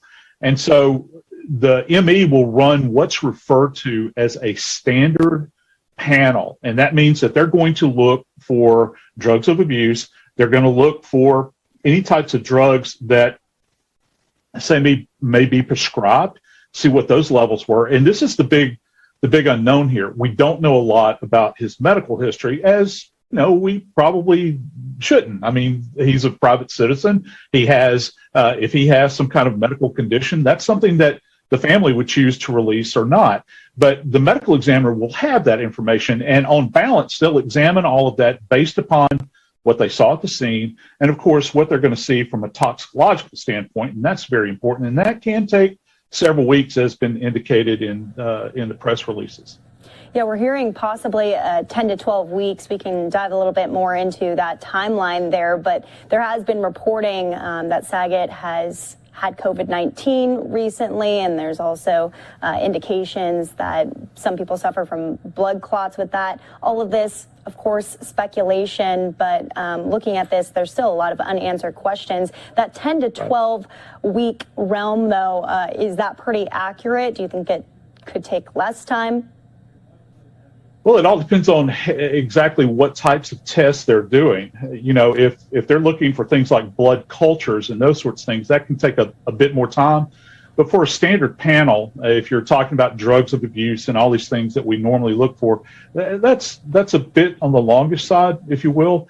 That's kind of surprising to hear that it would take that long to turn around. But keep in mind, medical legal communities are beset by labor shortages and time elements and all these other things as well. So I don't guess it's beyond the realm of possibility that, you kind of have to take a number and wait in line, because there are a lot of other cases out there that are being processed ahead of this case. And there's certainly cases that are occurring behind this. So you have to take these cases one at a time. I'm sure that office down there is they're probably running at a very substantial clip relative to the number of deaths that occur. Most of the general public is not aware of how many deaths occur on a daily basis. Not everything that we handle is some kind of homicide or suicide. We have many unexplained natural deaths, and these things have to be looked at very, very carefully.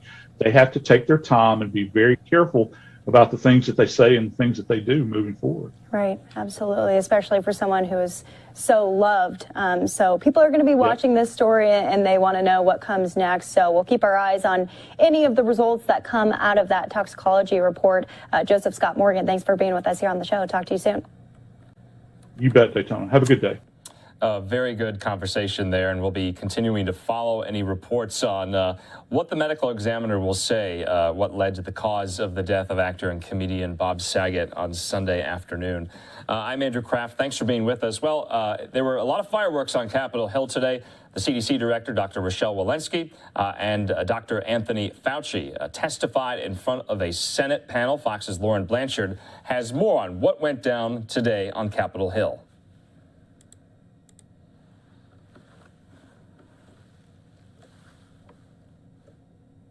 I'm just concerned how badly the response has been. A frustrated Senate committee questioning top administration health officials on the government's COVID response. I don't understand why, after tens of billions of federal dollars being appropriated, this administration has failed to ensure that the Americans have the tests they need. Also, questions over the lack of testing resources. Tests are hard to find, they're costly. And confusing and complicated recommendations by the Centers for Disease Control. I'm sure someone here has Omicron.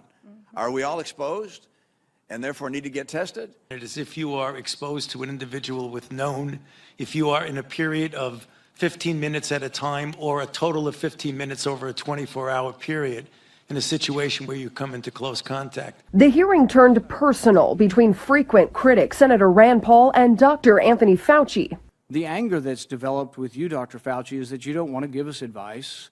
You want to tell us what to do. Fauci accused Senator Paul of playing politics with the pandemic for fundraising purposes. I would like to make something clear to the committee.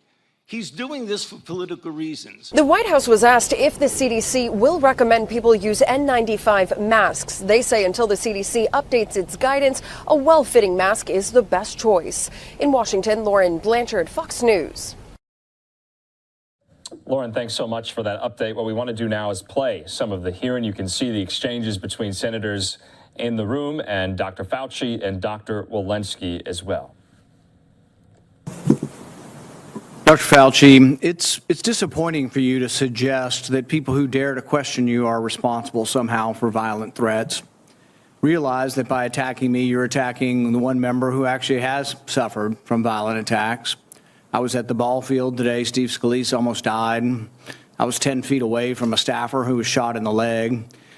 We had over 160 rounds of semi-automatic weapons fired at us, ammunition. So for you to somehow suggest that somehow I or people who dare to oppose you are responsible for threats, that's insulting.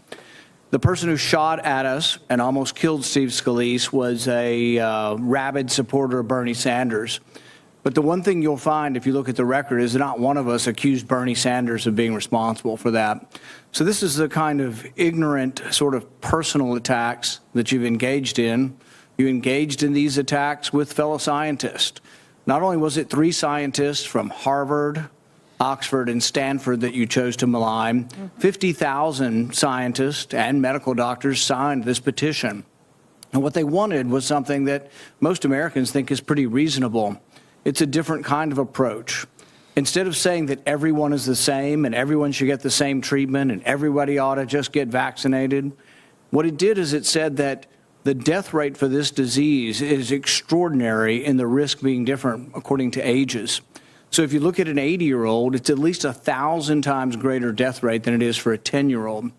So wouldn't we want to say that, well, we're going to assess the risks of each individual and have the treatment according to that, or would we just simply say everyone should be vaccinated? The death rate for kids under 18 is about 1 in a million, a little bit less than the chance of being struck by lightning. We don't yet know fully whether or not kids who have already had COVID might be at risk for some of the side effects of the vaccine. Still needs to be explored. But for a kid under 18 who's already had COVID, see, it's a death rate of about 1 in a million, even if you haven't had a disease, even if you haven't had COVID, it's about 1 in a million. It's extraordinarily uncommon for a child to die. If you've already had the disease, it's probably a great deal less than that. Many Americans wonder why You've steadfastly refused and worked with others to try to hide any kind of knowledge of natural immunity and how it would affect our decision making. So, for example, you have a 10-year-old kid and his mom comes up and all of a sudden he gets myocarditis from the vaccine and dies. Admittedly, a rare complication, but what are you going to tell her when she says, well, he had COVID 3 months ago? I mean, why would you force me to vaccinate my kid? Why would you force me to vaccinate my kid without even checking to see whether he's already immune? Now, the idea of natural immunity is the idea upon which vaccines are based. We've believed, and all of medicine is based on the idea of acquiring natural immunity. People often respond and say, but you don't know how long it'll last. Well, we don't know how long vaccines will last either, and that doesn't make us anti-vaccine. We do know that the vaccines are waning very quickly in potency. We do know that the vaccine against Omicron really isn't preventing transmission. You've noticed that the debate has shifted, and the debate is now talking about trying to prevent hospitalizations and death. And I agree with those statistics. I think it's a good idea if you're at risk to be vaccinated. I've always been pro-vaccine. I'm just simply against authoritarianism and against mandates. Right. The anger that's developed with you, Dr. Fauci, is that you don't want to give us advice. You want to tell us what to do. You think you are the science, and that anybody responds to you, how dare you? How dare you criticize science? As if you somehow are science. That kind of arrogance, that hubris is really, that's where the anger is coming towards you. If you were one doctor among hundreds of doctors in the government who gave advice, I don't think anybody, people might object to your advice, but there wouldn't be such a degree of anger. But you are so certain that you're right that you're not willing to hear anyone else. 3 epidemiologists, of which you are not even an epidemiologist, but 3 epidemiologists prominent in their field, Oxford, Stanford, and Harvard. You maligned them. You spoke openly with Dr. Collins, and you did not disagree that let's paint them as fringe. You went after them and said, we will do a public takedown, not in Science or Nature or Lancet, in Wired, in The Nation, a left-wing publication. You've engaged in base politics. You wonder why there's so much anger? You're not an objective scientist. You've lost that long ago. And so many of the things that people want, it's like they want to know why you're forcing their children to be vaccinated when 95% of people at risk have been vaccinated. Over 95% of people over 65. It's a huge voluntary success. And yet you won't rest until you force every child to get this. So yes, there's a great deal of dissatisfaction with you, and many people want you to go, but nobody wishes you violence. Senator Paul, your time has expired. I will use one time of my remaining 5 minutes to allow Senator Fauci to respond. Thank you very much. Dr. Fauci, sorry. Thank you, Dr. Murray. No. So, first of all, Senator, again, at a hearing such as this, where there are almost 900,000 people in this country have died from this outbreak, you have chosen to just personal attacks on me that go back to multiple hearings. And again, just for the record, for people to check, I have never said take people down in that email. It was an email that was sent to me. See, and again, I mean, you agreed with Dr. Collins in the email. Senator Paul, this is my time. You know, you personally attacked me, and the things that you do are incorrect and proven incorrect. You've publicly accused me at a hearing of being responsible for the death of 5 million people, when there is not a single shred of evidence that anything that was done with the NIH had anything to do with COVID-19.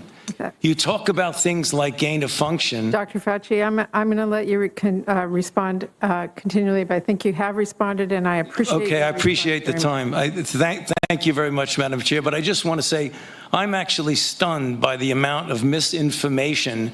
The only thing I have ever done, and this will take 20 seconds, if you look at the things I've said, they've been to support the recommendations of the CDC, of their advisory committees, and of the FDA. I've told people that it's important to get vaccinated, to get boosted, to wear a mask, and to be prudent. That's the only thing I've said. I haven't dictated anything that's only a monolith with me. It's always public health practices, and anybody goes back over any record of me, they know that. Thank you, and I will retain the balance of my time. Thank you very much. Senator Casey. Thank you, Chair Murray. I want to start with Dr. Walensky. Doctor, as you know, the CDC has been working with my staff on an outstanding nursing home vaccine data request. I would appreciate it if you and your team would continue to work with me and with our team at the Aging Committee to resolve this matter. Yes, thank you, Senator. I'm aware of that matter, and we are committed to continuing to that work with you. Thank you. Thank you. Let me turn to a matter for Health and Human Services. Assistant Secretary O'Connell, you know that our nation's long-term care facilities were ground zero during the first year of COVID-19. 200,000 residents and workers, when we add up the number of residents plus the number of workers who died, it gets to 200,000 over these 2 years. However, nursing home deaths have declined dramatically thanks to the safety and effectiveness of the vaccines. It's a credit to the administration that 90% of nursing home residents and 80% of workers have been vaccinated. We know that infections are on the rise right now, though, in nursing homes, raising safety concerns and putting additional pressures on workers who've been stretched thin. For instance, we know the pandemic has worsened existing staffing shortages and turnover issues. So we also know at the same time that the rescue plan that Democrats passed in March helps to fill the staffing gap with a $500 million initiative for strike teams based upon legislation that I was leading recently. These strike teams provide medical personnel and other supports that help nursing homes get through the surges like the one that we're seeing right now. On the 22nd of December of last year, I, along with 3 of my colleagues, sent a letter to Secretary Becerra asking how Health and Human Services was protecting nursing home residents and workers in the current COVID-19 surge, including the distribution of booster shots. What is HHS doing to ensure nursing homes have the supports they need to protect residents and workers who care for those residents? Senator Casey, thank you so much for your question. We share your concern for nursing home staff and long-term care facility residents and have continued to do all we can to make sure they have access to boosts. We've worked with pharmacies to bring in vaccination clinics, bring those to the long-term care facilities and skilled nursing facilities. So the vaccines are available on the ground and the residents don't have to travel or access the vaccines on their own.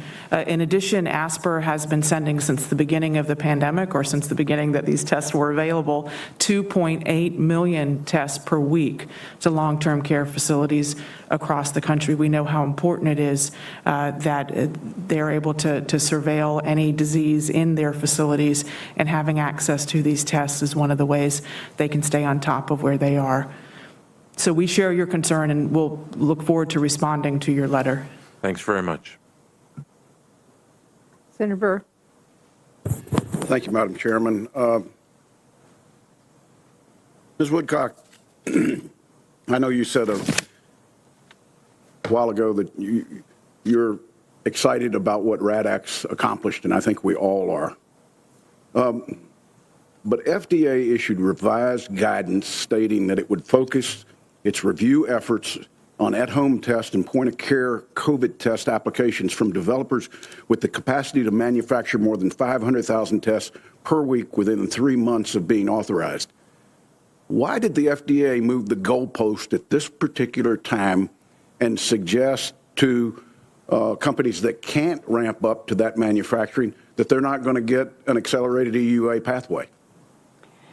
Well, because of what some of the members have been discussing over the last several hours, that we have an urgent need for high volume home-based tests. And we have a queue. We have done moved heaven and earth to get as many done as possible. We've authorized over 400 different kinds of tests or test collection devices during this pandemic. But as far as what the queue is, the priority, we're prioritizing the highest volume and just putting them to the front so that we can get home test kits into the hands of people. Dr. Woodcock, I get what you're doing. Yeah. My question is this. What does this say to the innovative company that's out there that doesn't have the manufacturing capacity and without us marrying them to a large manufacturing capacity, it's basically saying don't innovate because you're not going to get consideration under the EUA if you don't have a manufacturing capacity of 500,000 tests a week. It says these are prioritized. It doesn't say we won't get to the others. Well, get to the others. I mean, there's all a sense of urgency here. I just think that that might have been thought of before we did this. Let me go to you, Ms. Connell. I'm really challenged on this procurement of 500 million tests, as you can tell. And one, I don't understand why there's not been a release that came out of ASPR or BARDA publicly announcing here's how many we've contracted, that I've got to find it somewhere in a DOD contract that a very limited amount of people go to. It's certainly not one that I regularly looked at. But based on one of your contracts, we've got 13.6 million tests costing $190 million. I think that's from the vodka distributor. Mm-hmm. When I break that down, that's about $14 a test. Now, CMS just put out a new rule that mandated that insurers must cover up to 8 tests per person per week, per month. For a family of 4, that's 32 tests, and that they can reimburse at $12. Now, if I'm a manufacturer and I'm under a $12 reimbursement, or I can go over here and I can sell directly to the federal government and get $14, I'm probably going to sell to the federal government and get $14. Where am I wrong? Thank you, Senator Burr. We continue to work to access the tests that will be distributed as part of the 500 million and the tests that you're referring to. So first of all, DOD by tradition has put out, whenever we've done an assisted acquisitions with them, they put out within the first 24 hours of that contract going out an announcement that the contract has gone out. So that's what you're seeing, and that's been de rigueur. It's been what the way DOD has approached this through our entire relationship. We're continuing to. Why is ASPR not putting out a similar public statement? We'd be happy to, and thank you, Senator. I'll go back and talk to the communications team and see if there's a companion press release that makes sense for us to put out. Well, I'm not sure you addressed my concern, which is it's more profitable to sell to the federal government than it is put it on retail based upon the reimbursements that this administration has now required of insurers. I hope you'll think about that. This is alarming to me, and as we've all displayed, there are no tests out there. There are no tests on the shelves at Walgreens, CVS that people can go in, buy, and take home and do it. So it makes even more confusing CDC's policy that if you want to take a test, go ahead and take it. It's not required, but you can take it. You can't get it. Dr. Fauci, just very quickly, South African data suggests that Omicron may have an ability to build immunity to Delta. Delta does not have an immunity to, it does not build an immunity to Omicron. Have you got any comments on that? Cyprus announced a Delta Crom variant. Are you worried about that? And we've been about 3 weeks behind Israel throughout this whole thing. And even though we've seen South African data go up and go back down very quickly, Israel epidemiologists just this week said they expect that for the next 2 weeks they will see a doubling of the infections in Israel, meaning they're not following the same timeline that we saw in South Africa. How should we interpret that for the U.S.? Okay, thank you very much for those questions, Senator. With regard to the cross protection, I think it's too early to tell because you're dealing with multiple population demography of people who've been previously infected, vaccinated, or what have you. It seems pretty clear that if you get infected with Omicron, you're going to get good protection against Omicron, but also good protection against some of the other spillovers. So we really yet to have seen, and I think the basis of your question is a reasonable one, if we wind up getting infected with Omicron at a very, very low level of pathogenicity, is that going to be sort of almost like a live attenuated vaccine? I don't think we can say that right now. We really have to see how things spread out when we see how that fares in the next variant. So there will be invariably another variant. We're going to have to take a look at whether or not there's going to be any protection there. That's the first thing. With regard to the Deltacron, this new variant, right now, even though it's got, a bunch of mutations that people look at, it is not something that at least the WHO, who's looked at this carefully, feels that that has to be something that is of great concern. But we always keep our eye on it to make sure. So when you say it's not of a great concern now, the one encouraging thing about it is that it's been around for a while. It isn't something that just propped up. And yet Omicron completely outstripped it, as did Delta. So it doesn't look like it has the capability of being transmissible enough to be a problem. Nonetheless, we still keep an eye out on it. With regard to Israel, I'm sorry, I forgot your question about Israel. Could you repeat it? And we are way over time here. They run about 3 weeks in front of us. Yeah. Yet their experience is not up and down drastically like South Africa data begins to show. They went up, and now it looks like over the next 2 weeks, their epidemiologists say it's going to double and maybe double again before they hope it comes down. What should we expect? Yeah, I think that's a great question, Senator. But what it really reflects is that when you have an outbreak of a particular variant, how high it goes up, when it peaks and comes down is a reflection of what the status is in your country. Because if you look at what you saw in South Africa, they were almost free of Delta when they got Omicron. So Omicron sort of had the unfettered capability of going way up and way down. When you talk about what happened in Israel, that's a different population. It's a mostly vaccinated population, so they're likely going to see breakthrough infections. In the United States, we have such a large country with such differences in vaccinations versus infections, et cetera, that we believe we will see it peak and we will see it come down. But it's very difficult to predict whether it's going to be a sharp decrease or whether it's going to do this.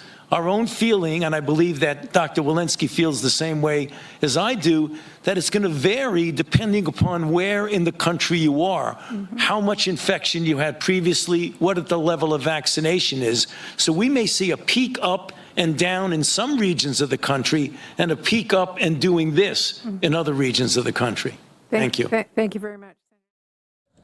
Okay, so we wanted to play some of this hearing out there in the Senate with Dr. Fauci and Dr. Walensky. There was Senator Richard Burr, the Republican from North Carolina, asking questions of Dr. Fauci. So we're going to just take a quick commercial break. There's a Live Now look at the Capitol, top of the hour here, 9 o'clock on the East Coast, 7 o'clock here in Phoenix, Arizona, Mountain Time. Tomorrow in the Rotunda will be the flag-draped coffin of the late Senator Harry Reid. He'll be lying in state in the Capitol Rotunda tomorrow. The vice president is expected to attend as senators and the public pay their respects to the Titan of the Senate from Nevada. So just wanted to update everyone on that. We'll have more stories, top headlines, a lot of politics coming up too in just a moment.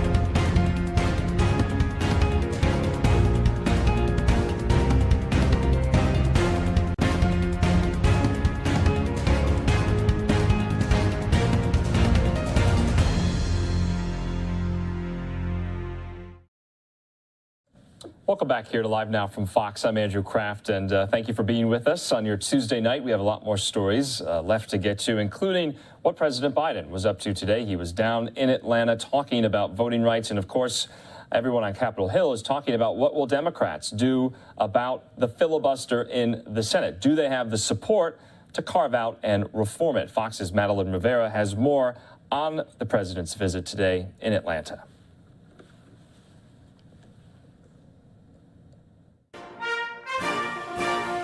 President Biden is using the bully pulpit of his office to call for the passage of new voting rights legislation.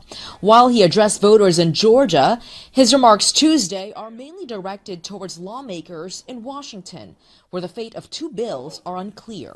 Today, we call on Congress to get done what history will judge. Pass the Freedom to Vote Act. Pass it now. Frustrated with a lack of action on an issue he championed on the campaign trail, the president is now backing a limited change to the filibuster, a rule that requires 60 votes to advance most bills in the Senate.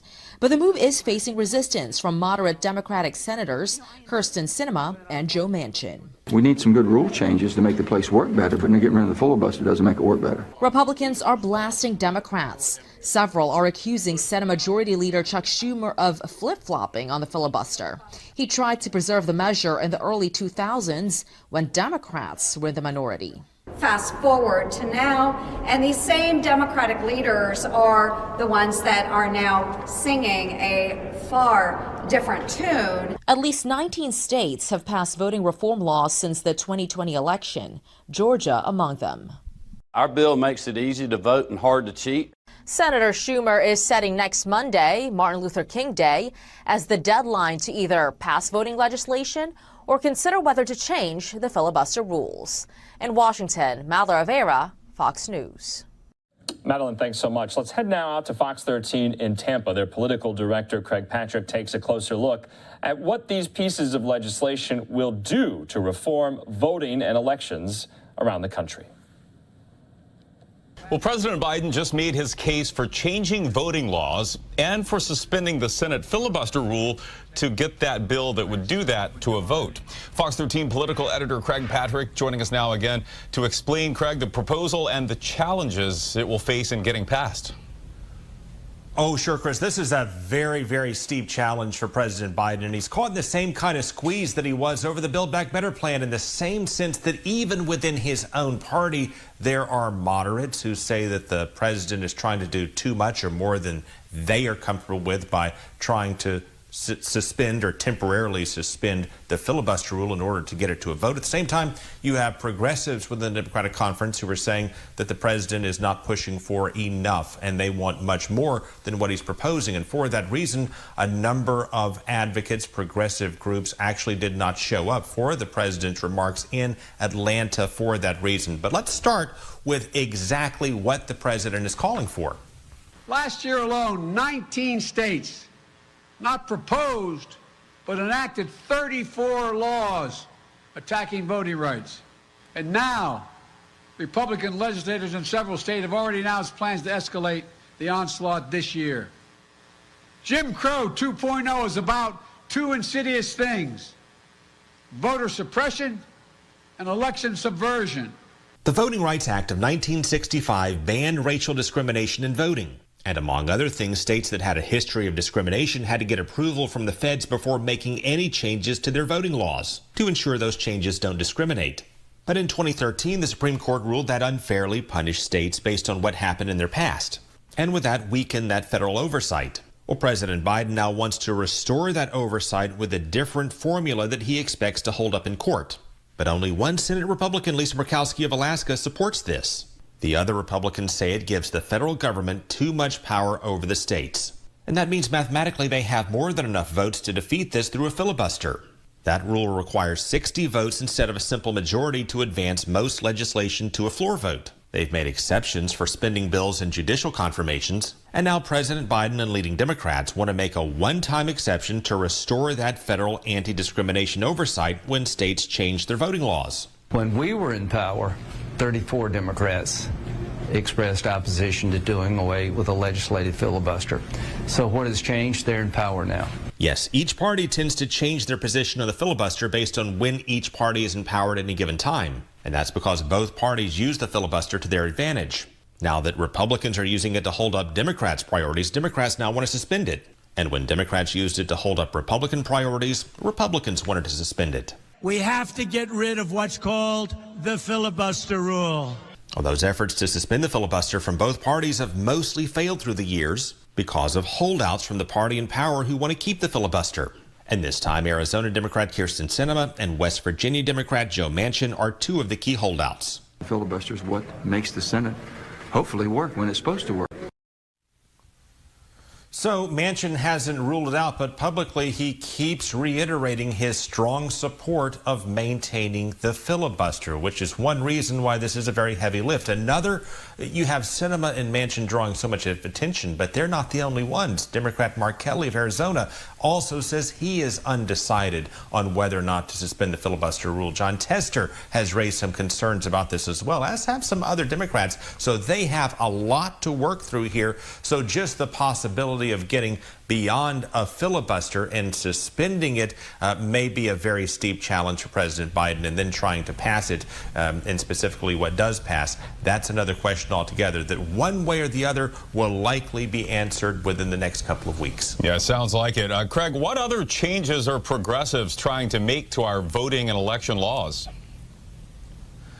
Progressives want to change a number of things. For example, there's something called the Freedom to Vote Act, which would also make Election Day a federal holiday. It would mandate mail-in voting across the nation, automatic voter registration, a number of other protections against gerrymandering, many things that Florida already has, but other states do not. Biden is supportive of that and gave indication he may be amenable to having the filibuster suspended for twin bills going through, not just the plan to update the Voting Rights Act and what he said just a short time ago. That is part of the progressive push for more than what is currently in the Voting Rights Act update. There's also a plan to address the Electoral Count Act, to update it in such a way that a future vice president couldn't overrule or refuse to count votes, as Pence did not do that last year, but it did come up as a possible issue, so something that could be addressed, and that actually has bipartisan support.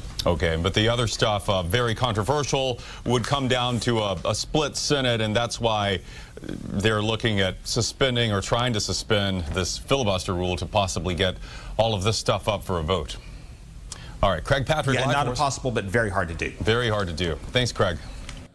And we thank Fox 13 in Tampa there. Right now, let's hear from some of those Republican senators today who were outlining some previous statements from Senate Democrats way back when, who were in favor of keeping the filibuster intact as it happens. And so we heard from a lot of Republican senators today, citing some examples from prominent Senate Democrats like Chuck Schumer and Dick Durbin, who not too long ago, were extolling the sanctity of the filibuster. Now they are changing their tune a bit. Here's some Republican senators on Capitol Hill from earlier.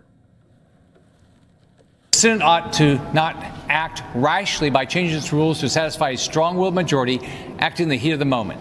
That's exactly what this is.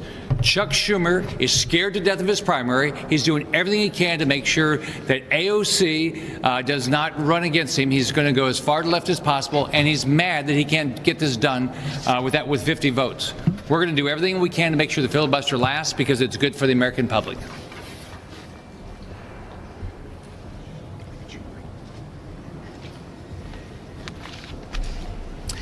Dissent within any legislative body is inconvenient.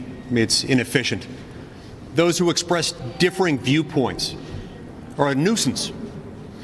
And yet, we've seen that our own system of government has gone to great lengths to make sure that no one person and no one group of people can accumulate too much power, because we've seen the dangerous effects of that. We've understood that there are greater values than efficiency and lack of annoyance that people experience when there is disagreement and dissent. And for that very reason, our founding fathers set up a system of government that splits up power along two axes, vertical and horizontal. Along the vertical axis, we have federalism that says that And most of the power is actually supposed to be left with the states and their political subdivisions. A few specific enumerated powers are given to the federal government. And then it also separates power along a horizontal axis.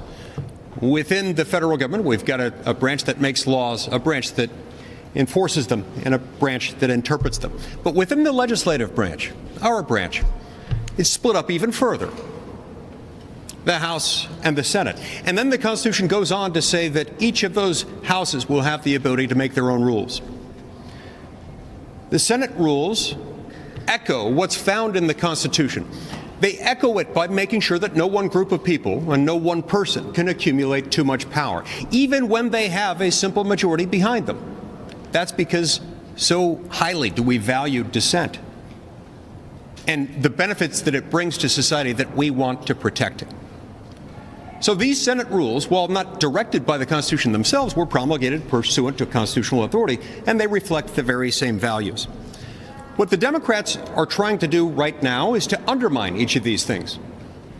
They're undermining this principle of federalism, as I described it a minute ago, by taking powers that don't belong in the federal government, that do belong in the states, and thereby depriving the people of each state the ability to make their own laws as they deem fit.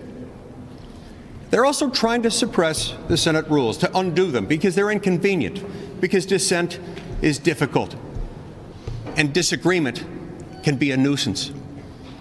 This is exactly why we need to stop them from doing this. Look, it's been noted a few times here that a number of us, most of us, stood up aggressively amid calls within our own party a few years ago to say no to nuking the filibuster, because it's not right. It's not something that's going to lead to a good outcome.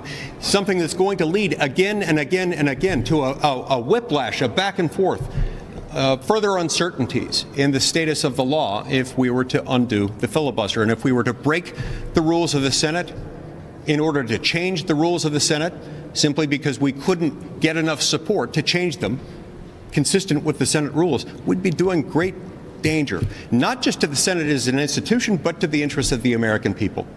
They know that. What's so strong is their push and their desire to ram through a radical leftist agenda that they're willing to ignore these features of the Constitution and the interests that have come to be embodied in the United States Senate. Look at what we're facing today.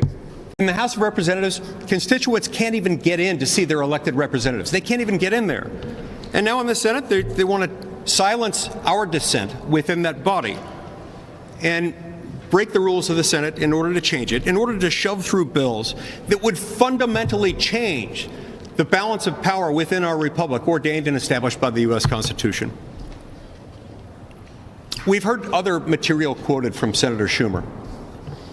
I'm not going to rehash the same quotes, but I am going to give you another quote that I don't think has been mentioned today and that hasn't gotten a lot of airtime, something that I think is especially poignant for our discussion today. Senator Schumer said that the filibuster was one of the, quote, checks and balances which have been at the core of this republic, checks and balances that say that if you get 51% of the vote, you don't get your way 100% of the time, close quote. That's especially telling here. He doesn't even have 51% of the votes in the Senate. This place is split 50 to 50. Look, he foretold that these checks would be evaporated by the nuclear option. He was right then. And he was right then to say that this is what we call an abuse of power. He should take his own advice, and he should stop this now.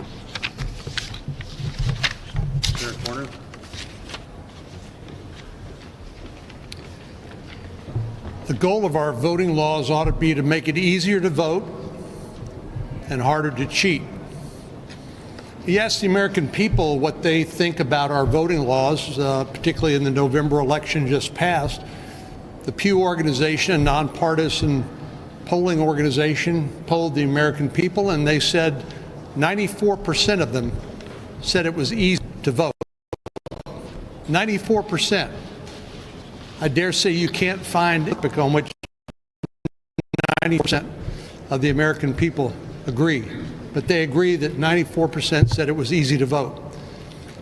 So I asked Senator Schumer just now on the floor of the Senate, what provision of the state laws do you believe discriminates against people's access to the ballot? And he said, well, we can't harvest ballots.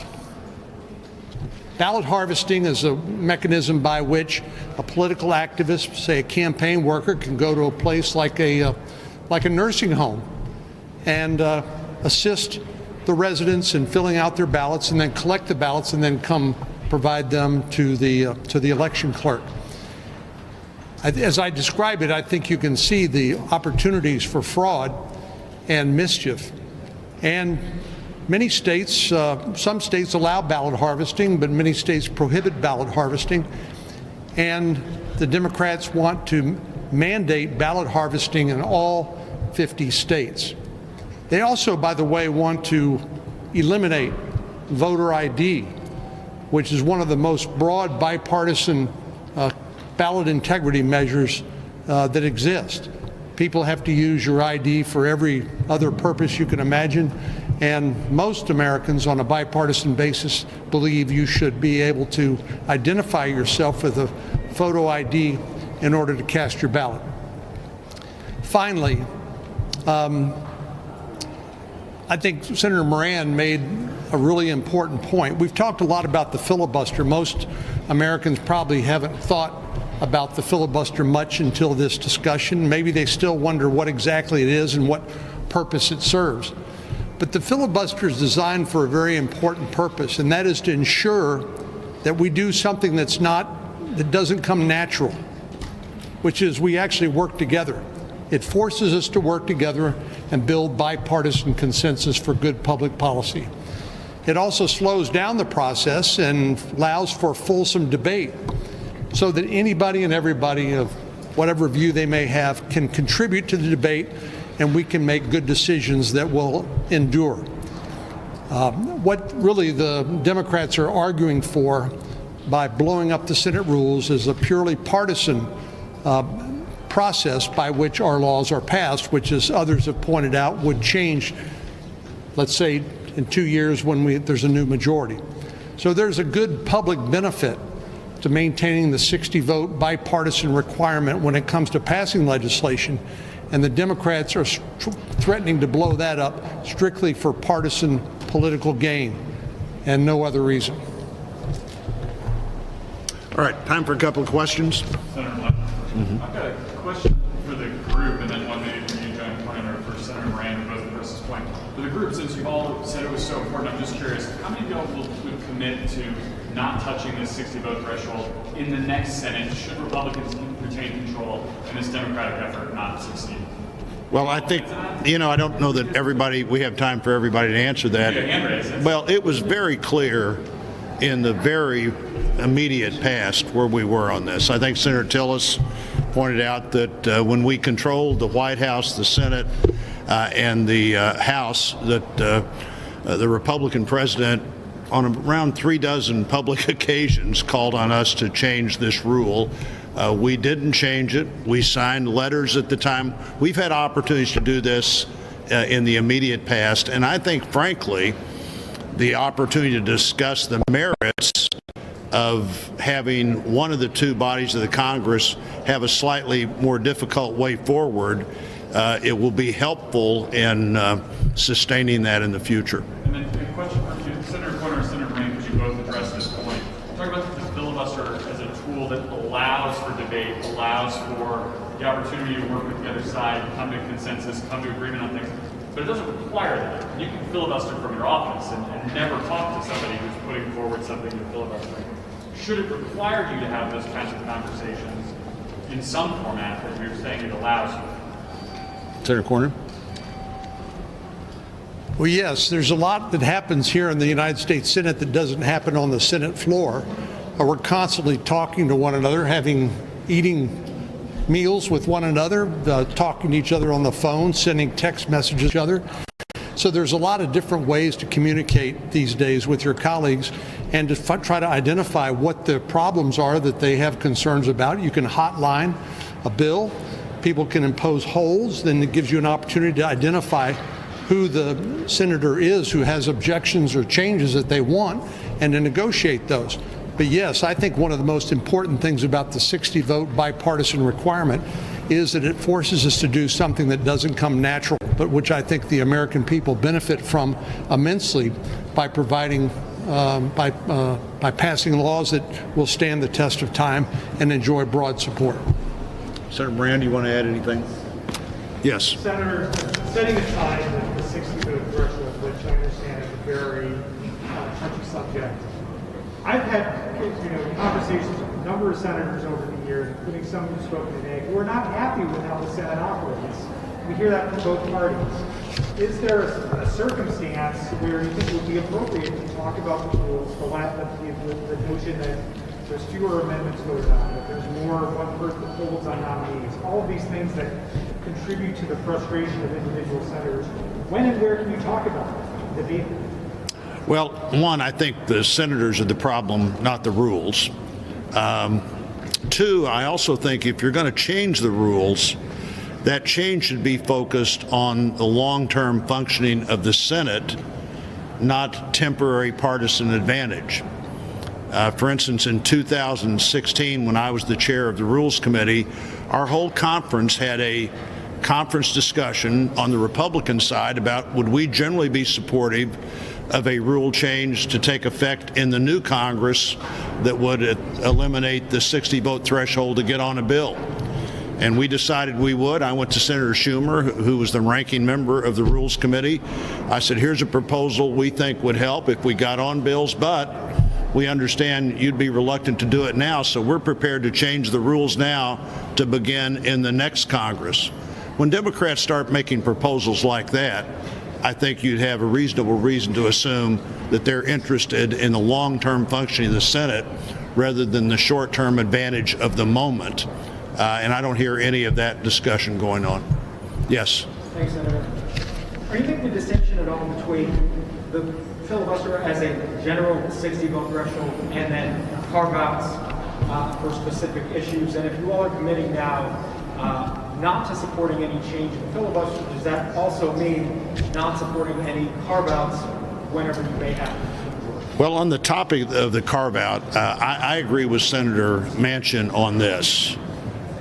He says when you start carving the turkey, you eventually eat the whole turkey. I'm not sorry, I'd say it exactly that way, but I think when you make one exception, then every other thing is suddenly not as important as that one exception. The federal government taking over state election laws, not as important as the environment. The federal government taking over state election laws, not as important as how you deal with the pandemic. I just don't think it works. Frankly, I think it's pretty hard in a parliamentary question to change it with a one exception anyway. And even if you could, I'm convinced that that exception wouldn't last, and that's exactly what Senator Manchin said last week, that he didn't think any exception would last, and I don't believe it would either.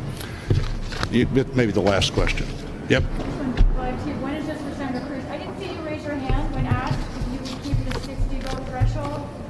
Should you be in power? Are you going to commit to keeping it? Well, this is actually an issue on which I've changed my mind over the 10 years I've been here. When I first arrived, I was adamantly opposed to changing the filibuster. The last few years, I was one of the people on the Republican side who changed my mind and said I was open to changing the filibuster. Why? And what I said publicly is I said the reason I'm open to changing it is I think the Democrats, when they get power, will do this. They will ram it through. I've seen the radicals in their party, and I think they're going to ram it through. And if they're going to do it, I don't think it makes sense for only one side to do it and not the other. I can tell you I've had conversations over the last year with both Joe Manchin and Kyrsten Sinema where I've told both of them, I said, listen, you guys maybe are in the process of proving me wrong, and I'd be very happy to be proven wrong if y'all don't ram this through. I think the world is a much better place with the filibuster, with protection of minority rights. I think turning the Senate into a place where the majority can trample the rights of the minority is a terrible outcome.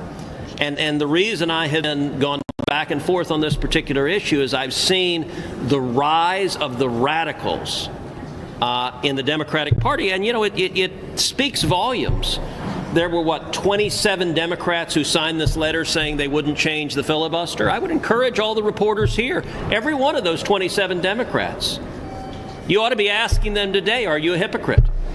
You signed it when the Republicans were in power. Do you only support minority rights when you're the minority? You ought to ask every one of those Democrats, do you agree with Chuck Schumer that ending the filibuster is doomsday for democracy?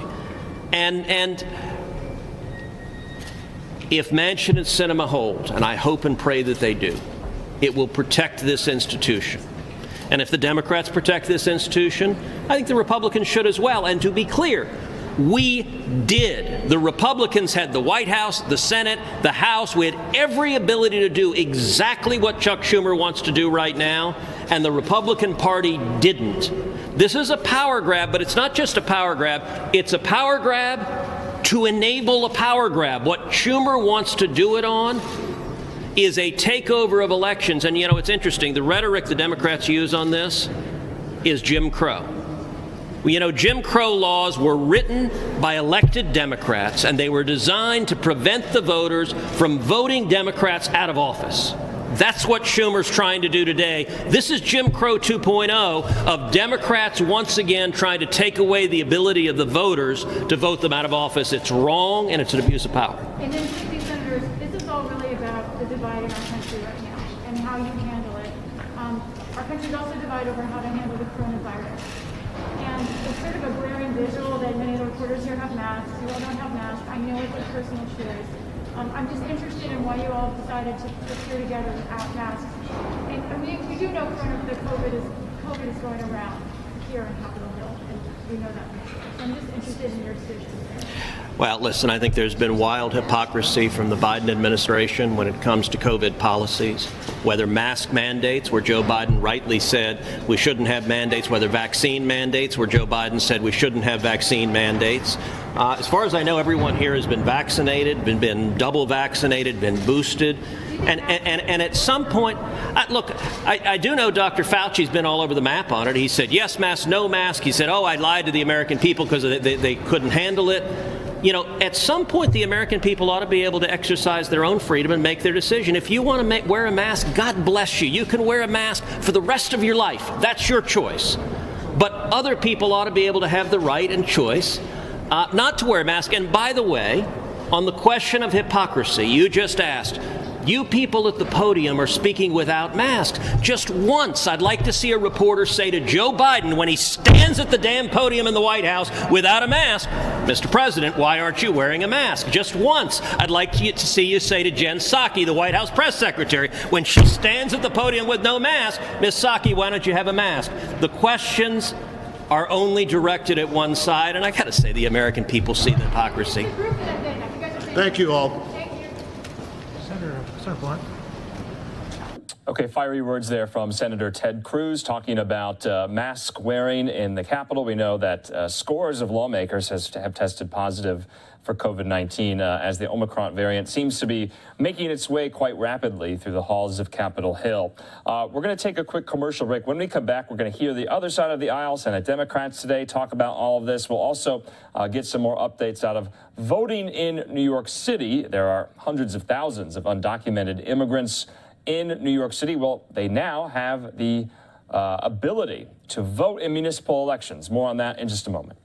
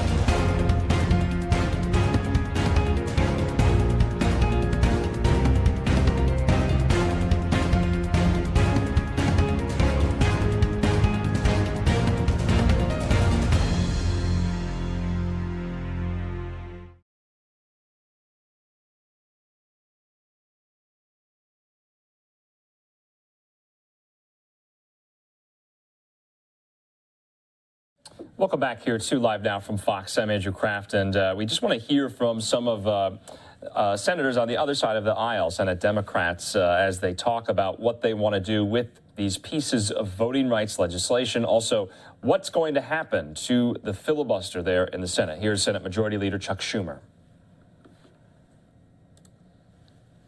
Okay, good afternoon. He said I did great too. How'd you do in Richmond? Okay, first, thank you, Senators Stabenow, Tester, King, and Kane for coming. And just two little points before we get into the substance. Last night, you may have seen Senator McConnell tried to Rule 14, 18 gotcha amendments. He was trying to say, see, Democrats, you're not going to like 50 votes. I challenged him and asked unanimous consent that we have 50 votes on those 18, plus the Voting Rights Act, the Freedom to Vote Act, and the John Lewis Act, and of course, he objected.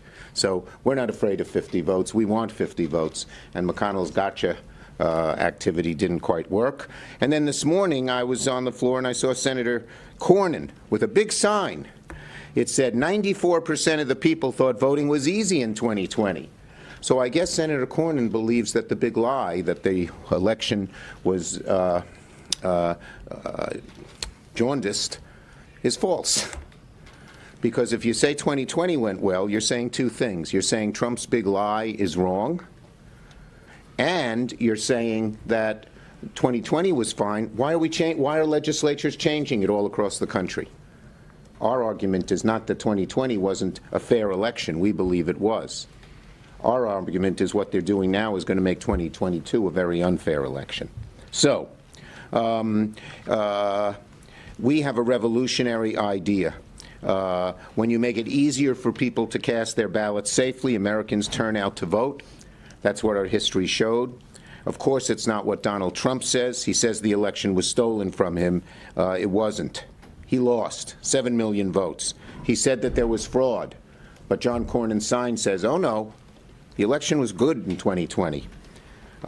So he hasn't proven any fraud at all, or any degree of fraud that comes close to the 7 million votes he lost by. Even now, as I said, Republicans are talking about how 94% of Americans said voting was easy in 2020. Great. Let's keep it that way. But why then are Republican state legislatures, like those in Georgia and Texas and a lot of other places, passing laws in 2021 that makes it harder to vote? It's because, frankly, they're simply following Donald Trump's big lie. Republicans talk out of both sides of their mouth. They're saying voting in 2020 was easy, but the Senate cannot act to prevent states from making it harder to vote in 2022 or 2024. That's just lunacy. Republicans are tying themselves in knots, trying to convince Americans the big lie is really what Democrats are doing. That's what McConnell started saying. That's a little standard technique of theirs. They take something like they use dark money and they say Democrats are dark money, which is, ridiculous. We're trying to end dark money in the Freedom to Vote Act. And now he says Democrats have the big lie. That's gaslighting. What McConnell did on the big lie is a classic definition of gaslighting. And, of course, we're not going to stand for it, and we rebut it.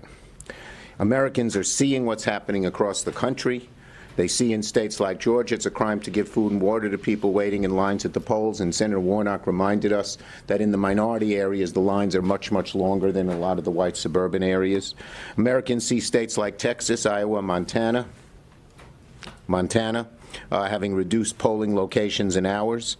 In Georgia, according to the Atlanta Constitution, listen to this, the number of drop boxes in the 4 large Atlanta counties will drop from 100 to 23. How does that reduce voter fraud? It's ridiculous. We know what they're doing.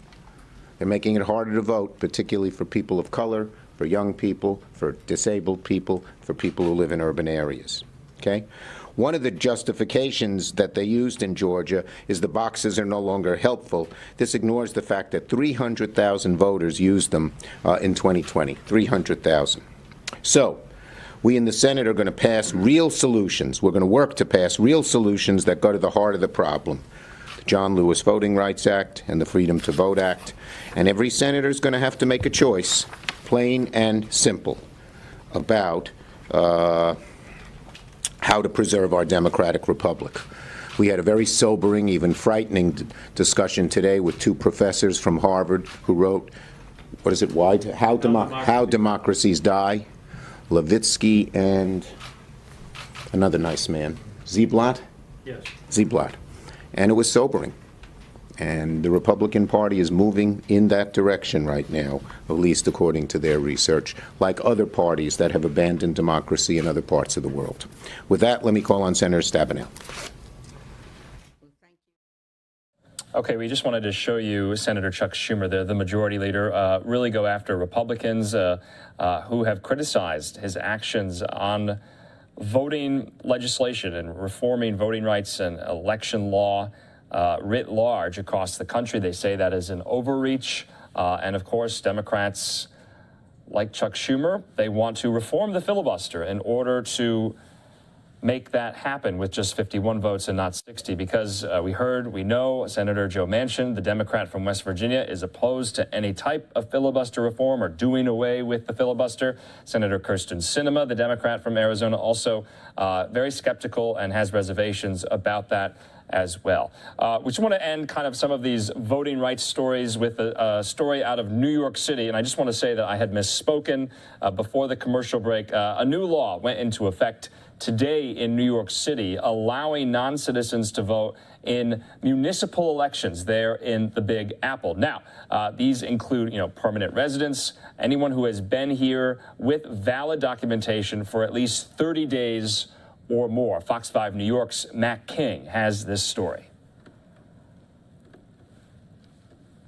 No person shall be qualified to register for and vote in any election unless he is a citizen of the United States. Staten Island Republican City Councilman Joe Borelli just read aloud for us verbatim New York State Election Law Section 5-102, which, as you heard, pretty clearly states you have to be a citizen of this country to vote in the state of New York. I'm very confident, as a matter of fact, that we're on legal ground.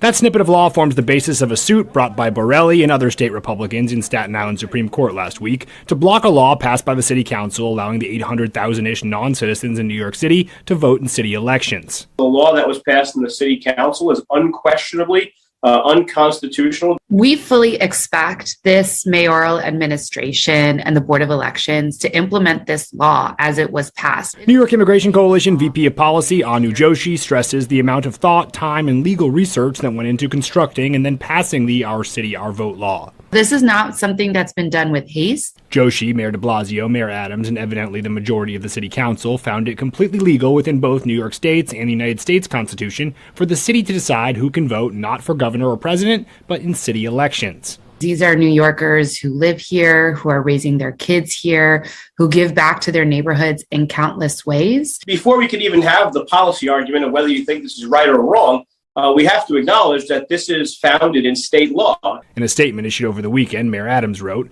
"I believe that New Yorkers should have a say in their government and look forward to bringing millions more into the democratic process." We'll all be better off when they are able to have a say in the direction of this city. The Board of Elections now has until July to propose a plan for how best to implement the new law by the 2023 New York City elections. The city council acted outside the scope of the law. I don't believe the Board of Elections may even be able to take the action that they expect them to. I'm Matt King, Fox 5 News.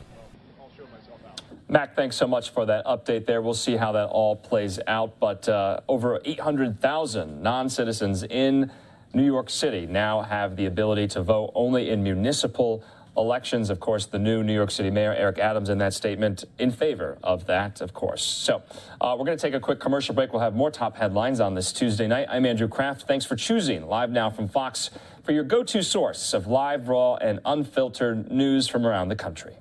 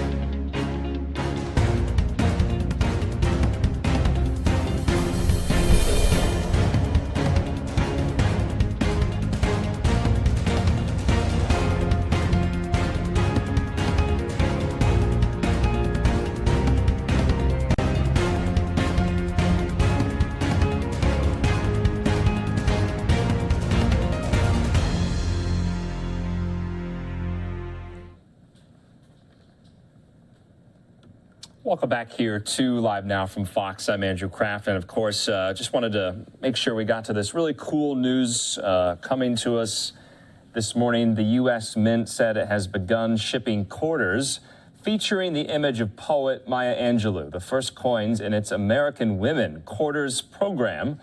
Angelou, the American author, poet, and civil rights activist, rose to prominence with the publication of I Know Why the Caged Bird Sings in 1969. Angelou, who died in 2014 at the age of 86, was honored with the Presidential Medal of Freedom by President Barack Obama back in 2010. The quarter design depicts Angelou with outstretched arms. Behind her are a bird in flight and a rising sun, images inspired by her poetry. The Mint's program will issue 20 quarters over the next 4 years, honoring women and their achievements in shaping the nation's history. There you can see some of them include Sally Ride, the first female astronaut, and Wilma Mankiller, the first female principal chief of the Cherokee Nation. But Maya Angelou becomes the first African woman ever to be featured on the face of a quarter. Other prominent female Americans include Anna May Wong, the first Chinese-American film star in Hollywood, and of course, Nina Otero Warren, a leader in New Mexico's suffrage movement and the first female superintendent of Santa Fe Public Schools. So, really cool story there. I want to make sure we got to that here on Live Now for Fox on the stream tonight. In addition to another very, very cool story, we're going to show you an interview my colleague Regina Gonzalez did with Dr. Mike Sirigliano about this amazing scientific breakthrough that was reported on just yesterday. An American man with terminal heart disease was implanted with a genetically modified pig heart in a first-of-its-kind surgery, and 3 days later, the patient is doing well. My colleague Regina and Dr. Mike will be talking about this breakthrough. Let's have a listen. It's being hailed as a medical miracle. Doctors at the University of Maryland School of Medicine have taken a pig heart and successfully transplanted it into a human for the first time. My dad was on his deathbed. The patient at the center of this groundbreaking procedure, 57-year-old David Bennett. Doctors say the Maryland handyman was too ill to qualify for a human heart, adding that this emergency surgery was the final effort to save his life. This patient was given an opportunity for this experimental transplant with the idea in mind that we didn't know what the outcome might be. Previous attempts at putting a pig heart into a human were not successful, with those patients' bodies quickly rejecting the animal organ. But the pig heart used in Bennett's surgery was genetically altered to prevent those complications. And so far, doctors on Monday say Bennett is still faring well, days after his 7-hour surgery on Friday, adding that he has a long way to go, but his condition is giving them hope. Transplants like this could soon become the norm. He realizes the magnitude of what was done, and talking with him, I've never in my life heard or seen my dad cry. Medical advances like these are coming at a very good time, with more than 3,800 people undergoing heart transplants in the U.S. last year alone, a record number in the midst of organ shortages. I'm Kevin Cork, Fox News. And who better to speak to about this medical breakthrough than Dr. Mike Sirigliano? He is joining us live this morning. Dr. Mike, a pig's heart being transplanted into a human man. Could this be revolutionary? What are your thoughts on this? Well, it's incredible. Regina, this could be an amazing, amazing way for many, many people who need organ transplants, not just hearts, but kidneys and just about everything that are in such short supply. Now, let's break this down because it's fascinating technology. What they do is they genetically modify a pig so that it does not cause an overwhelming immune response from the human body. That's always been the problem. And remember, we use parts from pigs already, like valves and things like that. But basically, what has been the problem is the immune response. And what they've done is they've genetically engineered some of the genes that allow the heart now from the pig to be transplanted into a human. And with some medications, it so far, knock on wood, it seems to be taking. I hope this man does well, and this could be earth-shattering. I mean, it's just so cool. It reminds me of the song, She Blinded Me with Science. You know, like I'm just all dolbied up here with this. It is too cool for school. Yeah, and you know, Dr. Mike, especially because, you know, I'm not a doctor, but I've heard that transplant lists can be years in the making. So this could really speed up that process for those who need organs in the future. No question about it. It could be a game changer. I know that's a phrase that everyone hears and uses, but it could be revolutionary. And it's not just hearts. It could be kidneys, which account for about half of the transplants in this country. Could be really amazing stuff. All right, we thank Dr. Mike there and Regina Gonzalez talking about what is just an incredible science story there, and that family, no doubt, is relieved that their father is doing pretty well after 3 days after the surgery was taking place there. We're going to take just a quick commercial break. When we come back, we'll have a very tragic story out of New York City where a worker at a Burger King was gunned down after a robbery. Now the community is seeking help in capturing who was responsible. More on that in just a moment.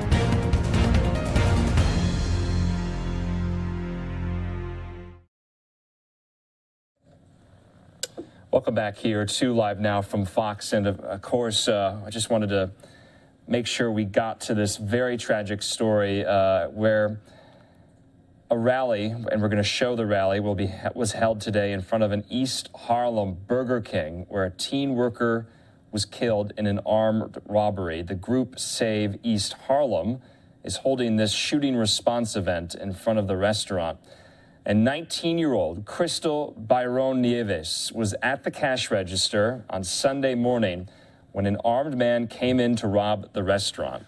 There you can see this surveillance video capturing all of this.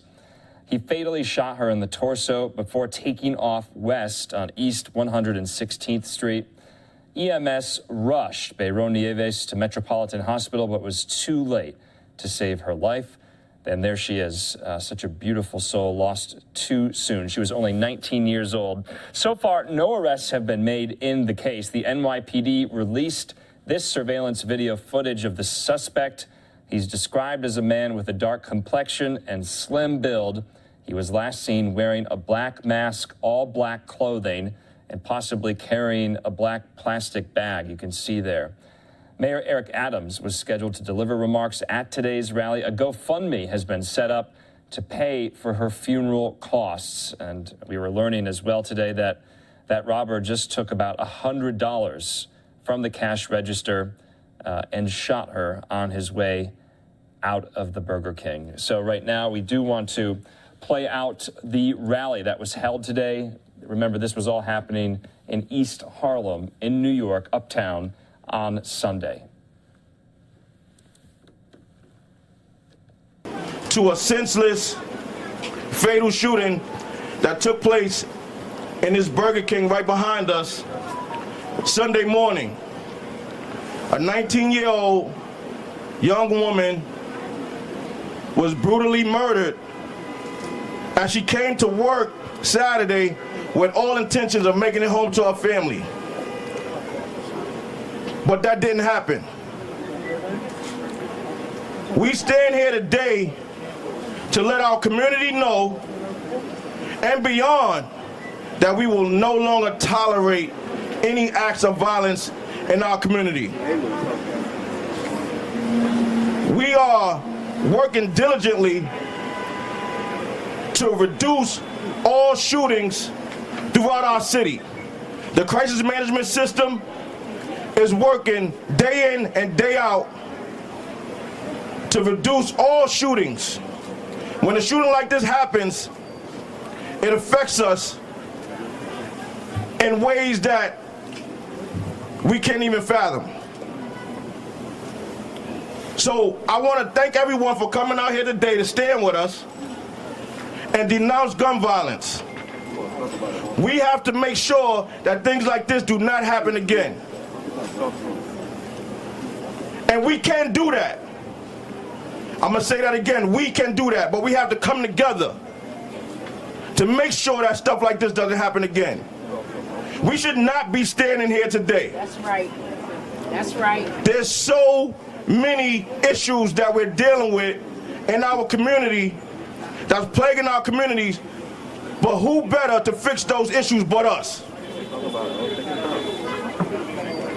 Again, I said we have to come together, community.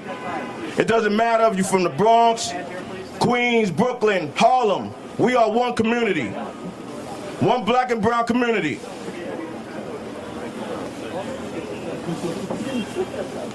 We have so many community leaders standing out here with us today that came to support, not just save, came to support the family of the victim, the 19-year-old young lady.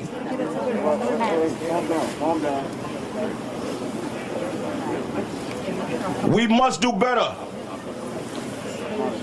You know, our organization SAVE, we have an office on 117th Street between Park and Madison Avenue, 1652 Park Avenue. We have a team of violence interrupters and outreach workers that work diligently in this community, doing conflict mediations, interrupting violence. And we ask you, if you know of any high-risk youth, any services, please direct them to us. We have another office on 1st Avenue, 119th Street, where we work in the Wagner houses. 2310 1st Avenue. That's right. We do the same work. We offer the same services. We are in the community trying to provide and offer resources to our people, trying to make sure that these shootings stop. We have to stop these shootings. When I heard about this shooting, at first I couldn't believe it. I said, this young woman, she 19 years old, coming to work to make an honest dollar, is not going to make it home to her family. No one should have to go through that. No one should have to experience that. I want to just send my condolences and healing energy to the family. Some of the family members who are here today, you are in our prayers. I'm praying for your strength. And we will get through this. I want to bring up a few people that want to address this issue and speak to the community as well. First, I want to introduce our council member, Diana Ayala. She has a few words she want to say to the community. Thank you. I mean, I've been thinking about what exactly it is that I should be saying today for the last few days, because there really are no words. We've been here before. We've been here way too many times, and I hope that the press is taking, back the message that it is inhumane and cruel to continue to allow communities of color to live under these circumstances.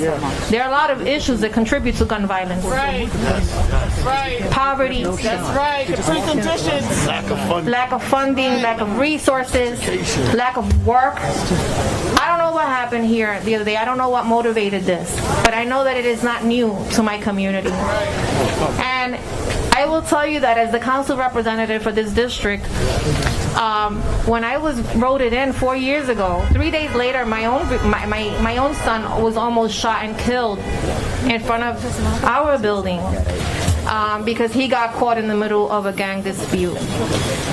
My whole vehicle was shot up. My predecessor before me was driving up 3rd Avenue and her car was shot up. None of us are immune. This affects all of us. It doesn't matter whether you're the council member or the borough president or the sitting assembly member or, Mrs. Smith living across the street. It affects all of us. So I hope that today that all of you that are here take notice that this is not new to us and that while this is, all of you, that this happens way too often, that we cannot politicize gun violence responses in communities of color, that we need resources, that we need a robust plan to deal with all of the issues that impact us day in and day out. Crystal was related to my family. Her family is here, her aunts are here, her cousins are here. Her mother is devastated. Could you imagine you send your 19-year-old, you're trying to help her gain her independence, become, a respectable person in society, pay taxes, get a job, do the right thing, and she comes to work and for a measly $100 that she handed over because she didn't even resist, she handed over the damn $100. She still was shot and killed. There are no words. When I sat with her mother the other day, I didn't even know what to say. What do you say to a mother whose child has been murdered in that way to make her heart heal? There are no words. Her 14-year-old brother got the call. Can you imagine the trauma behind that? That he was the one that got the call that said that his sister had passed away in the hospital? That's trauma that stays with us for years. For years. Many of us grew up in the same conditions. Eddie, I know you have. I know I have. That trauma stays with us. It stays with us. And it informs a lot of the work that we do, don't get it wrong. But it still stays with us because at the end of the day, we're all human beings. And I hope that there's justice for Crystal. I hope that all of you take time to look at that video. We don't know much yet. But there are some video footages that are going around. Please take a really good look at it. Certain people walk certain ways, certain coats, maybe stand out to you. Maybe the sneakers stand out to you. Maybe the location that the person, traveled to means something to you. But please, we need to bring justice to this family. So thank you so much. And thank you to all of you who have reached out to share your words of condolences. Thank you for everyone who has donated to the GoFundMe. We're trying to make this the easiest process in a very, very, very difficult situation. So thank you all, and I want to acknowledge that we've also been joined by Public Advocate Jamani Williams, and that we're also joined by our newly elected Manhattan Borough President Mark Levine. And I want to thank all of the Cure Violence groups that are here showing support. We need you. We need everybody. Thank you. Thank you, Diana. Justice for Crystal. Justice for Crystal. Diana, you also mentioned some issues that I was talking about, from trauma to mental illness. There's so many underlying issues that we have to deal with, that we need to address. Next up, I want to have Sister Aisha from Street Corner Resources say a few words. Peace and blessings, family. Now say it like you mean it. Peace and blessings. Right, so we want a vibration set in this community. One, it's very sad that this is how we gather. That most of our gatherings throughout the pandemic has been in response to violence. And some horrific acts of violence that we're seeing. So I stand here as a mother first, not just the CEO and founder of Street Corner Resources, but I am a mother and a grandmother. And I felt this. I felt sick the entire day that a mother has to know she lost her 19-year-old daughter. I get goosebumps right now when I think about it. And so we're seeing way too much gun violence.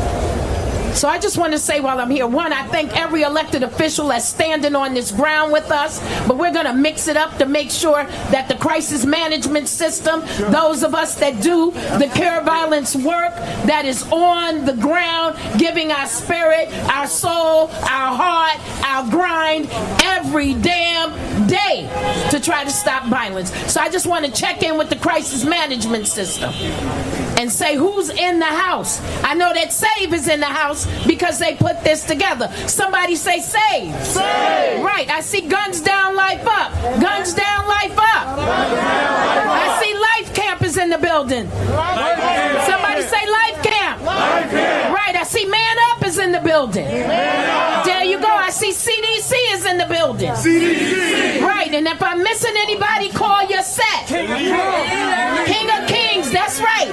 We are here. So at this age, my memory may not be able to call every name, but the crisis management system is here and accounted for. Why is that important? So let me say why. Not just because we're here and we jacketed and we're banded up. Not for that reason. Because this is what we live for. To stop this. Not to respond to this. We live to stop this. And so we need, and I know our mayor is present. We are happy, and congratulations to Eric Adams, our new mayor. And we say welcome aboard. But there's a lot of work to be done. And we're glad to have you. Our new police commissioner, Sister Sewell. I hope I'm pronouncing it right. We have a lot of work to do. Our Manhattan Borough President, who I've done a lot of work with, Mark Levine. I said to Mark, I got to speak before you because I got to tell the truth. There were times I go and sit up in his office. And he gave all of the possible energy he could. Same with Eric, we met. But the bottom line is right now, we have to stop these guns that are coming into our city. Excuse me.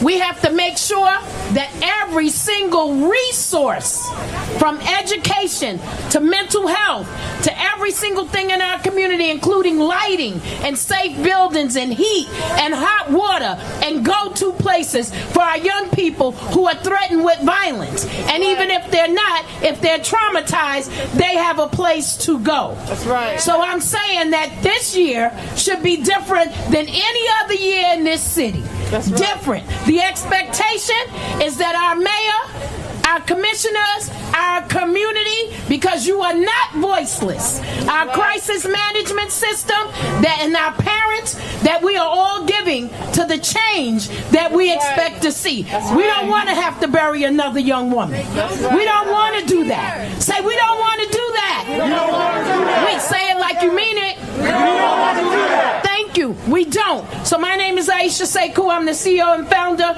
of Street Corner Resources. I'm a mother and grandmother, and I won't leave this ground until we stop this violence. Let's work together to bring peace. Peace. Should I introduce my Guns down! Guns down! Guns down! Stop shooting! Stop shooting! Stop shooting! Stop shooting! Next up, another queen. This one's from Queens. As I mentioned, we're one community, right? When I say we're one community, I mean it. It doesn't matter what borough you're from, what block you're from. When something happens in Harlem, it happens in Queens. When something happens in Brooklyn, it happens in Staten Island. We are one community, one black and brown community. Next, my sister from Queens, Erica Ford, is going to come up and say a few words.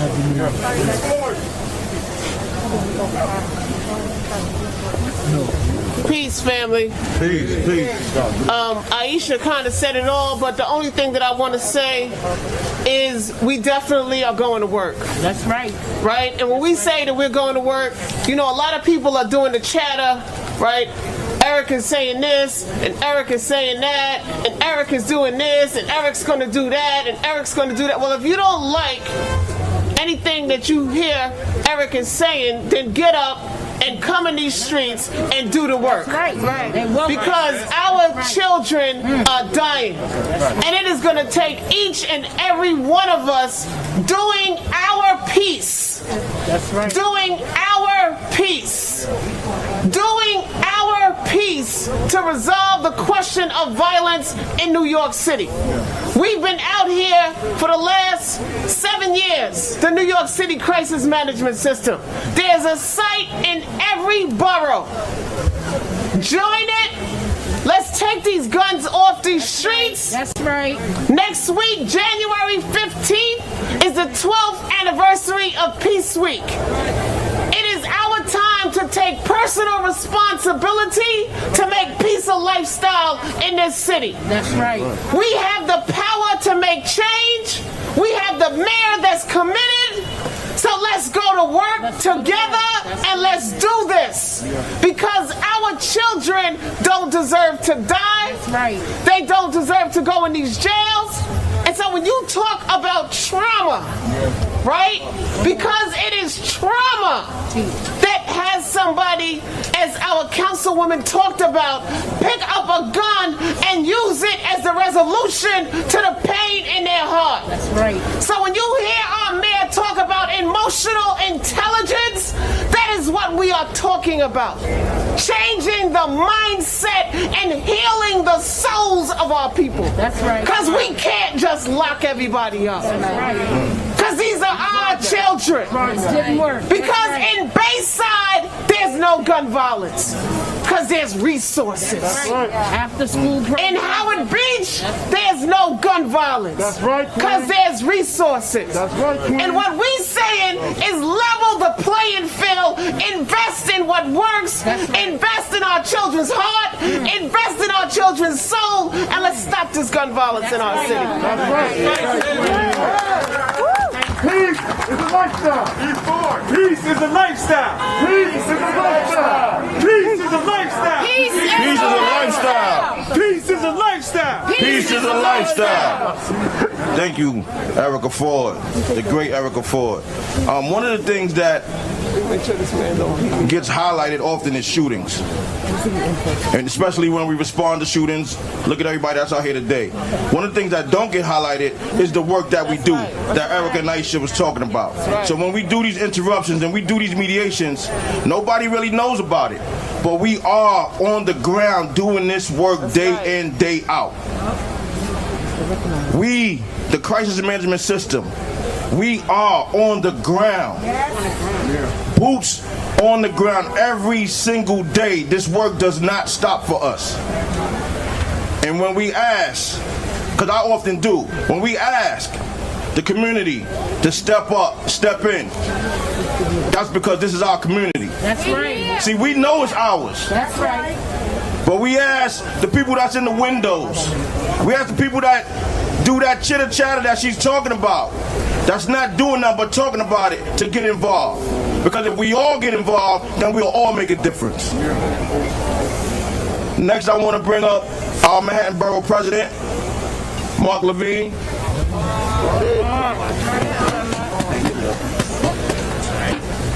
My heart is breaking right now for the loss of a young woman full of promise, full of potential, full of life, who was trying to make her way in the world, trying to provide for herself and her family, and was senselessly, tragically taken from us. My heart is broken right now, thinking of her family and her mother. Some of her family is here with us.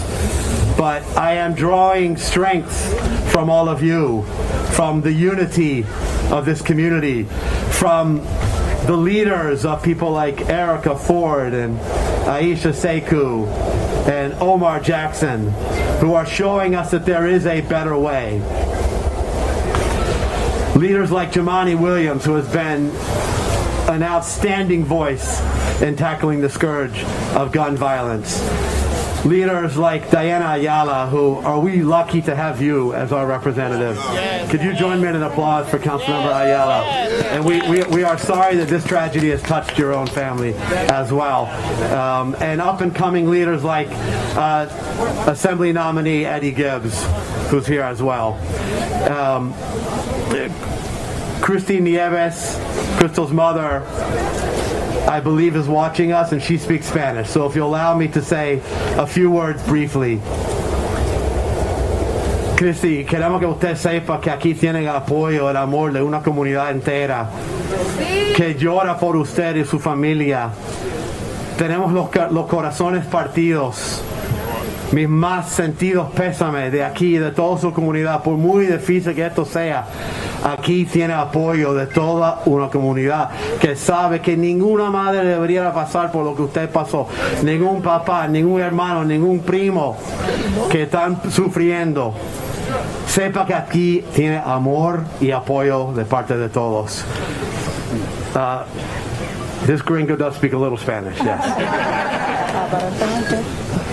Every single life that's lost is a world, a universe that has perished.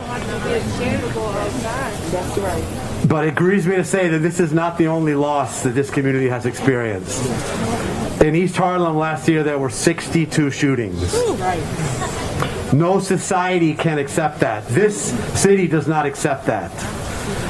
We need to attack this pandemic, the other pandemic, with every single thing we have. We have to stop the flow of illegal guns into the city that are coming up I-95 from Virginia, from Georgia, from North Carolina. We need to shut down the iron pipeline because their guns are winding up on our streets and killing our kids.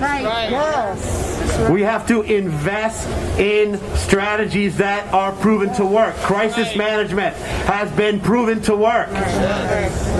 Thank you to the groups that are here on the ground doing the work. You don't get thanked enough.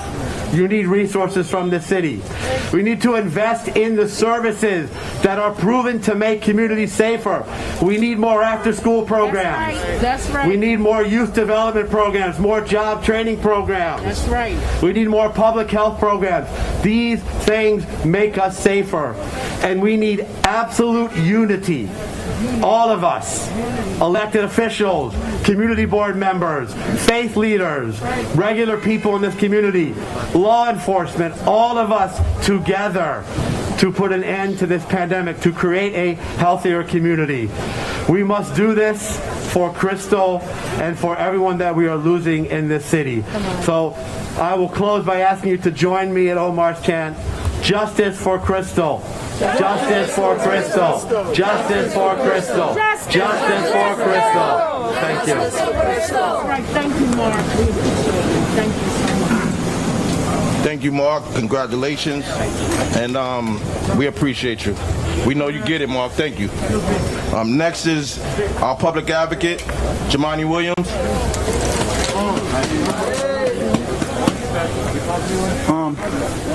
Peace and blessings, everybody. Love and light. I'm very angry and very saddened. Emotions that I know a lot of people are feeling. First of all, the primary reason that I'm angry and saddened is because as we stand here, I want people to raise their hands who think we won't be here again in a few days or a few weeks. We can't. I wish we could. I want somebody to raise their hand that can say, because we are here today, we won't be here very soon. I wish we could say that. We're not there yet. That's what angers me. Gun violence, probably the most preventable epidemic that we have. That's right. Everybody say crystal. Everybody say crystal. Say the vibration. Crystal. Crystal. Crystal. Crystal. 19 years old. Came to work like people asked her to do, to be responsible. Her mother sent her to work. Someone shot and killed her at work in New York City. Everybody say crystal. There's a couple of other names I want to say. Terea Starnes, Alex Rodriguez, Dominique Sylvester, Jeffrey Whitehead. They were shot and killed when I was in high school. They went to my high school and they were shot and killed. And I was told that the reason there were so many police in communities that looked like mine was to stop the shooting and killing. And here we're adding more names still. We're adding more names still. Crystal was the age that some of those names I mentioned were back then. What I want people to do is just stop for a minute. Particularly the people who are trying to make policy by reading headlines. The people who have never dealt with gun violence. Who don't come from the communities that these folks come from. Who have never been to a funeral. Who've never held a mother as she was crying and there's nothing that you can do. Who turn on the TV and watch it and think they know what black and brown communities need. Stop. Because all of the folks here live and breathe this stuff. The council member told you this affected her family. A stray bullet went through my mother's car door in her driveway. Thank God nobody was there. Crystal wasn't that lucky. We have been telling you for years what we need. And I want to be clear.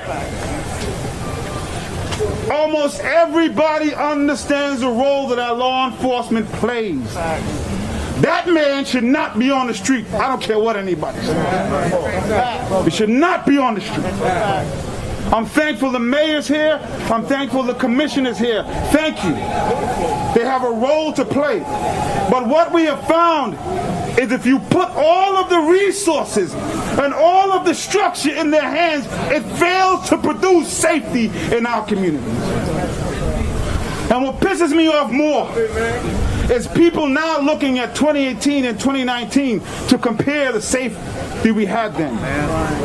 Because we were there telling you what we were accomplishing, and you still were yelling at us. You were still saying we love criminals, even as we were making this city safe. I'm going to start stepping into my purpose. I've been one of the leading voices on public safety in this city for over a decade. And many of the things that I and others here have spoken about made our community safe. And you didn't listen. We had to fight every step of the way.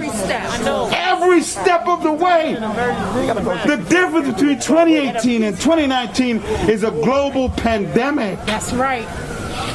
And what we need is the people to stop bickering, because in that bickering, our folks are getting killed. That's right. They're getting shot and they're dying. Right. The police have a role to play. They have the resources. They have the structure. Where are their resources? Where is their structure? We owe it to Crystal and her mother and the family that's here That's right. to have an in-depth discussion of public safety. That's right. What it means, who's getting the resources, how we keep our community safe. So I'm glad that everybody's here, including our law enforcement. That's right. But what I want people to do, if you're watching, is close your eyes and imagine a community that you deem safe. Right now, it's beautiful. There's no gun violence. People are not afraid to send their children to work. I guarantee you, in your vision, there is not a police officer on every corner. I guarantee you, in their vision, they're not locking up your community as the answer. I guarantee you, in your vision, there is not a cop car driving around every second with sirens. I guarantee you that. That's right. But in those communities, you know what they do have. They have access to quality health care and mental health services. That's right. They have access to jobs for their children. That's right. They have access to more than just potato chips for food. They have access to quality housing where they don't have to use space heaters so that they don't have fires start. They have access to quality schools. They have access to all of the things that we know make a community thrive. Right. What we've been asking for years is for the same thing. And in response to that, you send more police. And all I'm saying is, if you're going to tell us that you have the funding for the law enforcement that we understand we need, you gotta have funding for the rest of the stuff as well. Please, I'm begging you, stop the bickering. We have a robust plan for what public safety is, and I have faith that our mayor believes and understands in it. So let's give him what we need to get it done, because I know our council does. We can make this city safe. We can. If we stop the bickering, please, I'm begging you. Because the people who are dying look like me, and the people who are crying look like my mother, and I'm tired of it. She should be alive today. She should, that's right. She should be alive. Simply sending more police would not have kept her alive. Please believe that. So as was said, we have two things. We need to stop the flow of guns in our communities. Congress is failing on that. We need to stop people from picking up guns to communicate. We're failing here on the city and state level on that. We don't have to fail anymore. Please, I'm begging New York, stop making policy by headlines. Let's do what we know works. And these communities are pleading with you to do that. Thank you.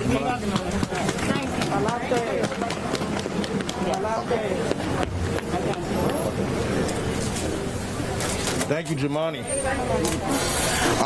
I don't know if you heard the passion in Jamani's voice, but I did.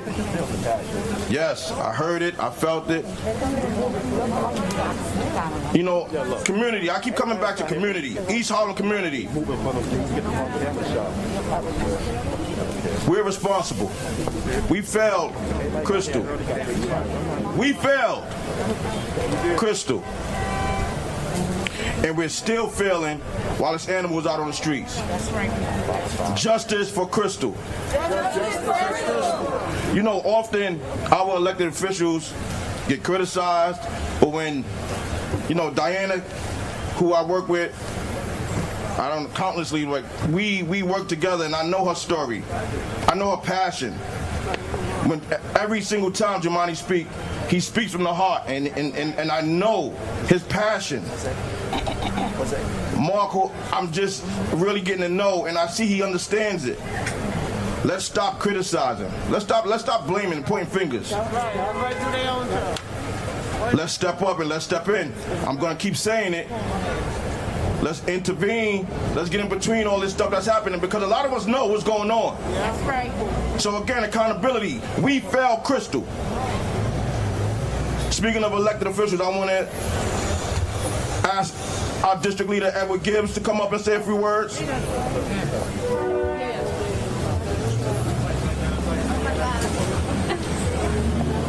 Well, I want to thank all the crisis management team out here.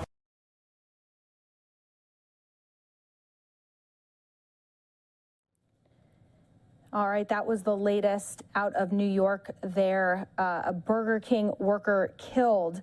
Now here is a live look out of D.C. As you can see, of course, a beautiful, beautiful shot there. We're going to take a quick commercial break here on Live Now from Fox. When we come back, we are going to go into the top COVID-19 headlines, including insurance companies starting to cover the cost of at-home tests. All the details after the break.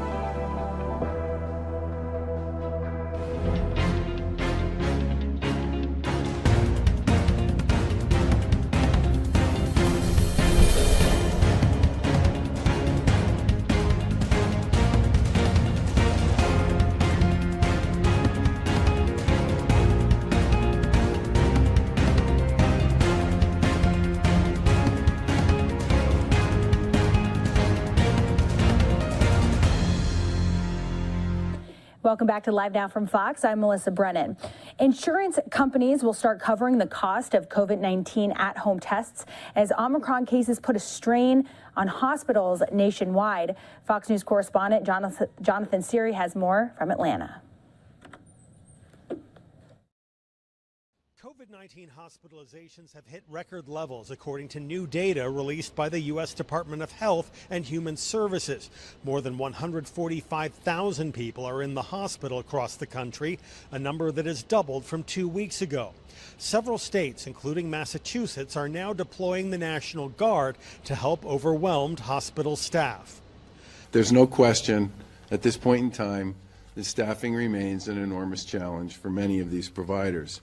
This activation will alleviate some of the pressure in those places. Starting this weekend, insurance companies and health plans will be required to cover the cost for at-home COVID-19 tests. Under the plan, Americans will be able to get 8 at-home testing kits for free under their insurance. The federal government will also launch a website later this month to begin making 500 million at-home COVID-19 tests available by mail.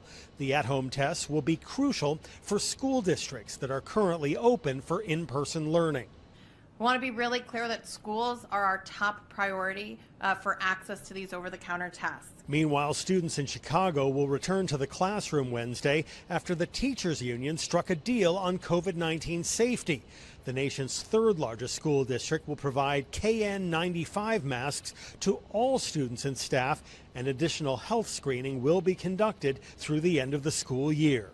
Pfizer has announced a vaccine specifically targeting Omicron will become available in March, while cases of the variant continue to spread nationwide. In Atlanta, Jonathan Seri, Fox News. And our colleagues out in Los Angeles spoke with Dr. Drew about where COVID-19 currently stands and the latest surge out there, what schools are doing and what companies are doing as workers are kind of stuck in this rut of, do we go to the office? Do we not go to the office? Is it a cold or is it COVID? Here's that conversation from earlier.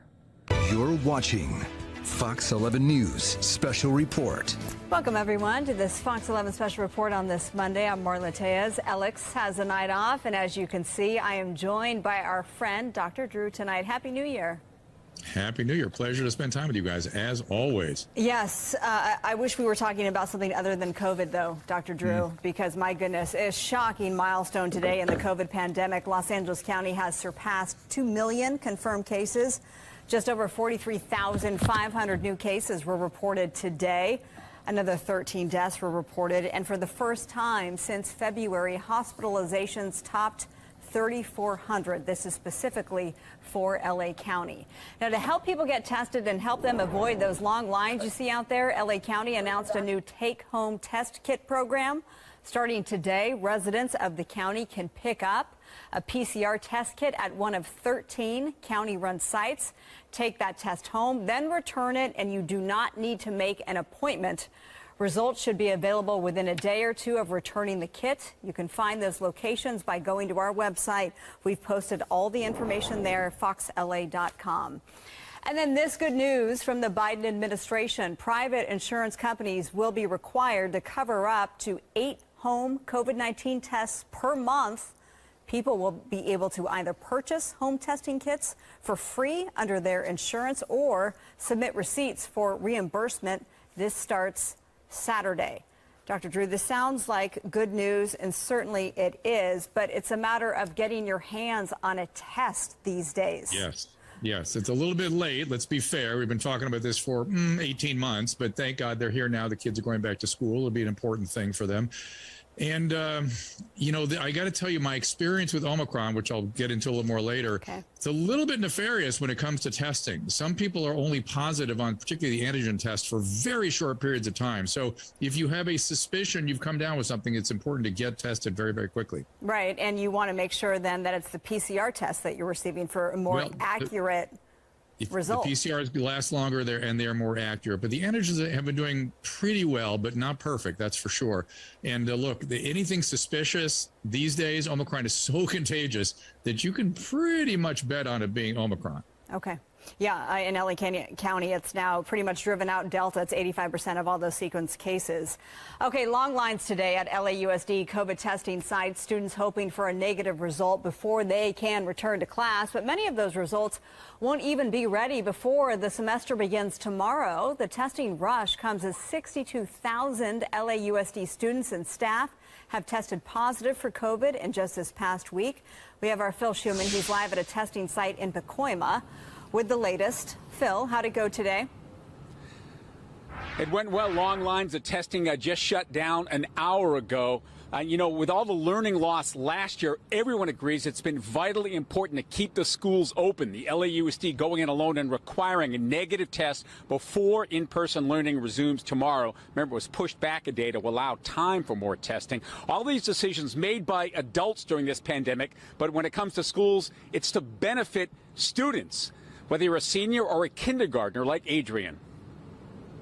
A, B, C, D, E, F, G. Oh, to be young and awaiting all a COVID-free life has to offer. Q, R, S, T, U, V. 5-year-old Adrian Solario, mask on, ABCs down, is looking forward to going back to kindergarten. He was in a long LAUSD testing line outside Pacoima Middle School with his mom, who in fact doesn't believe in the value of vaccines for everyone, but supports testing all staff and students. Well, the testing requirements are necessary because people have gotten sick a lot. That's exactly why the district decided on the negative test requirement. The good news, supply of tests not an issue. The bad news, PCR results take at least 24 hours to come back. So no in-person learning tomorrow for these folks unless they find a rapid test someplace else or get one at a school site tomorrow.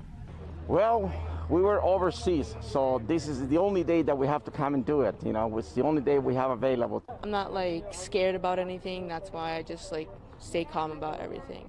Teacher Lorraine Quinones is trying to stay calm about everything too. She tested positive over the holidays, as did her husband and all 3 of her kids. You know, it's very real. It hit home. Thankfully, we all had very mild symptoms, and majority of us are vaccinated, so it wasn't that bad. She's recovered. One of her 2 that's still in LAUSD, still in isolation, but she plans to be back in the classroom tomorrow, masked and cautious.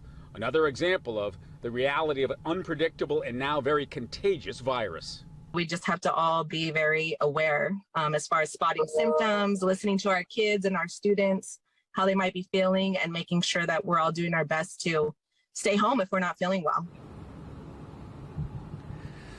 Well, Drew and Marla, LAUSD has postponed all athletic competition for the next week or so to see how things shake out. And these are the latest numbers as of the end of the day. About 9 out of 10 employees have been tested, 8 out of 10 students. The positivity rate, 16.9% for students, about 14.9% for staff. Now, that's about 5 percentage points less than the positivity rate of LA County as a whole. The school district points to that and saying that schools are the safest place for students to be. That's their point of view. The LAUSD, as we've been reporting, been very aggressive on school safety and generally get high marks from parents, students, even the union. In other cities, we've seen the union at odds with the school district management over going back to school. So there's going to be positivity rates that's going to no doubt go up tomorrow. But for now, things will reopen, and they're making the decisions as they go the best they can, given the unpredictable nature of this epidemic, right? Yeah, exactly. Well, to carry on this discussion, let's bring in Tanya Ortiz Franklin. She's an LAUSD board member. You know this very well. Thank you for your time tonight. You said that you've been through this before during the springtime and fall. But Tanya, this is a little bit different given how contagious Omicron is. So how are you feeling going into tomorrow? You know, I'm feeling really good that most of our students and staff have done the baseline test. More did it during their winter vacation than before school started back in the fall. And that information is really helpful, not just to have the data, but it lets us know everyone is really on board with these decisions we're making to keep our schools as safe as possible. The positivity rates are much higher than they have ever been. And so we want to make sure that we're following all the protocols and keeping our kids on campus as safe as possible. And our staff is planned. They're ready to welcome kids back. We're excited. We haven't seen them in a couple of weeks and we're ready. Dr. Drew? Yeah, you know, we saw that teacher a few moments ago that Phil interviewed who'd had Omicron. Are the staff and the community at large becoming increasingly aware of how mild Omicron is if you've been vaccinated, particularly if you've been vaccinated and boosted? A, and B, is that motivating people to get vaccinated? We surely hope so. Our numbers are doing pretty well. You know, 100% of the staff on campus in LA Unified is vaccinated, and the vast majority of our 12 to 18-year-olds are as well. You know, the numbers are alarming right now, and we hope that people are doing as much as they possibly can, including getting vaccinated and boosted if they're eligible. So we'll see. We're still providing them, and we're making sure that we make it available to every community and as easy as possible for eligible kids and staff to make sure that, like I said, our schools are the safest place they can be. And if you don't mind, Marla, I just want to follow with that first question I asked. I'm kind of interested in, given that this is the third time you brought the kids back, is it not increasingly clear to everyone how mild this particular outbreak is, and are people feeling a little more secure as a result? That's a good question. You know, I think people have noticed that the symptoms are a lot less severe with Omicron, which we're grateful for. And yet the people are worried that our rates are so high and this is spreading so quickly. And many people, if not most of us, might get the coronavirus through the Omicron variant. So we'll see how things play out. But I'm really seeing a lot of encouragement around people at least getting tested so that we have the information to make sure that everybody who's on campus is around others who don't have the virus. Okay, so in terms of the positivity rate, as Phil reported, it's lower than the overall county's positivity rate. But if it jumps and if it even, matches or exceeds that, is there a positivity rate where you have a contingency plan in place where you would say, you know what, we need to remote learn? You know, schools are safer than the community. Over the last year and a half, we have noticed a trend of about 3 times less of a transmission rate on campuses. I think in part because of our really good masking protocols, our daily health screening, all of that will remain, our air filtration system. Kids are good at following rules. And as you heard from Dr. Barbara Ferrer not too long ago, actually having kids on campus is keeping all of LA County safe. It's not only the best place for kids, but it's the best for the county that kids are in school. And so I'm really confident that our schools are going to stay open. We've stayed open this entire time because we've held ourselves to such high standards. And I'm pretty sure we're going to see that through the rest of this school year. Dr. Drew, the other thing that we've talked a lot about is staffing shortages. Go ahead. Yeah, when the staff get sick, this is what hospitals are contending with. The staff is either getting burned out or sick. How is that going at the schools? It's a very real concern. We had staffing shortages even before the pandemic. The great news is that we've done this before. Teachers cover for each other. And in fact, the teaching staff has an even lower positivity rate than the overall staff, which is great. So there's a lot of planning happening right now. Folks at the central office and the local districts will be on campus this week to cover any classes to make sure that all the kids who are on campus are getting a high quality education as best as we possibly can. You know, the great thing about educators is we plan for a lot of different scenarios, and that's exactly what we're doing this week. So thank you. I just want to say one quick thing. Just thank you for pointing out how safe the schools are for kids. Most transmission to children happens in the home. And you're following protocols. You're doing what we should have been doing from the beginning, which is identifying people with the infection and moving them out of the environment. You're doing exactly what infection control has always been throughout history until COVID. And so good for you. And thank you for saying, and thank you for keeping the environment safe. Thank you. I do want to know, for parents who have kids at home who have not tested ahead of tomorrow, what can they do to be able to get their kid into a classroom tomorrow? A lot of families picked up their rapid antigen tests. We sent out about 300,000, so we expect a lot of families doing that test tonight and uploading it into the Daily Pass. And they'll also be available on campuses tomorrow. We want to get results as quickly as possible so kids can get into learning as quickly as possible. And then once you succeed tomorrow, this is a weekly effort to get everyone tested every single week. What an undertaking. Well, yeah, thank you for being with us tonight and helping us better get a sense of what tomorrow entails for all of LAUSD. Tanya Ortiz-Franklin, LAUSD board member, we appreciate you. Thanks. Thank you. Thank you. And good luck tomorrow. Yeah, good luck tomorrow.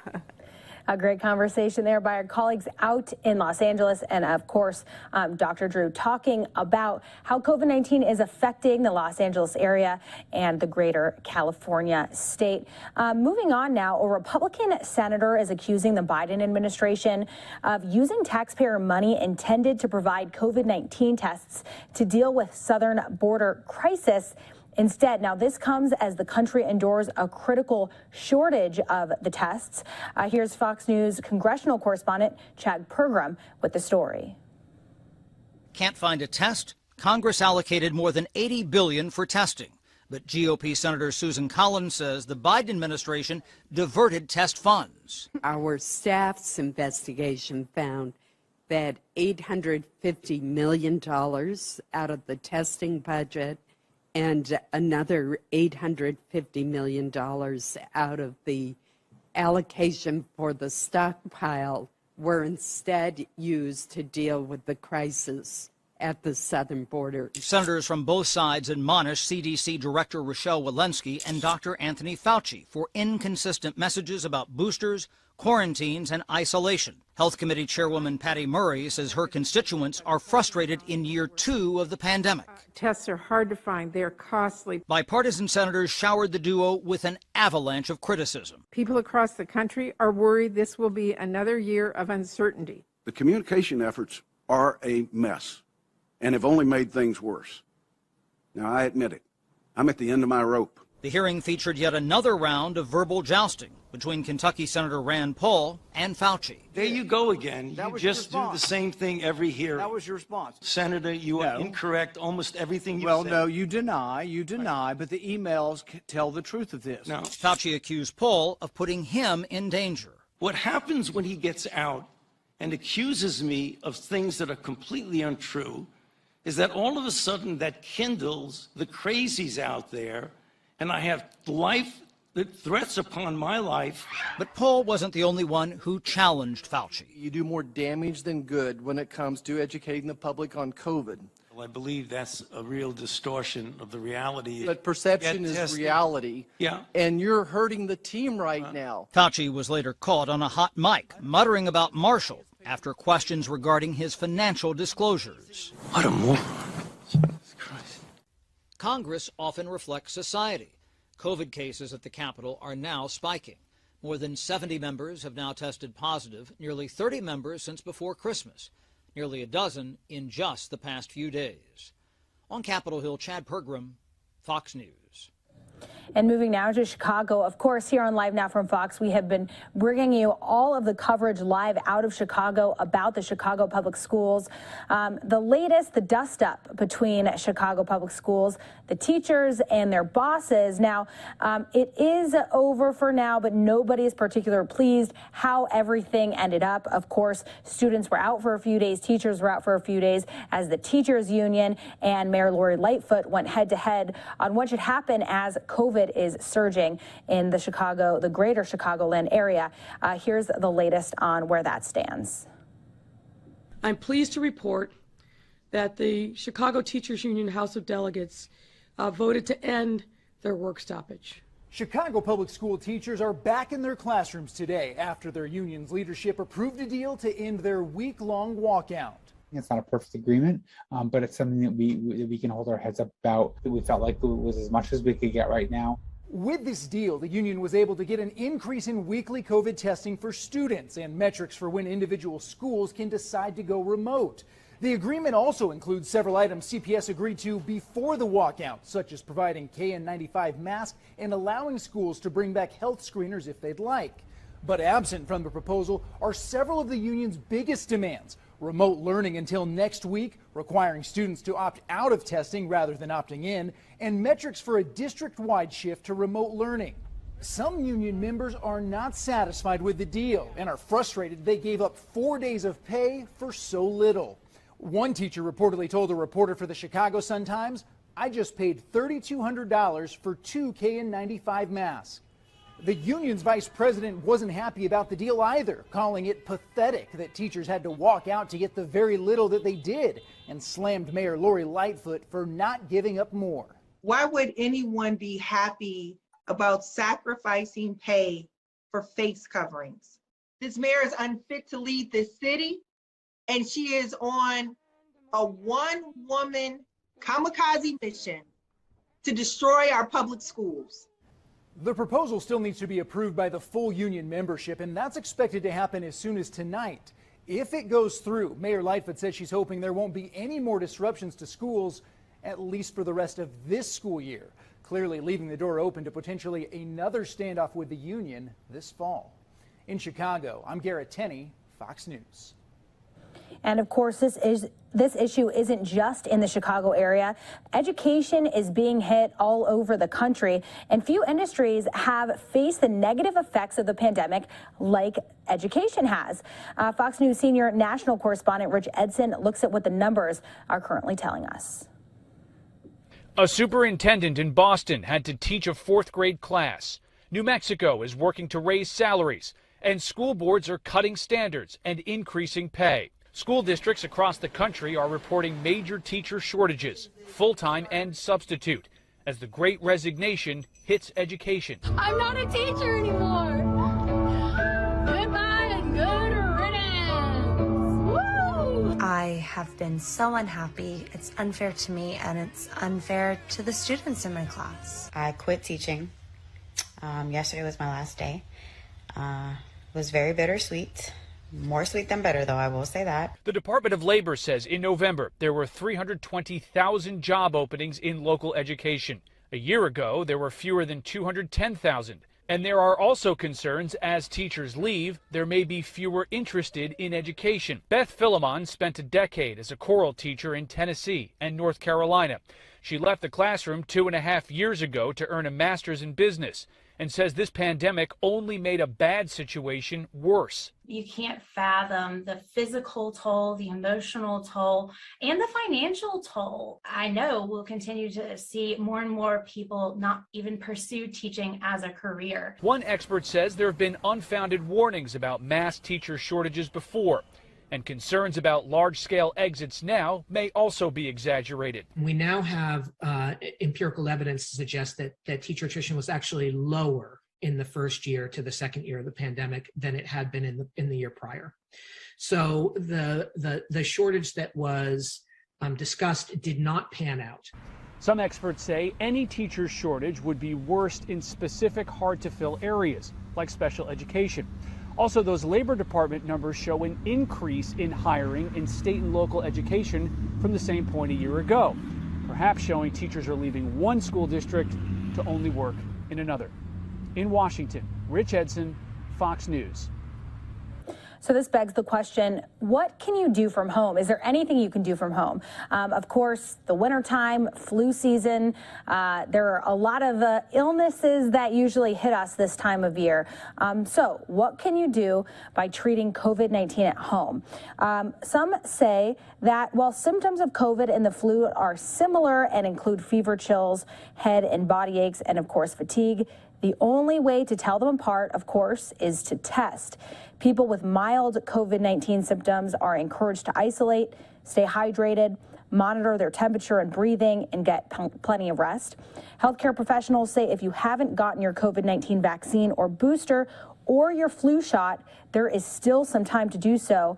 And if you're experiencing difficulty breathing, confusion, or coughs that bring up a lot of mucus, you are advised to seek medical attention.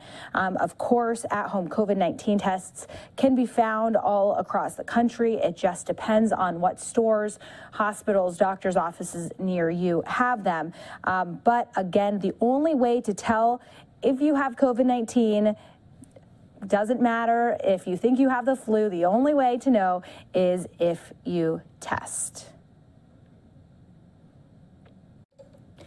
And speaking of testing, of course, it is getting difficult across the country, workplaces, schools. That's what a lot of discussion is about, is how to get these tests, which results are accurate. You know, there's the fast results tests, and then there's the PCR tests. One takes longer than the other, and what to do in that time between. Let's go out to our friends in Tampa for the latest. The U.S. just set a new world record for COVID cases in a single day. More than 1.4 million infections reported across the country Monday. Florida is seeing an increase in cases as well, fueled by the spread of the Omicron variant. And joining us now to talk about it is Dr. Tom Nieuwnash with USF Health. Thanks so much for being with us. Thanks for having me. Omicron, highly contagious, but thankfully milder than other variants. How is it impacting COVID infections and hospitalizations in the state right now? Well, what we're starting to see is a real increase in hospitalization numbers. This is because the infection is milder. You're, as an individual, you're less likely to need hospitalization, but because we're having so many people who are getting infected, we're seeing a pretty dramatic increase in hospitalizations. You know, if you have a variant that's about half as likely to put you in the hospitalization and there are 3 times as many people infected, that still means you're going to have 150% of the people showing up that you would with the old variant at the hospital. So we're seeing a real strain that's going to be increasing on our hospitals over the next few weeks or so. Oh, boy. So because it's spreading so quickly, some people are catching it before they even have a chance to get a booster shot. So should they still get a 3rd dose, even after maybe testing positive for COVID recently? I would wait a couple of weeks before you go and get the booster shot, but I definitely would go ahead and get the booster shot. The vaccine is really targeting right at that spike protein and really is great at neutralizing the viruses. Natural immunity does not appear to be nearly as effective at neutralizing the virus as the vaccine is. So if I were in that position, I would definitely go and get the booster shot. All right. Also, I can say that what people know about people who've gotten the boosters after they've been infected, they have the best immunity and the longest lasting immunity to the infection. All right, let's talk about children now, younger children. How is Omicron affecting kids opposed to other strains like maybe the Delta variant? Is there a difference? There's really not that much of a difference, no. In the children, we're seeing a dramatic increase in the infection numbers, but the hospitalization rates are down really, really low. For the people who are under the age of 18, hospitalizations are running at about 2 per 100,000, which is around the same level that we see with a normal flu epidemic that's going around. So this is not appearing to be much worse for the children than a regular flu season would be. And which is usually not really bad for a child anyway. Any indication how much longer this wave could last and when we could finally see an end to this pandemic? And is there any way we can speed up the process? I don't think there's really any way we can speed the process up of moving forward. I think what we really want to do now is to try and do the old flatten the curve thing, to try and protect our hospitals as much as possible. So I personally am wearing a KN95 mask whenever I go out into an indoor area where I'm going to be encountering a lot of people. And I suggest that a lot of people continue to do that as well. When this is going to end, I think this is going to be a really sharp increase as we're seeing, and it's going to be followed by an equally precipitous decline. And from the models that I've seen, the range that I'm seeing where we're already at the peak the peak is going to happen probably sometime around the first week in February. So I'm really looking, based upon synthesizing everything together, the peak in infection numbers occurring sometime probably towards the end of next week. And then we're going to start to see a real precipitous decline in case numbers after that. Hospitalizations will probably continue to increase for a couple weeks after that. All right. Dr. Unash with USF Health, thank you so much for taking the time to join us today. And staying on COVID-19, we are going to go into a press conference from earlier from the World Health Organization on where they are saying COVID-19 currently stands. With symptoms can transmit. And if we look at the viral load, if we look at how much virus somebody has, that amount of virus that somebody has when they are infected changes over time. And if we look at sampling of individuals over time, these are very difficult studies to do, and frankly, there's not a lot of them out there. What we want to do is test people serial sampling every day, before they develop symptoms, when they develop symptoms, and all the way through their disease progression. What we understand from those studies, and actually we have a meeting tomorrow, internal meeting tomorrow, to look at any updated data on this, people are most infectious, they have the highest amount of virus in their system right around the time they develop symptoms. And you have to remember, for COVID-19, people can have very, very mild symptoms. I feel a little bit unwell.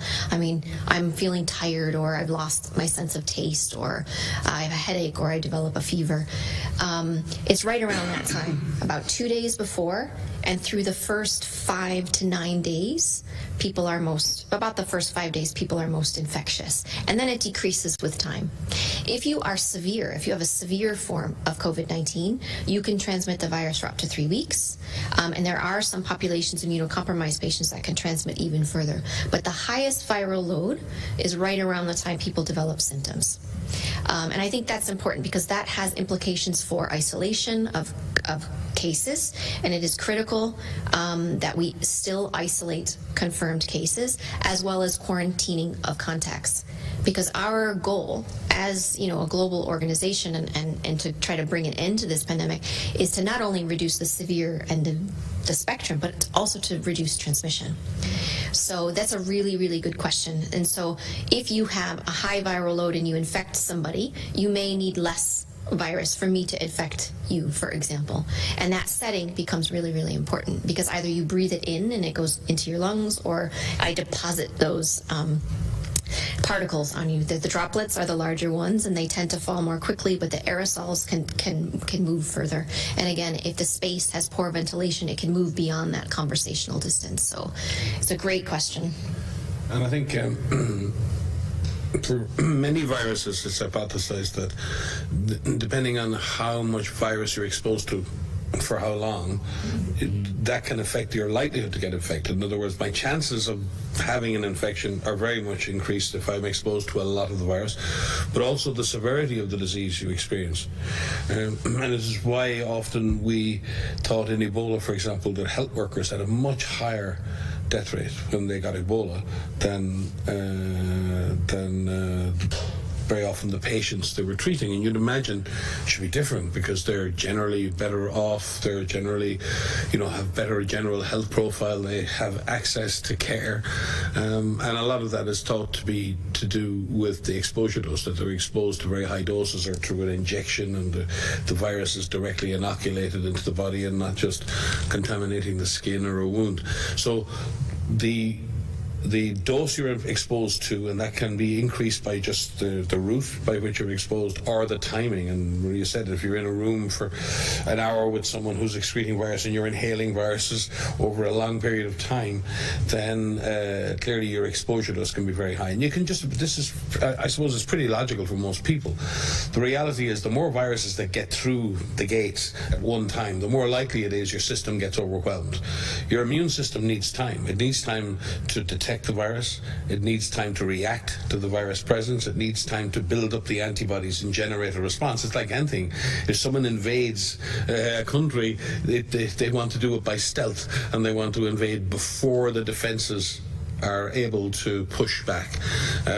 So you can just imagine, if you get 10 times the number of viruses in the body at the beginning, the likelihood is the immune system is not able to react as quickly as it would, and the viruses get around the system and get to do more damage. So it's not big rocket science. We can explain it in a very sophisticated way, but it really is very much to do with that principle. And it's also to do with the fact that where you get infected. So again, with Omicron, there's some preliminary data, and it's very preliminary data, to show that the Omicron variant has a preference for the upper respiratory tract and doesn't infect the lower respiratory tract as well as the previous variants. Which you don't need to be a rocket scientist to say, okay, well, if the virus is preferentially infecting the nose and not so good at infecting the lung, then you'd imagine the disease might be less severe, which we're seeing at some part in the data. So what we're always trying to do is triangulate what we're seeing clinically, what we're seeing epidemiologically, what's being seen in the lab, and making sure that, okay, that agrees with what we're observing. And very often then you observe that there's a contradiction, and the data in the lab doesn't agree with the data in the real world, and that's when you get confused. So it's really important as we build up that picture. So the interaction of viruses and humans is very interesting thing to study, because a lot of the impact that the virus will have can depend on your baseline level of health. It can depend on whether your immune system is in good shape or not.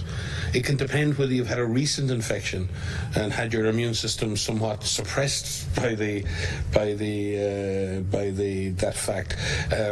So there are all kinds of reasons to have good health, and if you have good physical health and good emotional health and good mental health, and you're not under stress, then it's much more likely your immune system is in much better shape and able to deal with whatever comes along. And I say that because we talk about vaccines, and right now the vaccines are the things saving the lives, but we shouldn't move away from the fact that there are general principles of good health, general principles of looking after yourself, looking after your nutrition, looking after sleep, looking after stress, because they're the things too that will give you, number one, the resistance to infection, and also if you are infected, give you the strength to fight off that infection more quickly. So it's not just the virus load that affects that, and that's what we've seen in people with underlying conditions. They get the same virus load as the person sitting next to them, but because they have unmanaged hypertension, because they have severe diabetes, because they have these long-standing health conditions, their body is not as well equipped to deal with the virus, and they get more inflammatory responses to the presence of the virus. So it's not just the viral load. I'm sorry I'm going on a bit about this, but I think it's a fascinating thing, because we live in balance, like in nature, and we live in balance with these microbes, and we have millions and millions of good microbes in our guts and in our ears and our noses, in our mouths. We live in a kind of a symbiotic relationship with the microbial world, and I would hate to think that people would see the microscopic world as our enemy, or the microscopic world as something dark and destructive to us. In fact, for the most part, the microbial world gives us what we have to eat on our tables with the microbes in soil. It allows us to digest food properly from the microbes we have in our gut. Very often that natural microbial inhabitants of your respiratory system protects you from other microbes. In other words, you have good microbes that kind of keep the others out. They're the friendly ones. So all of that's really important. And if you have things going on in your general health that reduce your basic mucosal health, reduce your basic ability of your immune system to cope, then you can have more severe infections. So I think it's important that we don't just rely on vaccines and we don't just rely on treatments. We have to focus too on our general state of health and our general state of immunologic health, and it's very important. Here's, I think, very good follow-up question from Julie Castellato McCann, watching us on Facebook. How long is a person that has tested positive contagious for? So Maria explained that there is a period -2 plus 5, 9. It depends on if you have symptoms or not. So this is what our isolation criteria is actually based on. And so what I described, the -2 up to 2 days before symptom onset, up to maybe 9 days for a mild patient when we believe people can spread the virus. Again, it changes over time. That dynamics changes over the time, and people are most infectious right around the time they develop symptoms. But for severe patients, it could be longer. It could be up to 3 weeks. And for immunocompromised patients, it could be longer than that. So it depends. And asymptomatic individuals can also transmit the virus as well. So it will depend. But then how and where people transmit also depend on all of these other factors. Yeah, and it's a funny thing. I don't know, many of you out there will have been in airports. When you go up to the sign and it says your gate, and it says walking time 15 minutes, and it's 15 minutes to take off, and you go running because you think it's going to take 15 minutes to get there, and a minute later you arrive. 2 minutes later you arrive at the gate and you think, they were lying, they said 15-minute walk. But what they're doing is saying that's a 15-minute walk for an average person, or a 15-minute walk for someone who's got a walking stick. In other words, they want to give a realistic, but generally a generous time to say it. It doesn't mean everyone will take 15 minutes to go from here to the gate. What they're giving is a time. You better make sure you allow 15 minutes. Because most people will get to the gate in 15 minutes. And I think it's important, again, people understand that when we put something down and we say most people are infectious from -2 to +6 days, that's true. But there will be people who are infectious for 8 days, 9 days, 10 days, 11 days, 100 days in some cases. But they are the exception to the rule. And therefore we plan according to what we consider, where will the vast majority of people fit in to the category. And the vast majority of people in the case of SARS-CoV-2 are infectious usually just before they get symptoms, or until about 5 or 6 days after. But that doesn't mean it stops there, and there are lots of cases of people who continue to transmit. But you can't make public policy on the basis that one person was shown to be infectious for 100. Then you can say, okay, everyone has to isolate for 100 days. On the face of it, that makes no sense. So that's not what we're saying. But what we are saying is, and this is, I've said this before, the difference between scientific evidence and policy. Scientific evidence is a scientific description of the reality of what's happening. Policy is how you interpret that science to implement public health for the good of people, where you're balancing the benefit you're going to get from saying everyone must isolate for 10 days, 14 days, 6 days. So when countries now are considering reducing the period of isolation to 6 days after the onset of symptoms, they're not right or wrong in scientific terms. In scientific terms, they're making a decision, and a proportion of people will be infectious after that. But the benefit to that approach is that more people get back to work earlier. But some of those people will go back to work infectious. Very small proportion, but they will. And that's the acceptable trade-off that a government makes if it's trying, for example, to police the country, and it has to have X minimum number of policemen or prison officers or pilots or whatever. And I think it's really because sometimes we get asked here, they are wrong in the decision they make. There's no policy decision that's inertly wrong. If the policy decision may not respect the science, that's different. So we're positive about policy decisions that are aware of the science, listen to the science, examine the science, and then recognize and be explicit and be honest with people when your decision in policy goes beyond the science and other factors are influencing that decision. Be explicit. Don't force the science to give you the justification for making a policy decision, because that's happened a lot in this pandemic, too much. And the difference with what we do, and especially Mike and I sitting at the global level, we issue guidance for all member states, for everyone everywhere. And what we do is we take the evidence and we write the guidance. There's a difference between the evidence and guidance and what policies countries make, because the countries are making policy decisions based on a number of different factors. Isolation or quarantine is one example of that. And so the science is what it is. You know, we tell you what we see, here's what the evidence says, and the policy decisions take that into account, but also take this risk benefit into having to get people back to work. But there's a trade-off, as Mike has said, and I think that's the difference. We work with our regional offices. We have 6 regional offices. We have 150 country offices. We set guidance at a global level. Our regions look at that and say, okay, how does this fit with the countries that are within the regions that we are responsible for, our member states? And then the countries themselves have to look at that and see what further adaptation is necessary. And so that's why you see some flexibility.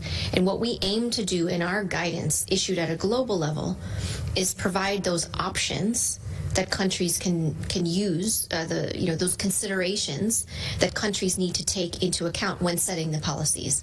But as Mike has said, and I wholeheartedly agree, just be open and honest about what those policies are, because that's what is really critical right now. Say what the balance is and that you're measuring, and be very clear about that. And also, policies change. Guidance changes because science changes. It's growing over time. So we recognize that, and we've tried to be humble throughout this entire pandemic. We don't have all the answers. We don't get it right all the time. We know that. But we constantly are looking at it and to see what needs to be adapted and change over time, and to communicate that as clearly as we possibly can, especially by doing these types of live Q&As. Thank you both. There are a lot of questions more coming in. Cheryl, also watching us on LinkedIn, is asking if you can help explain the breakthrough infections when you're fully vaccinated. So Mike, you were talking about the importance of immunology and immune system, so maybe you can explain this as well. Yeah, a small proportion of people don't generate a full immune response in response to a vaccine. In other words, their system doesn't recognize the vaccine as such, as well as other systems, and it doesn't just generate the full immune response to the presence of the vaccine. So in a sense, people call it a vaccine failure, as in the vaccine doesn't stimulate that response. That may be in 1 or 2 or 3 or 4% of cases, depending on vaccine. And all vaccines have that potential, that they just don't get the response. It can often happen in an immunocompromised individual who is finding it difficult to mount a response, or in older persons whose immune systems are a little bit more fragile. They just don't produce the immune response required. And that's why you're often seeing now that the booster doses are being used very much in older populations or people with underlying conditions, in order to give their system, like it says on the tin, a boost. But even in someone who's had an infection, had a vaccine and had a good immunologic response, there's an immunologic memory set up, and the first response to that is you get antibodies, immunoglobulins that are produced, and there's a set of immunoglobulins produced in the beginning, which are the initial ones that are produced, and they're produced in high numbers, IgM, and then there's a more long-term production of there's the initial fighters to fight the disease, and then the immune system sets up a fairly high level of long-term protectors, and they're kind of protecting you for maybe that first 6 months or a year. They're kind of the afterguard. After the battle, there's a kind of a group of antibodies that stick around and keep an eye out to see if the virus is there. But you can imagine the system has to deal with many infections every year. So the immune system it can't put all its resources into waiting for the same virus to come back. It's responding to other challenges all the time in the system. So over time, the level of those antibodies drops, and the body stops producing lots and lots of those immunoglobulins, IgGs. But underneath that, there is the memory cells that keep the memory of the T cells, that keep a kind of a long-term memory of the virus. Now, if the virus comes back, they will react. It'll take slightly longer. They have to develop those antibodies again, and so it's not like being reinfected, because you're not starting from scratch. You have this immunologic memory in this other system. So you have that sort of immunoglobulin system, the antibody system, but then you have these T cell systems that maintain this longer term protection. If you have repeated infections or repeated vaccines, what often happens is the level of antibody goes back up very quickly, and at the same time you get this conditioning of that long-term memory. So not only are you getting an increase, and maybe with the boosters right now, we're not just seeing an increase in antibody level, but we're seeing that conditioning, longer-term conditioning of the immune system. We would hope that there is a point at which the system develops a longer-term immunologic memory, and we've seen that. Most people who get reinfected have a mild infection, so in effect, they're not having they're having a breakthrough infection, but they're not getting very sick. So in other words, the virus is still capable of infecting them, but it's not making them so ill. Part of this, and it's very complicated, is that we're giving the vaccine in the arm. We're giving parenteral vaccine. We're injecting the vaccine into the body. But the site of infection is usually on the surface of the nasal mucosa or the lung mucosa, the air pipes. So in effect, we're vaccinating someone against, in their deep body, creating antibodies inside the person, which means that protects the person very often against the more severe impacts of the disease. But it doesn't really set up the defenses at the point where the virus enters. And we see this in polio. We use injectable polio vaccine, which really prevents paralysis. But the oral polio vaccines are the ones that prevent infection. So therefore, it's going to be very hard with an injectable vaccine to get perfect prevention of infection, because some of the viruses can always come back, get in your nose, cause a local infection, may make you PCR positive, and you might get a runny nose. You mightn't feel sick at all, because the vaccine that's in your body, the stuff that's been injected, is creating this kind of long-term corporeal sort of body-wide protection against severe disease. So in that sense, breakthrough infections can occur. People can be reinfected even after they've had a natural infection or... All right, we are going to hop out of the World Health Organization there to take a quick commercial break. When we come back, we are going to go into more COVID-19 headlines, included how testing centers across the country are dealing with the uptick in the demand. We'll see you back here in 2.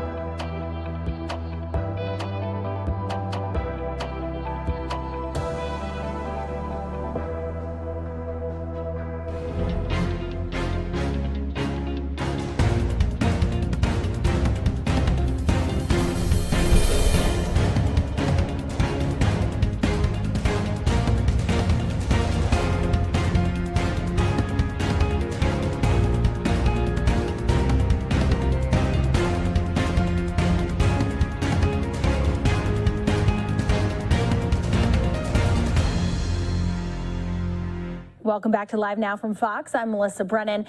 We've been talking all night and, of course, over the past few weeks, months about COVID-19.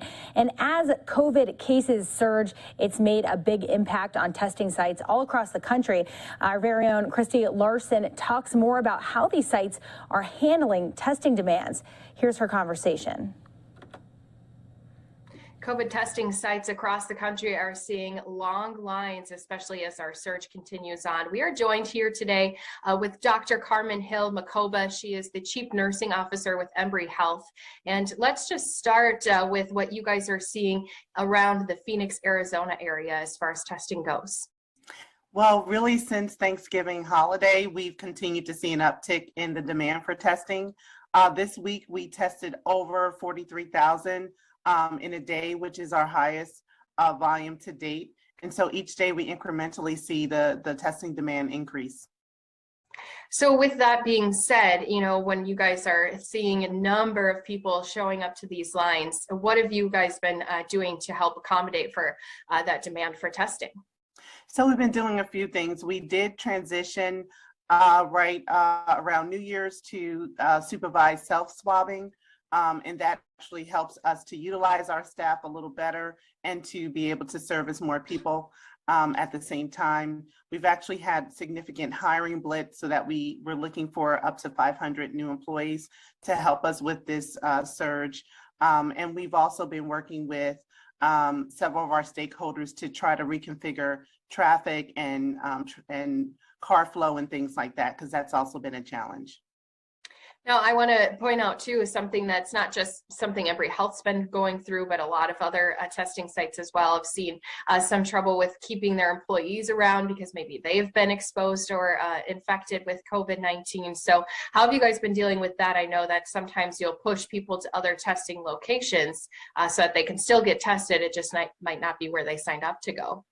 Yeah, in some instances, we've had to redirect traffic to another nearby site. Typically, they're about 5 or 10 minutes away from each other. We've had significant staff out with COVID. That was part of the self-swabbing initiative as well, so that they're less exposed. As opposed to swabbing individuals, they're a little bit at a distance when they're providing direction for individuals to self-swab. So hearing that we're having, 40,000 plus people a day trying to get tested, what are we expecting to see here in these next few weeks and even months ahead? Are you guys looking forward to hopefully a slowdown in testing at some point?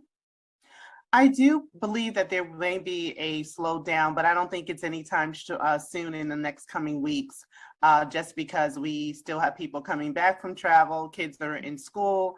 There's so many different dynamics that will impact the demand for testing. So we are prepared to continue to handle the volumes because I don't think that they're going to die down in the next couple of weeks.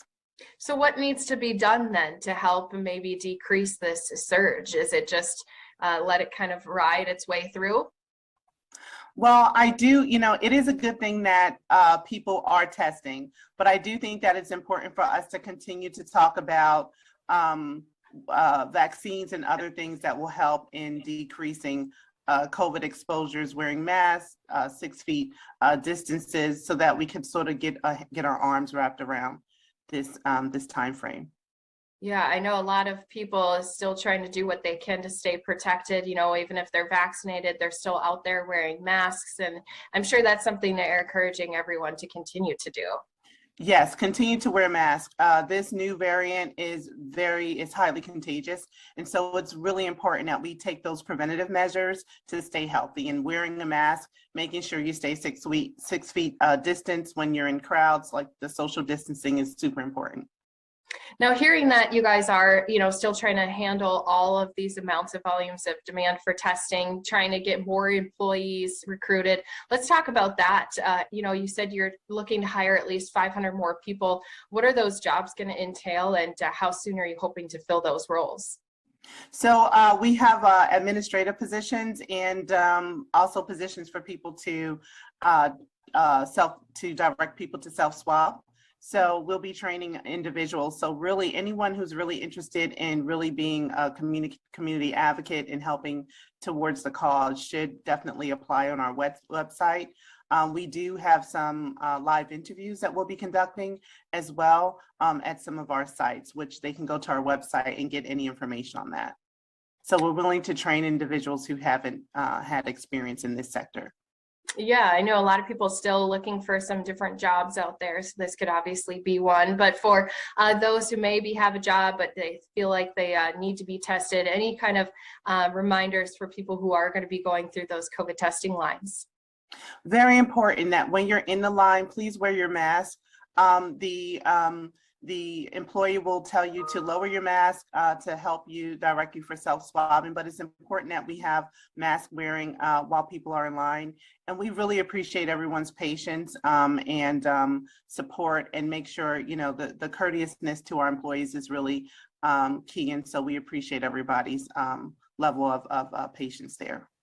Yeah, it goes to both directions. Obviously, we want to get through that line quickly, but they also want to make sure they're keeping themselves safe. Anything you feel like we need to touch on as we continue to push forward through this COVID surge? I just think everyone should continue to stay healthy with wearing masks.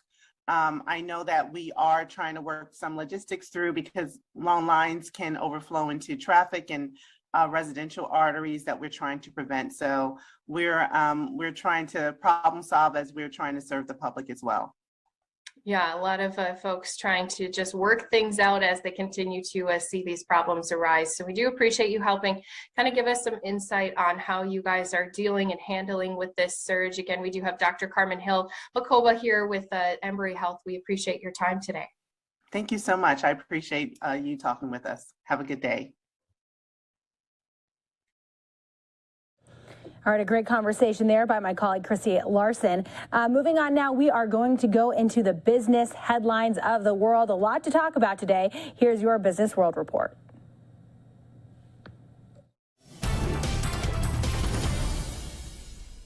Families are carrying a lot of debt into the new year. A new report from NerdWallet says the average U.S. household owes more than $155,000 in 2021. That's more than the previous year.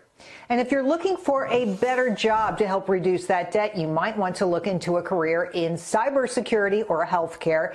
A new report by U.S. News and World Report says the top 2 jobs of 2022 are information security analyst and nurse practitioner.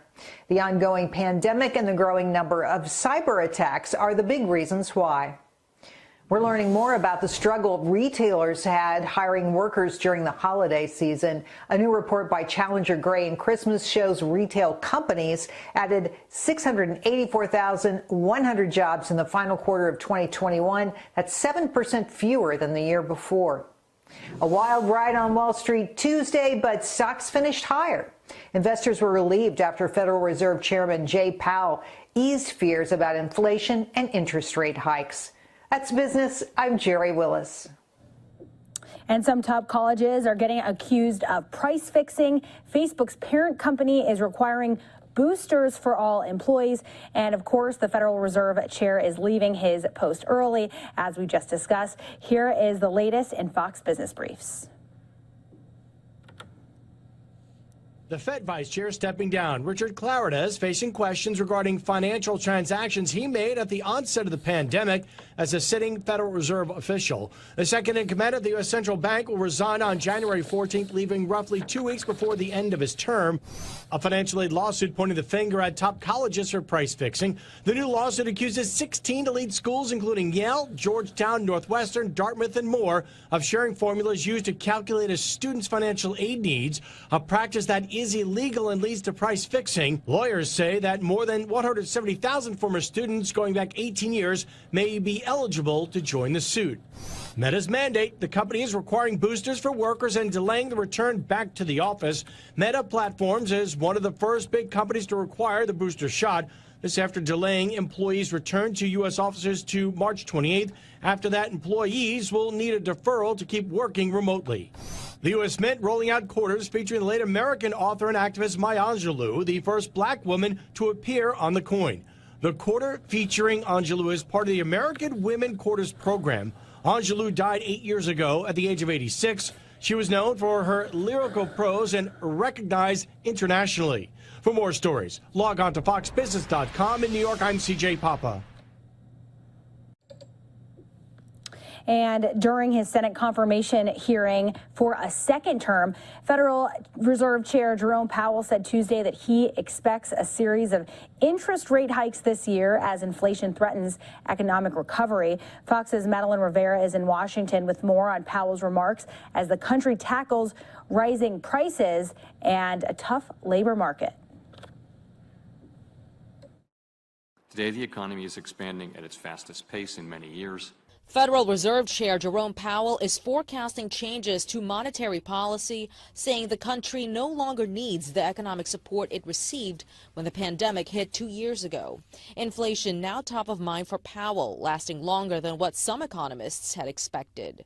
If things develop as expected, we'll be normalizing policy, meaning we're going to end our asset purchases in March, meaning we'll be raising rates over the course of the year. Workers have seen their wages go up, but higher prices for items like food and gas, which Powell has blamed in part to supply chain disruptions, are eating into those gains. Powell warns inflation can threaten the job market too, reflected in slow hiring in November and December. We can see that participation is moving only very slowly. And to get a long expansion, we're going to need price stability. The Omicron variant is also disrupting the labor market. Businesses and hospitals nationwide are now struggling with staffing shortages, with more people getting sick. To make sure hospitals have enough staff, California, for instance, is now issuing new guidelines, eliminating quarantine for asymptomatic healthcare workers with COVID-19. We're here to work. However, I think it's unethical to put vulnerable patients' life on the line to gamble that we don't pass the pathogen to them. Ahead of a key inflation report to be released on Wednesday, some economists and the White House are predicting that prices once again climbed higher in December. In Washington, Madeline Rivera, Fox News. And sticking with jobs and jobs trends, our very own Christy Larson spoke with an economist on what jobs are looking up into this year as it's the beginning of the year and what jobs may see it hurting a little bit because of the pandemic and inflation. Here's that conversation. Job numbers continue to change month by month. Last month in December, seeing lower numbers than expected when it comes to adding new jobs. We're joined here with Dr. John Woods with the University of Phoenix Career Institute. And I want to just mention, Dr. Woods, a lot of things are being in the way of people getting those jobs, including Omicron. That's had a huge effect on the hiring that's been happening here in the last few months. That's correct, Christy. We did see in the jobs report a smaller number of new jobs created in December than in any month in the previous 12 months. And I think expectations were quite a bit higher. And as you're rightly stating, Omicron is probably a big part of what's going on. So let's just talk about what we are seeing at this time. What are you guys seeing when it comes to people hiring and even people quitting their jobs and going on to something else? Yeah, a lot has been made of the great resignation, as it's been called. A lot of people leaving their jobs, a lot of people under new pressures at home, dealing with sick family and sick friends. And another trend we're seeing is, as you and I both sit in our homes today, work from home. A lot of people are prioritizing their job search on the flexibility that they can have in their jobs, and they're looking for jobs that allow them to work from home. So that's a big trend. Is that something then that you're telling employers who are looking to get more people hired to be a little bit more flexible on? Yeah, we give that advice to employers, but we're also passing along some of the insights from our what we call our Career Optimism Index, which is an annual survey we conduct. It measures the thoughts and the perceptions and the different concerns that people have right now about their careers.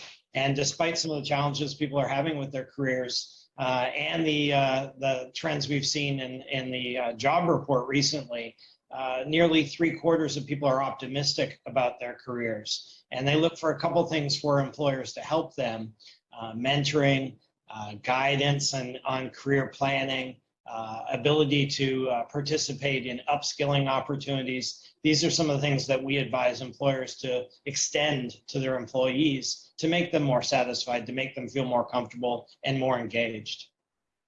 So are we thinking that this trend of not enough jobs being added is going to continue on here in these next few months in 2022? What are our forecasts looking like? Yeah, I try to leave the forecasting to the economists, but from what we're seeing, a lot of people are looking for that different next new job, and the economy is definitely changing. There are different kinds of jobs being created. Some of that is the result of automation we've seen increasing over the last few years, where different jobs are going away and new jobs are being created. What we're seeing is students coming to the university, working adults or looking to do some career changing, coming to the university looking for opportunities to retrain in some of the newer fields. And they can do that with short courses, professional development courses, degrees or certificates. There's really a wide variety of things there. So for those people who are looking to make the change, what's some advice for those folks that you have today? Because some might not be happy with some of the ways that their employees might be working with what we're going through at this time. Yeah. The survey results really point us in the direction of advising a couple of things. One is if they can identify a mentor, somebody who can help them and give them advice. It can even be somebody who's in the job they themselves maybe aspire to have one day or think they might want one day, so they can learn more about that job. Secondly, keep a really open mind to some of the different upskilling opportunities, and these don't have to be long degrees. They can be very short courses that can help somebody be better prepared for a new and different job. So keep an open mind to the kinds of development, skill development opportunities that are out there, and that these can be pretty wide ranging.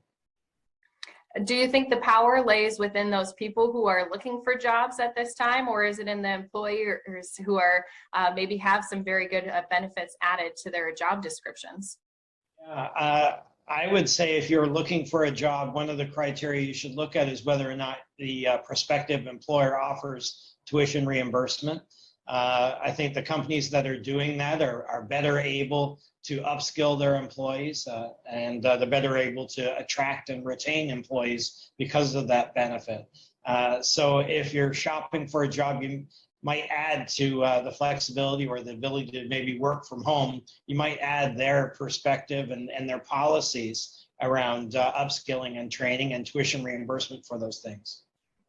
Now, we've talked about people who may be leaving their jobs, looking for new ones, employers looking to hire, but what about people who are feeling pretty settled? They have kind of that good work-life balance. What about us as consumers, though? What are we going to be seeing as these trends continue to move forward? Yeah, I think probably more so than ever, the perception that we have is that you always need to kind of have one eye on the job market, sort of an always-on approach to looking for that next job. Even if you're comfortable where you are, the world is changing very quickly, and automation is just one example of that. And so if you've kind of always got one eye on the job market, combine that with having somebody you trust who can be a good mentor, maybe a good kind of sounding board for you as you look to plan your career. We think you're better prepared if you do those things, even if you're comfortable and happy where you are today. Anything you think that's important to add as we're kind of looking into this next year of 2022 when it comes to the hiring and people quitting? I know that's going to just be a trend we're going to keep on seeing here for a little bit more. Yeah, people are looking for some of the psychosocial support elements that I think they're just sometimes feeling stressed or pressured and needing a good sounding board and sometimes needing to take advantage of some of the resources that companies offer to help them talk those things through. So there's been a real strain the last couple of years in terms of everybody dealing with not only economic situations, but health and family. And as you point out here, employment or unemployment, job uncertainty. And so having someone to talk to about those things that can kind of, be stressors and make you maybe not as effective in thinking about your career, your future, that would be really helpful as well, we think. Yeah, and especially those employers do have to see them, add a lot of benefits that people aren't taking full advantage of. So it would be nice to go through some of those avenues before just leaving your job. Yeah, our survey found that 7 in 10 people feel prepared and ready if they had to do a job search. So that was really a number that surprised us. Even those who are comfortable where they are are feeling like if they had to look for a job, if they found themselves in a job search situation, that they'd be in good shape to do that. Yeah, very odd to see that a lot of people ready to leave if that were to happen here at a snap of the fingers. So we do appreciate you giving us some insight on what's been going on, not only the last few months, but also looking ahead. Dr. John Woods joining us here on Live Now from Fox, again with the University of Phoenix Career Institute. We appreciate your insight today. Thanks, Christy. Another great conversation there by my colleague, Christy Larson. Speaking of job trends, where do fast food employees fall into this trend? Of course, over the last few days, there have been very scary things to happen to employees of fast food restaurants. Taco Bell's, Burger King. Just earlier today, we played out the press conference of a teen that was killed at a Burger King in New York City. So where are these jobs falling? Here's the latest out of our colleagues at Fox 11. So the past 2 years have been tough with a capital T. Tough on all of us, but we know they have been particularly rough on our frontline workers, doctors, nurses, grocery store workers. And according to a new study out of UCLA, fast food workers, they're bearing the brunt of the pandemic. According to the study, of the approximately 150,000 fast food workers here in LA County, 25% have tested positive for COVID. Over the past 2 years, they faced a number of difficulties, including tough work conditions, a lack of workplace protections, and on top of all that, as evidenced by what we saw already today in the news, they are at high risk of being victims of violence. Joining us now to talk about this study is Tia Kuntz. She's legal and policy research manager at the UCLA Labor Center and one of the participants of this research team. She's one of the people that brought this research to us. Tia, first of all, Happy New Year to you. I think I'm allowed to still say that in the 10th of January. So glad. It sure doesn't feel like the 10th, but Happy New Year back. I know, it does not feel like the 10th. It feels like we've been doing 2022 for a year or so already. I want you to, I know what we see from this study, or at least the executive summary of it. What is it that stood out to you, Tia? So we surveyed over 400 fast food workers in LA County, and we went into in-depth interviews with 15, and we have a lot of data points in this study about mental health and economic hardship, but 3 things really stood out to us. So in the first, fast food workers are on the front lines of COVID-19. You already stated 25% of folks that we spoke with have contracted COVID-19 themselves. They're also on the front line of enforcing COVID-19 safety protocols, right? And we saw that about half of folks had had a negative interaction, including being yelled at or physically assaulted by customers for enforcing 6 feet of social distancing and customers wearing masks.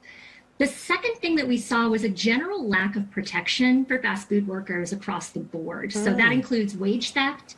Over 6 in 10 of folks that we spoke with had experienced wage theft in the last year. High rates of injury, nearly half had experienced an injury in the last year. And then the third major thing that stood out to us was those fast food workers who stand up for themselves and try to enforce COVID-19 safety protocols at work risk retaliation. So we saw 17% of folks experience COVID-based retaliation for asking for PPE, for example, or even just, right, that's right. You know, I want to drill down on that because that just seems so egregious. Do they not have protection? I mean, what kind of rights do they have to not have to face retaliation for saying, look, I want to be safe on the job, just even from a PPE point of view? I'm not even talking about violence from which they should feel safe from. I mean, we'll get to that in a second. Yeah. Yeah. Well, fast food workers have the same rights as anybody else, right? Which is to say you have the right to enforce your workplace rights without fear of retaliation. That's the point of anti-retaliation laws.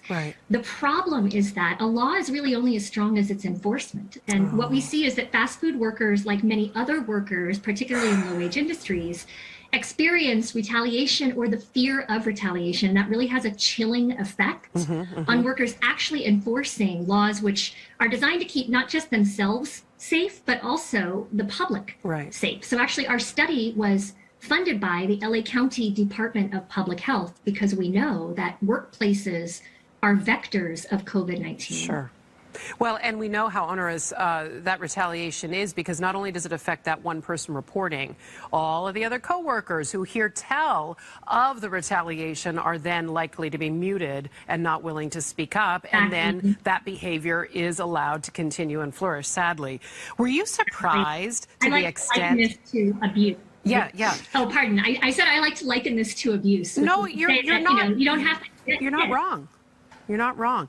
Were you surprised to the extent of how much fast food workers were just being sort of put under pressure during this pandemic? Well, this is the second of a two-part study that we conducted. The first we released last March. And in that study, we predicted that fast food workers were among the most vulnerable to contracting COVID-19. And that's for multiple reasons, right? In the first place, fast food workers work in cramped facilities where social distancing is not possible. They have high rates of interaction with the public. Fast food workers are predominantly Black and brown Angelenos here in LA. 90% of fast food workers are Latinx or African American or Asian American. 68% are women. And what we know is that COVID-19 was particularly prevalent, is particularly prevalent amongst Black and brown communities here in Los Angeles. So when we added these things together, we predicted high rates of contracting the virus. And we were therefore not surprised to see that a quarter of folks we surveyed had COVID-19 themselves. Half of them said that a coworker had COVID-19. And what particularly struck us was that fewer than half had actually received paid sick leave. So these are workers who should have access to PPE, paid sick leave, all of the COVID safety protocols that our county and Cal OSHA and the state government have provided, and yet do not. Okay, so these fast food companies, by the way, a lot of them are multi-million-dollar corporations, right? These aren't. We're not necessarily talking about the mom and pop taco truck or the truck that we see offering food or whatever. These are oftentimes these big fast food outlets. What are you hoping to accomplish? Are you hoping to put pressure on some of those companies to say you've got to do better by these people? Absolutely. So we spoke with folks from over 80 different restaurant chains. They do predominate in large restaurant chains. So McDonald's, Wendy's, Carl's Jr., Taco Bell. And I will mention that fast food, those chains in particular, have experienced record profits during the pandemic. Right? Those are restaurants which never shut down because predominantly they're not restaurants at which people eat indoors. Right. So even if we see another shutdown, fast food restaurants will continue to be popular. And I want to mention, by the way, of all of the occupations over the last 2 years to experience higher mortality, cooks have experienced the greatest increase in mortality. And specifically, Latinx food and agricultural workers have experienced a 60% increase in mortality. So this is a particularly vulnerable workforce whose employers must be held accountable. But they also need support from all of us, right? This is a workforce that needs support from the government. They need tailored outreach and education. Public health councils, which are councils workers themselves can form to monitor their workplace's compliance. They need enforcement of anti-retaliation laws, and they need more data to support them. So that that's your part. People like you and that's me, what you guys can do, is get the data out. We can broadcast the concerns, and hopefully together there can be some changes that will come. And hopefully you at home can do what you can to maybe, I don't know, write a letter to some of these corporations. If you're a big fan of one of these fast food companies, ask them to do better. Ask them to do better for your fellow man. I mean, that's the very least we can do. Tia, I feel like this isn't the last we're going to talk about this, and I'd like to have you back to maybe further discuss more things that can be done. Thank you for sounding the alarm, and thank you for bringing this research to us today. Thanks for covering it. So And speaking of big businesses, I also want to discuss what Bank of America is now doing. They have announced that they are cutting overdraft fees, which is obviously good for consumers. The bank also plans to eliminate entirely its fees for bounced checks. Now, this is the latest move by the nation's biggest banks to roll back the fees they long charge customers to overdraft their accounts, fees that would often rack up to hundreds of dollars a year for some. The Charlotte, North Carolina-based bank will cut overdraft fees from $35 to $10 starting this upcoming May. Bank of America also plans to stop charging fees for non-sufficient funds or when someone bounces a check. Obviously, coming from that other story talking about fast food workers, all of these big businesses are now, especially because of the pandemic, inflation, wages, all of that, they are, some of them at least, looking to make moves in favor of the consumer. Our next story now is for people who like Crocs. Obviously, that can be controversial. A lot of people usually have an opinion on it, but this is pretty wild. So people stuck at home are clearly getting comfortable in their Crocs because the footwear company is estimating its revenue surged 67% in 2021. Crocs is projecting nearly $1 billion increase in revenue compared to 2020. Other comfortable shoemakers such as Uggs and Deckers Outdoor Corporation have also seen a surge during the pandemic, but that is absolutely wild. 67% alone in 2021 that Crocs has grown. I don't know if you're a fan of Crocs. I will say I do own a few pairs and they are very comfortable. However, I have friends that are pro-Croc and anti-Croc, if that is a thing, which some people say it is. But wow, that is impressive numbers from a business standpoint.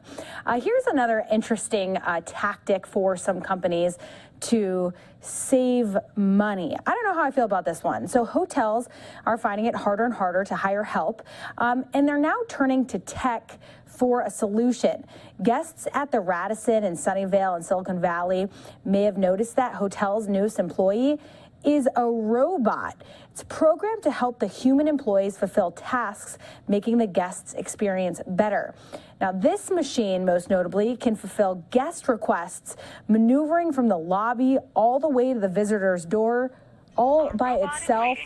Experts say there are many perks to this machine, such as less contact, saving employees time, and not having to tip.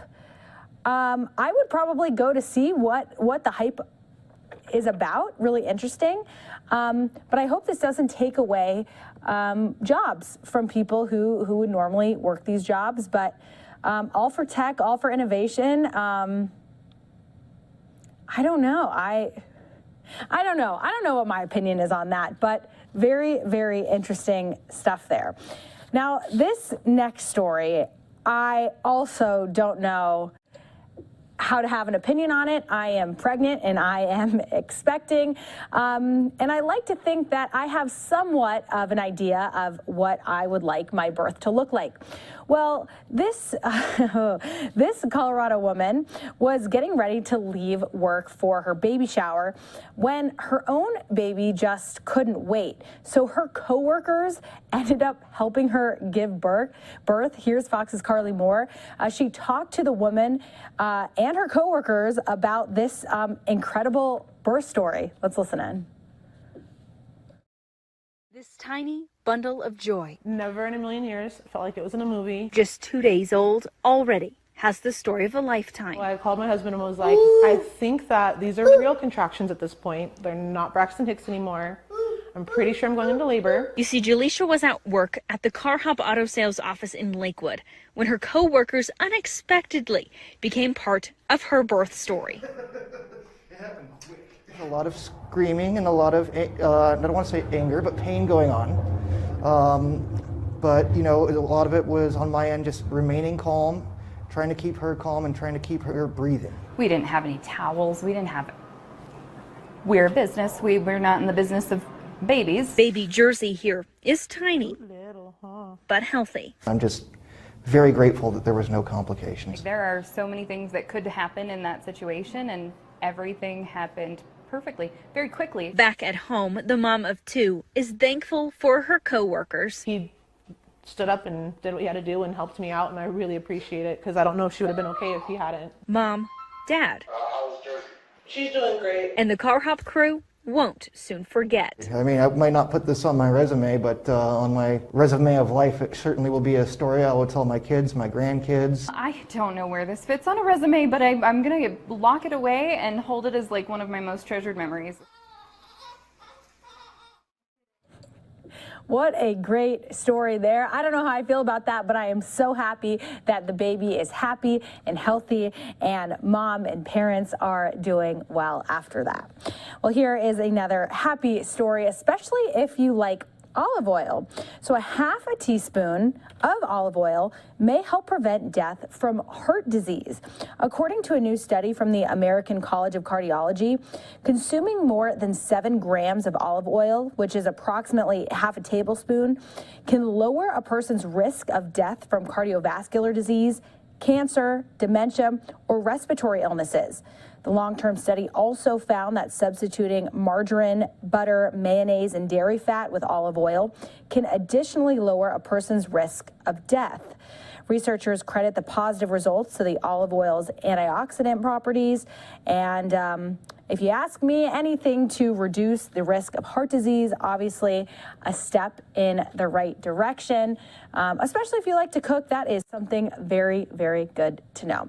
We're going to take a quick commercial break here on Live Now from Fox. When we come back, we are going to talk about supply chain, where it is currently. Of course, if you've been watching us, you know about all of the supply chain issues out in California in the Long Beach area, Huntington Beach area.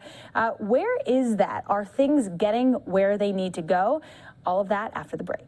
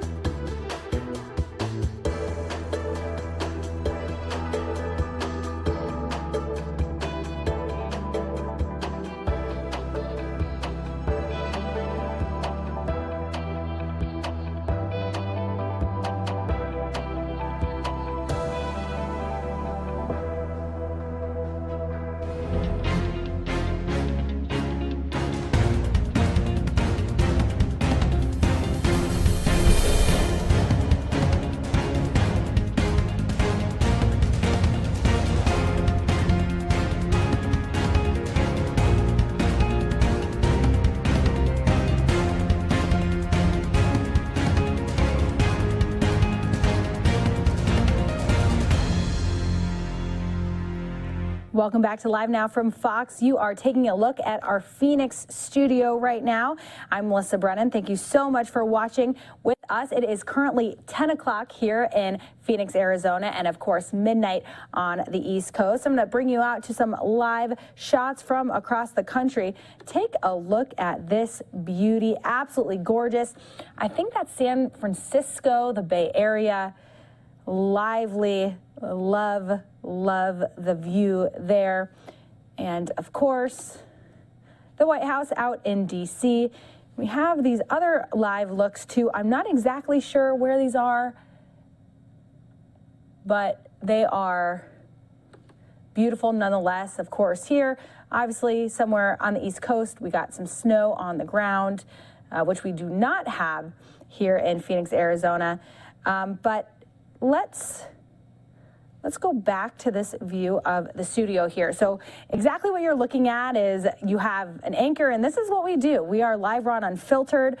So anytime that you see us on your screen, we are controlling everything that you see. So it's pretty unique experience to LiveNOW, and we, of course, here love what we do.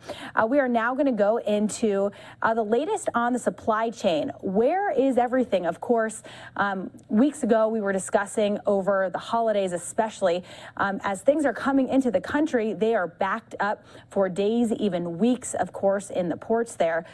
Is that all cleared up? Here's the latest. Said it wouldn't be a Christmas. There was a Christmas. There were trees. There were gifts under the tree. More than that, Santa Claus showed up at my house, ate the cookies, and drank the milk. There's something when you think there's a crisis, this is an opportunity, because our ports have been lacking in the infrastructure. We have our grandparents' infrastructure. This is a bipartisan issue. And why is it that California, with the 5th largest economy, that the Speaker of the House, the Minority Leader of the House, the Vice President of California, one of the ranking Democrats in the Senate, Dianne Feinstein, one of the most progressive governors on the planet, and why is it that we get millions of dollars for infrastructure in the East Coast, the Gulf, and the South get billions? Something is wrong. We have to put our issues in place. But I will tell you, for the working men and women of the IOW, those true patriots and saints, they will keep on working, and they will keep pushing it forward, because we understand our responsibility to the American people, to our communities, and no longer will we look around the world and go, how come America's not leading again? We look at China. We used to lead the nation. We used to lead the world. Under President Biden and Secretary Buttigieg, we're getting back there. Long live the workers. Long live the Port of LA Long Beach. An injury to one is an injury to all. Thank you. Thank you for reminding us West Coast, best coast. We appreciate that. We're going to make sure that that's felt in Washington. 2 down, 10 to go. So I'm going to invite 2 port directors up at the same time, POLA and POLB. These 2 twin executive directors of what is together not only the first and second biggest ports in America, but together overwhelmingly the largest port complex, have really done an extraordinary job. They're going to share some of the latest statistics. Those of you who have covered this before might say, we've done this press conference before, but we have not, because the work that's come in from Washington, the help that has been able to be delivered here on the ground, has truly been game-changing, and it's never been done before. And as Alan Lowenthal and I might say, as Jews, it wasn't just Christmas that was saved. Hanukkah came early, and this administration did their work so early that the Hanukkah gifts were there, too, at the beginning of December. Please welcome Gene Soroka and Mario Cordero, the executive directors of the Port of Los Angeles and Long Beach.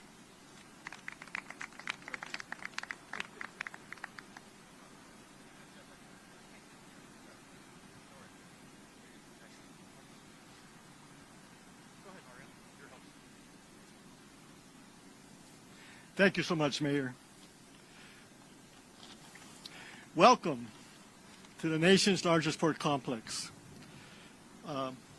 Needless to say, we've experienced a crisis unlike anything in the century, whether it's a health pandemic and, of course, the impact to the supply chain. But like we like to say at the Port of Long Beach, in crisis, we build.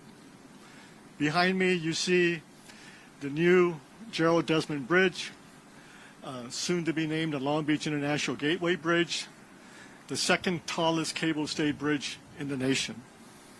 Also, you'll see behind me to the left, or my left, the Long Beach Container Terminal, the state-of-the-art terminal. The bridge was a $1.4 billion endeavor. The terminal was another $1.5 billion endeavor. So I hope you're enjoying this inspiring view. We at the Port of Long Beach welcome the engagement of Secretary Buttigieg and the Biden-Harris administration. We are grateful that we are working with us to tackle the supply chain issues that have touched every household in the United States over the past 2 years. We have made progress thanks to the leadership of the Secretary, President Biden, and our Governor Newsom. Keep in mind that at this complex, what you see here before you is a movement for 2021 of 20 million TEU containers. No other port complex in the nation approximates half that containerized cargo. Thankfully, to the men and women who continue to work throughout this crisis, the essential workers, as Willie referenced, the IOW, truckers, and all the other union labor here that is so essential for the nation's commerce. Together, we are investing in the 24/7 framework to enhance throughput and efficiencies at the Port of Long Beach, the port of choice, to serve the nation's needs for the next 100 years. President Biden and President Buttigieg are fully committed in our efforts to create a new normal of a 24-hour operation to ensure we can clear the supply chain backlog and handle the flow of cargo in the future and whatever crisis comes upon us in the future. The recent $52.3 million grant from the Maritime Administration for construction of our state-of-the-art Pier B rail enhancement facility is a significant statement by the federal government. It supports the kind and far-reaching project that will move cargo faster, improve air quality. It brings the Port of Long Beach to a new league of rail connectivity and will benefit this region for decades to come. Lastly, again, I'd like to thank Governor Newsom for his welcome investment in the state seaports as planned in his new budget, also Secretary David Kim and CalSTA. The governor's proposed budget includes significant and targeted investments in the state's seaports that will improve the efficiency, sustainability, and velocity of goods movement.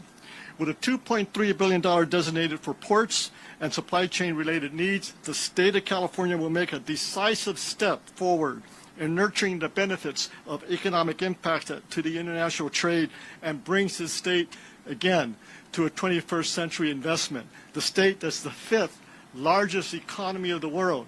And there's a reason why we're the fifth largest economy of the world.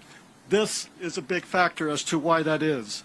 The funding will help strengthen the vigorous capital improvements and environmental sustainable projects and programs at the Port of Long Beach and at the San Pedro Bay Complex, together with my good colleague, Gene Soroka.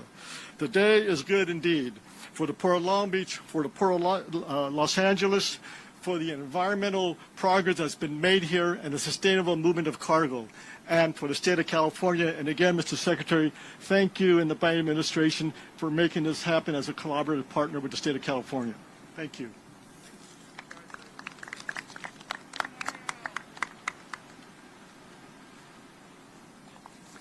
Thanks, Mario, and thank you, Secretary Buttigieg, for your time and effort. Since the day you took office, you've partnered with us, and we greatly appreciate that. Also, the entire Biden-Harris administration, cabinet level and staff, and everyone in between who has allowed us to shine a spotlight on the importance of these ports, the supply chain, and what it means to the American worker and the American consumer. For over a year now, the administration in Washington and our administration under Governor Newsom in Sacramento have continued to work with us, bringing together C-suite partners from the private sector as well as federal, state, and local officials to keep this port complex moving forward. It's been that convening power that still has us meeting 3 times a week with industry stakeholders, elected appointed officials, and many across the spectrum of the supply chain to make change and improve. And our unified focus on the American worker has never been stronger. As mentioned by Mario, the $2.3 billion US that have been announced yesterday by Governor Newsom in support of ports in the state's annual budget complements the $17 billion in the Infrastructure Investment and Jobs Act that is now law. The combination of both is our call to the private sector to follow us in that investment, make this supply chain and our workforce even stronger for tomorrow. And as Mayor Garcetti said, the numbers are all starting to move in our favor. Economic growth of potentially 5% in 2021, 4% in 2022.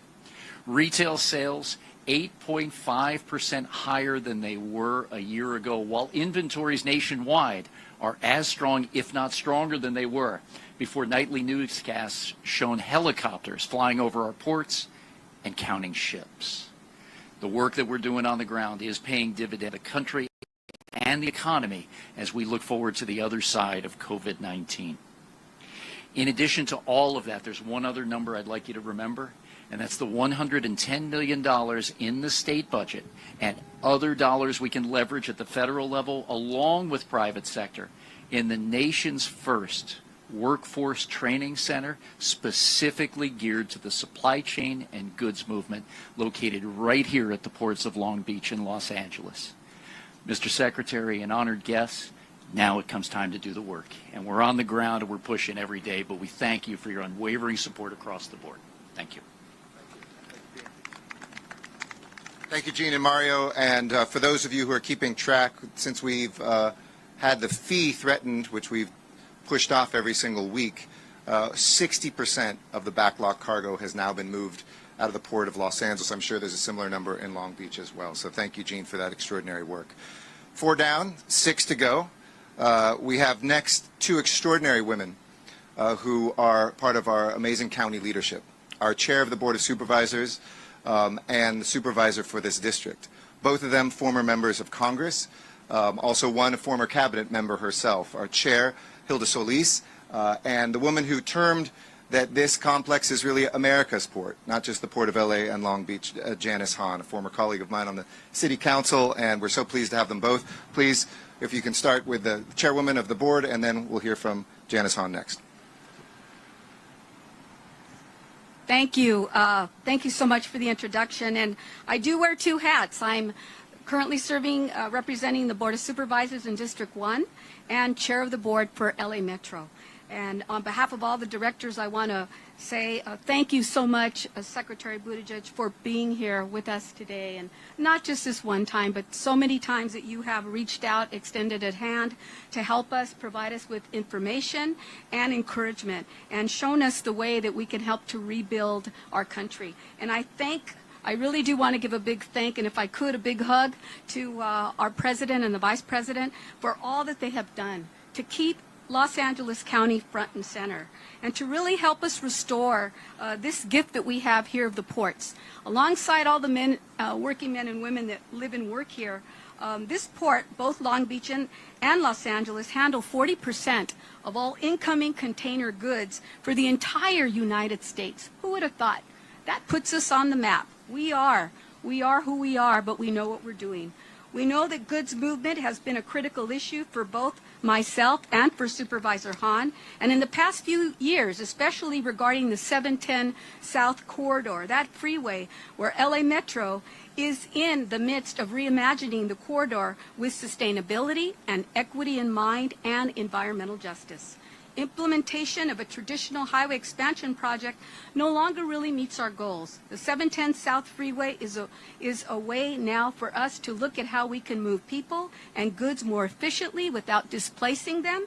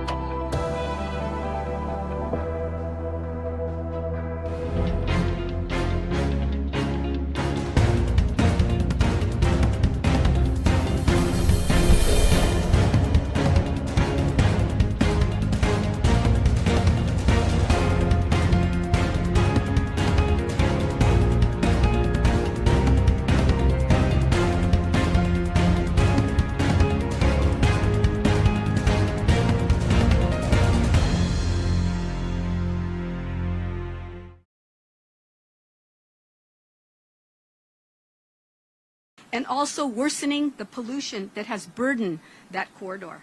And with federal dollars from the Infrastructure Investment and Jobs Act, we'll be able to do just that. The bipartisan infrastructure bill will allow Los Angeles County to enhance our infrastructure and make our economy good, well, and working for everyone. And it will help us create green jobs that we know are most in need. As former U.S. Secretary of Labor under President Obama, and as a current chair of LA Metro, I understand how critical it is to foster good paying jobs and pathways that lead us into sustainability. Investment in infrastructure creates jobs, but transportation infrastructure is a workforce investment project. These investments will help lift our economy and our hardworking low and middle income working families. The public transit and transportation infrastructure means critical access to education, to workforce training, to healthcare, to recreational destinations, and the goods movement. LA Metro is delivering on a multi-billion-dollar capital program for transportation projects that will connect all of our communities across the county. The projects will not only help get people from point A to point B, but they'll also help to create high-road, well-paying jobs. The infrastructure bill will help create career pathways in green and sustainable industries, even faster than before, and crucial as we recover from this pandemic. We will need high-skilled individuals, a trained workforce to deliver on these infrastructure priorities. You've already heard some of those deliverables that we know are coming our way.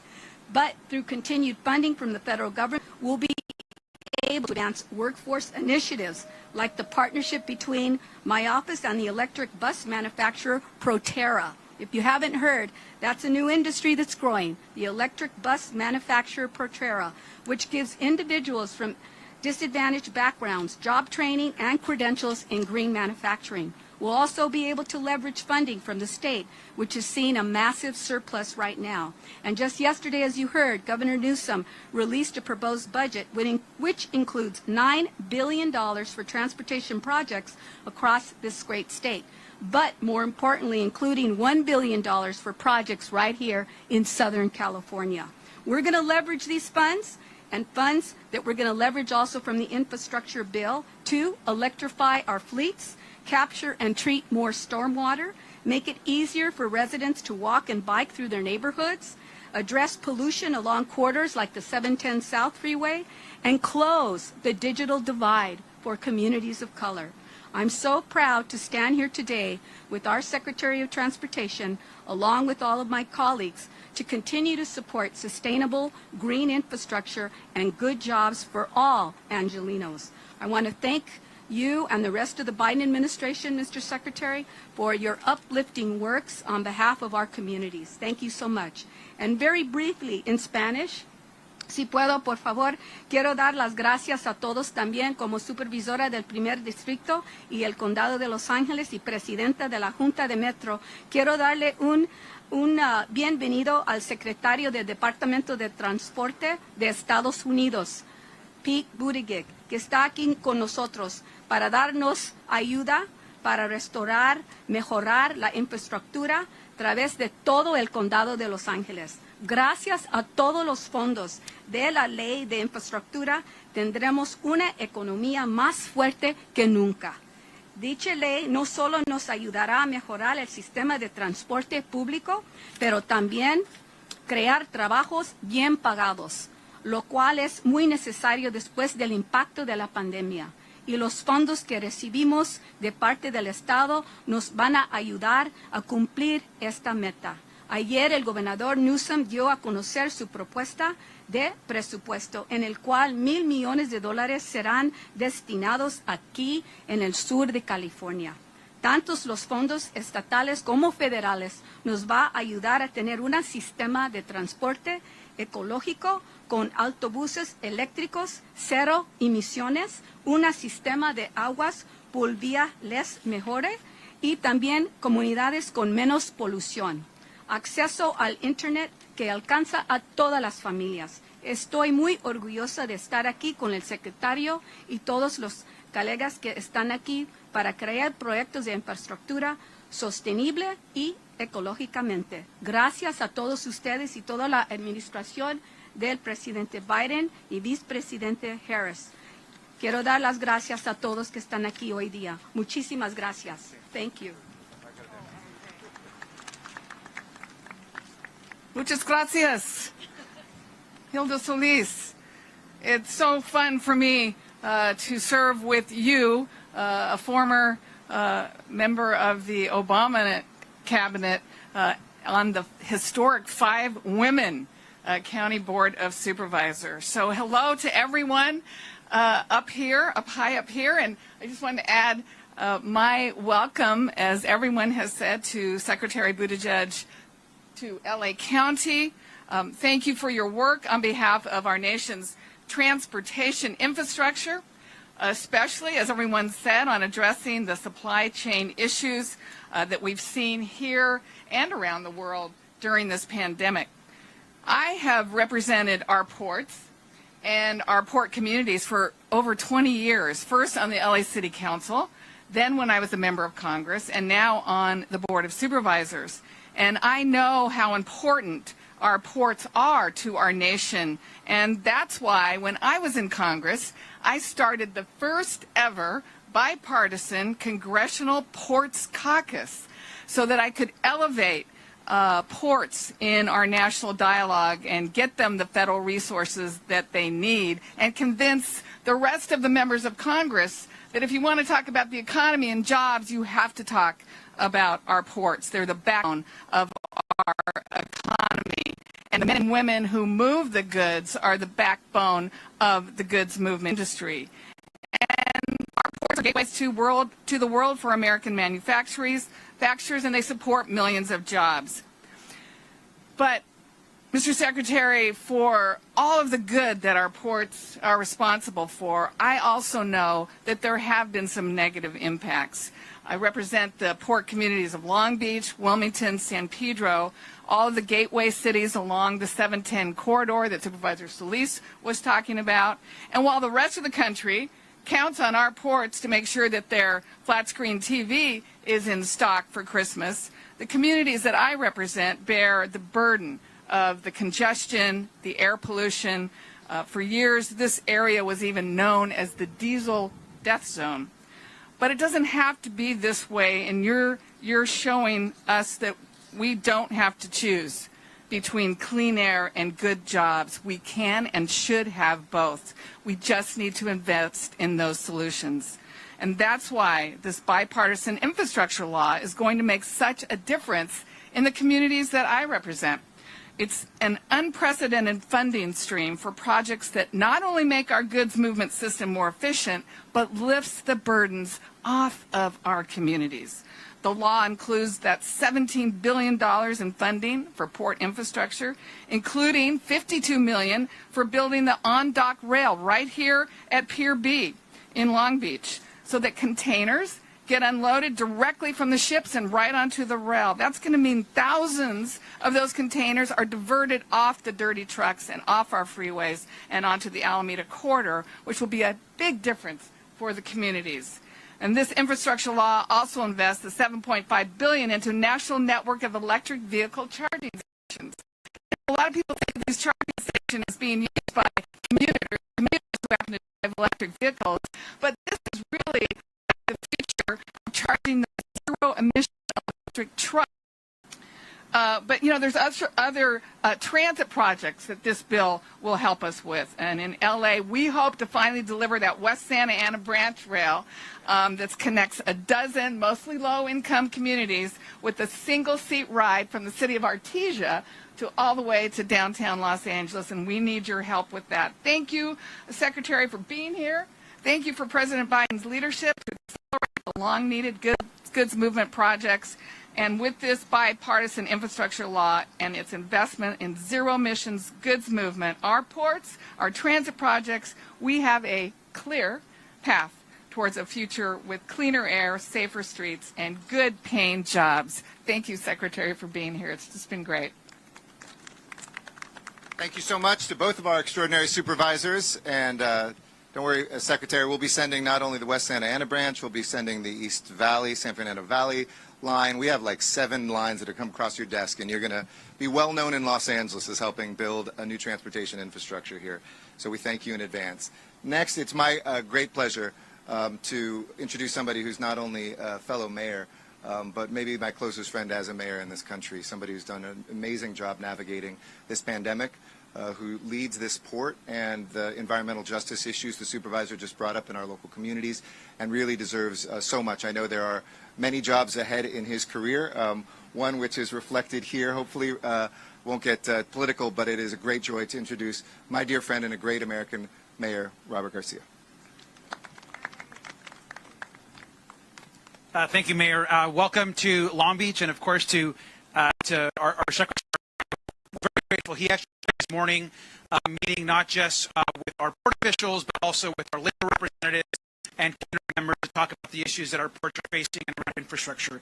I just want to say 2 things. I think the first that's really important is that all of the doomsday predictions about Christmas not arriving or the shelves not being stocked never came to pass. And thanks to the Secretary, his incredible team at the Department of Transportation, and of course the President and his leadership, we had what I believe has been a really smooth holiday season with folks being able to buy what they need to buy. So that is because of the Secretary's leadership and everyone at the White House as well. So we are grateful. I know on behalf of Long Beach, the tree, thank you. And it's important to note that this would not have happened without the direct intervention of the President. The President and the Secretary made the phone calls to the large retailers. They connected with our port directors on a regular basis. They literally helped us move cargo faster. And as you can probably see, also created programs to ensure that ships are now at berth much further away from shore, and that helps air quality and protect the neighborhoods. And so, Mr. Secretary, thank you for your incredible work. And the second thing I just want to add is a huge thank you on behalf of the City of Long Beach and the Port of Long Beach. We have received this incredibly large grant in this first round of infrastructure dollars for ports, about $52 million. To create this rail-to-terminal system that, again, will make our ports more sustainable and get ports moving much faster. And so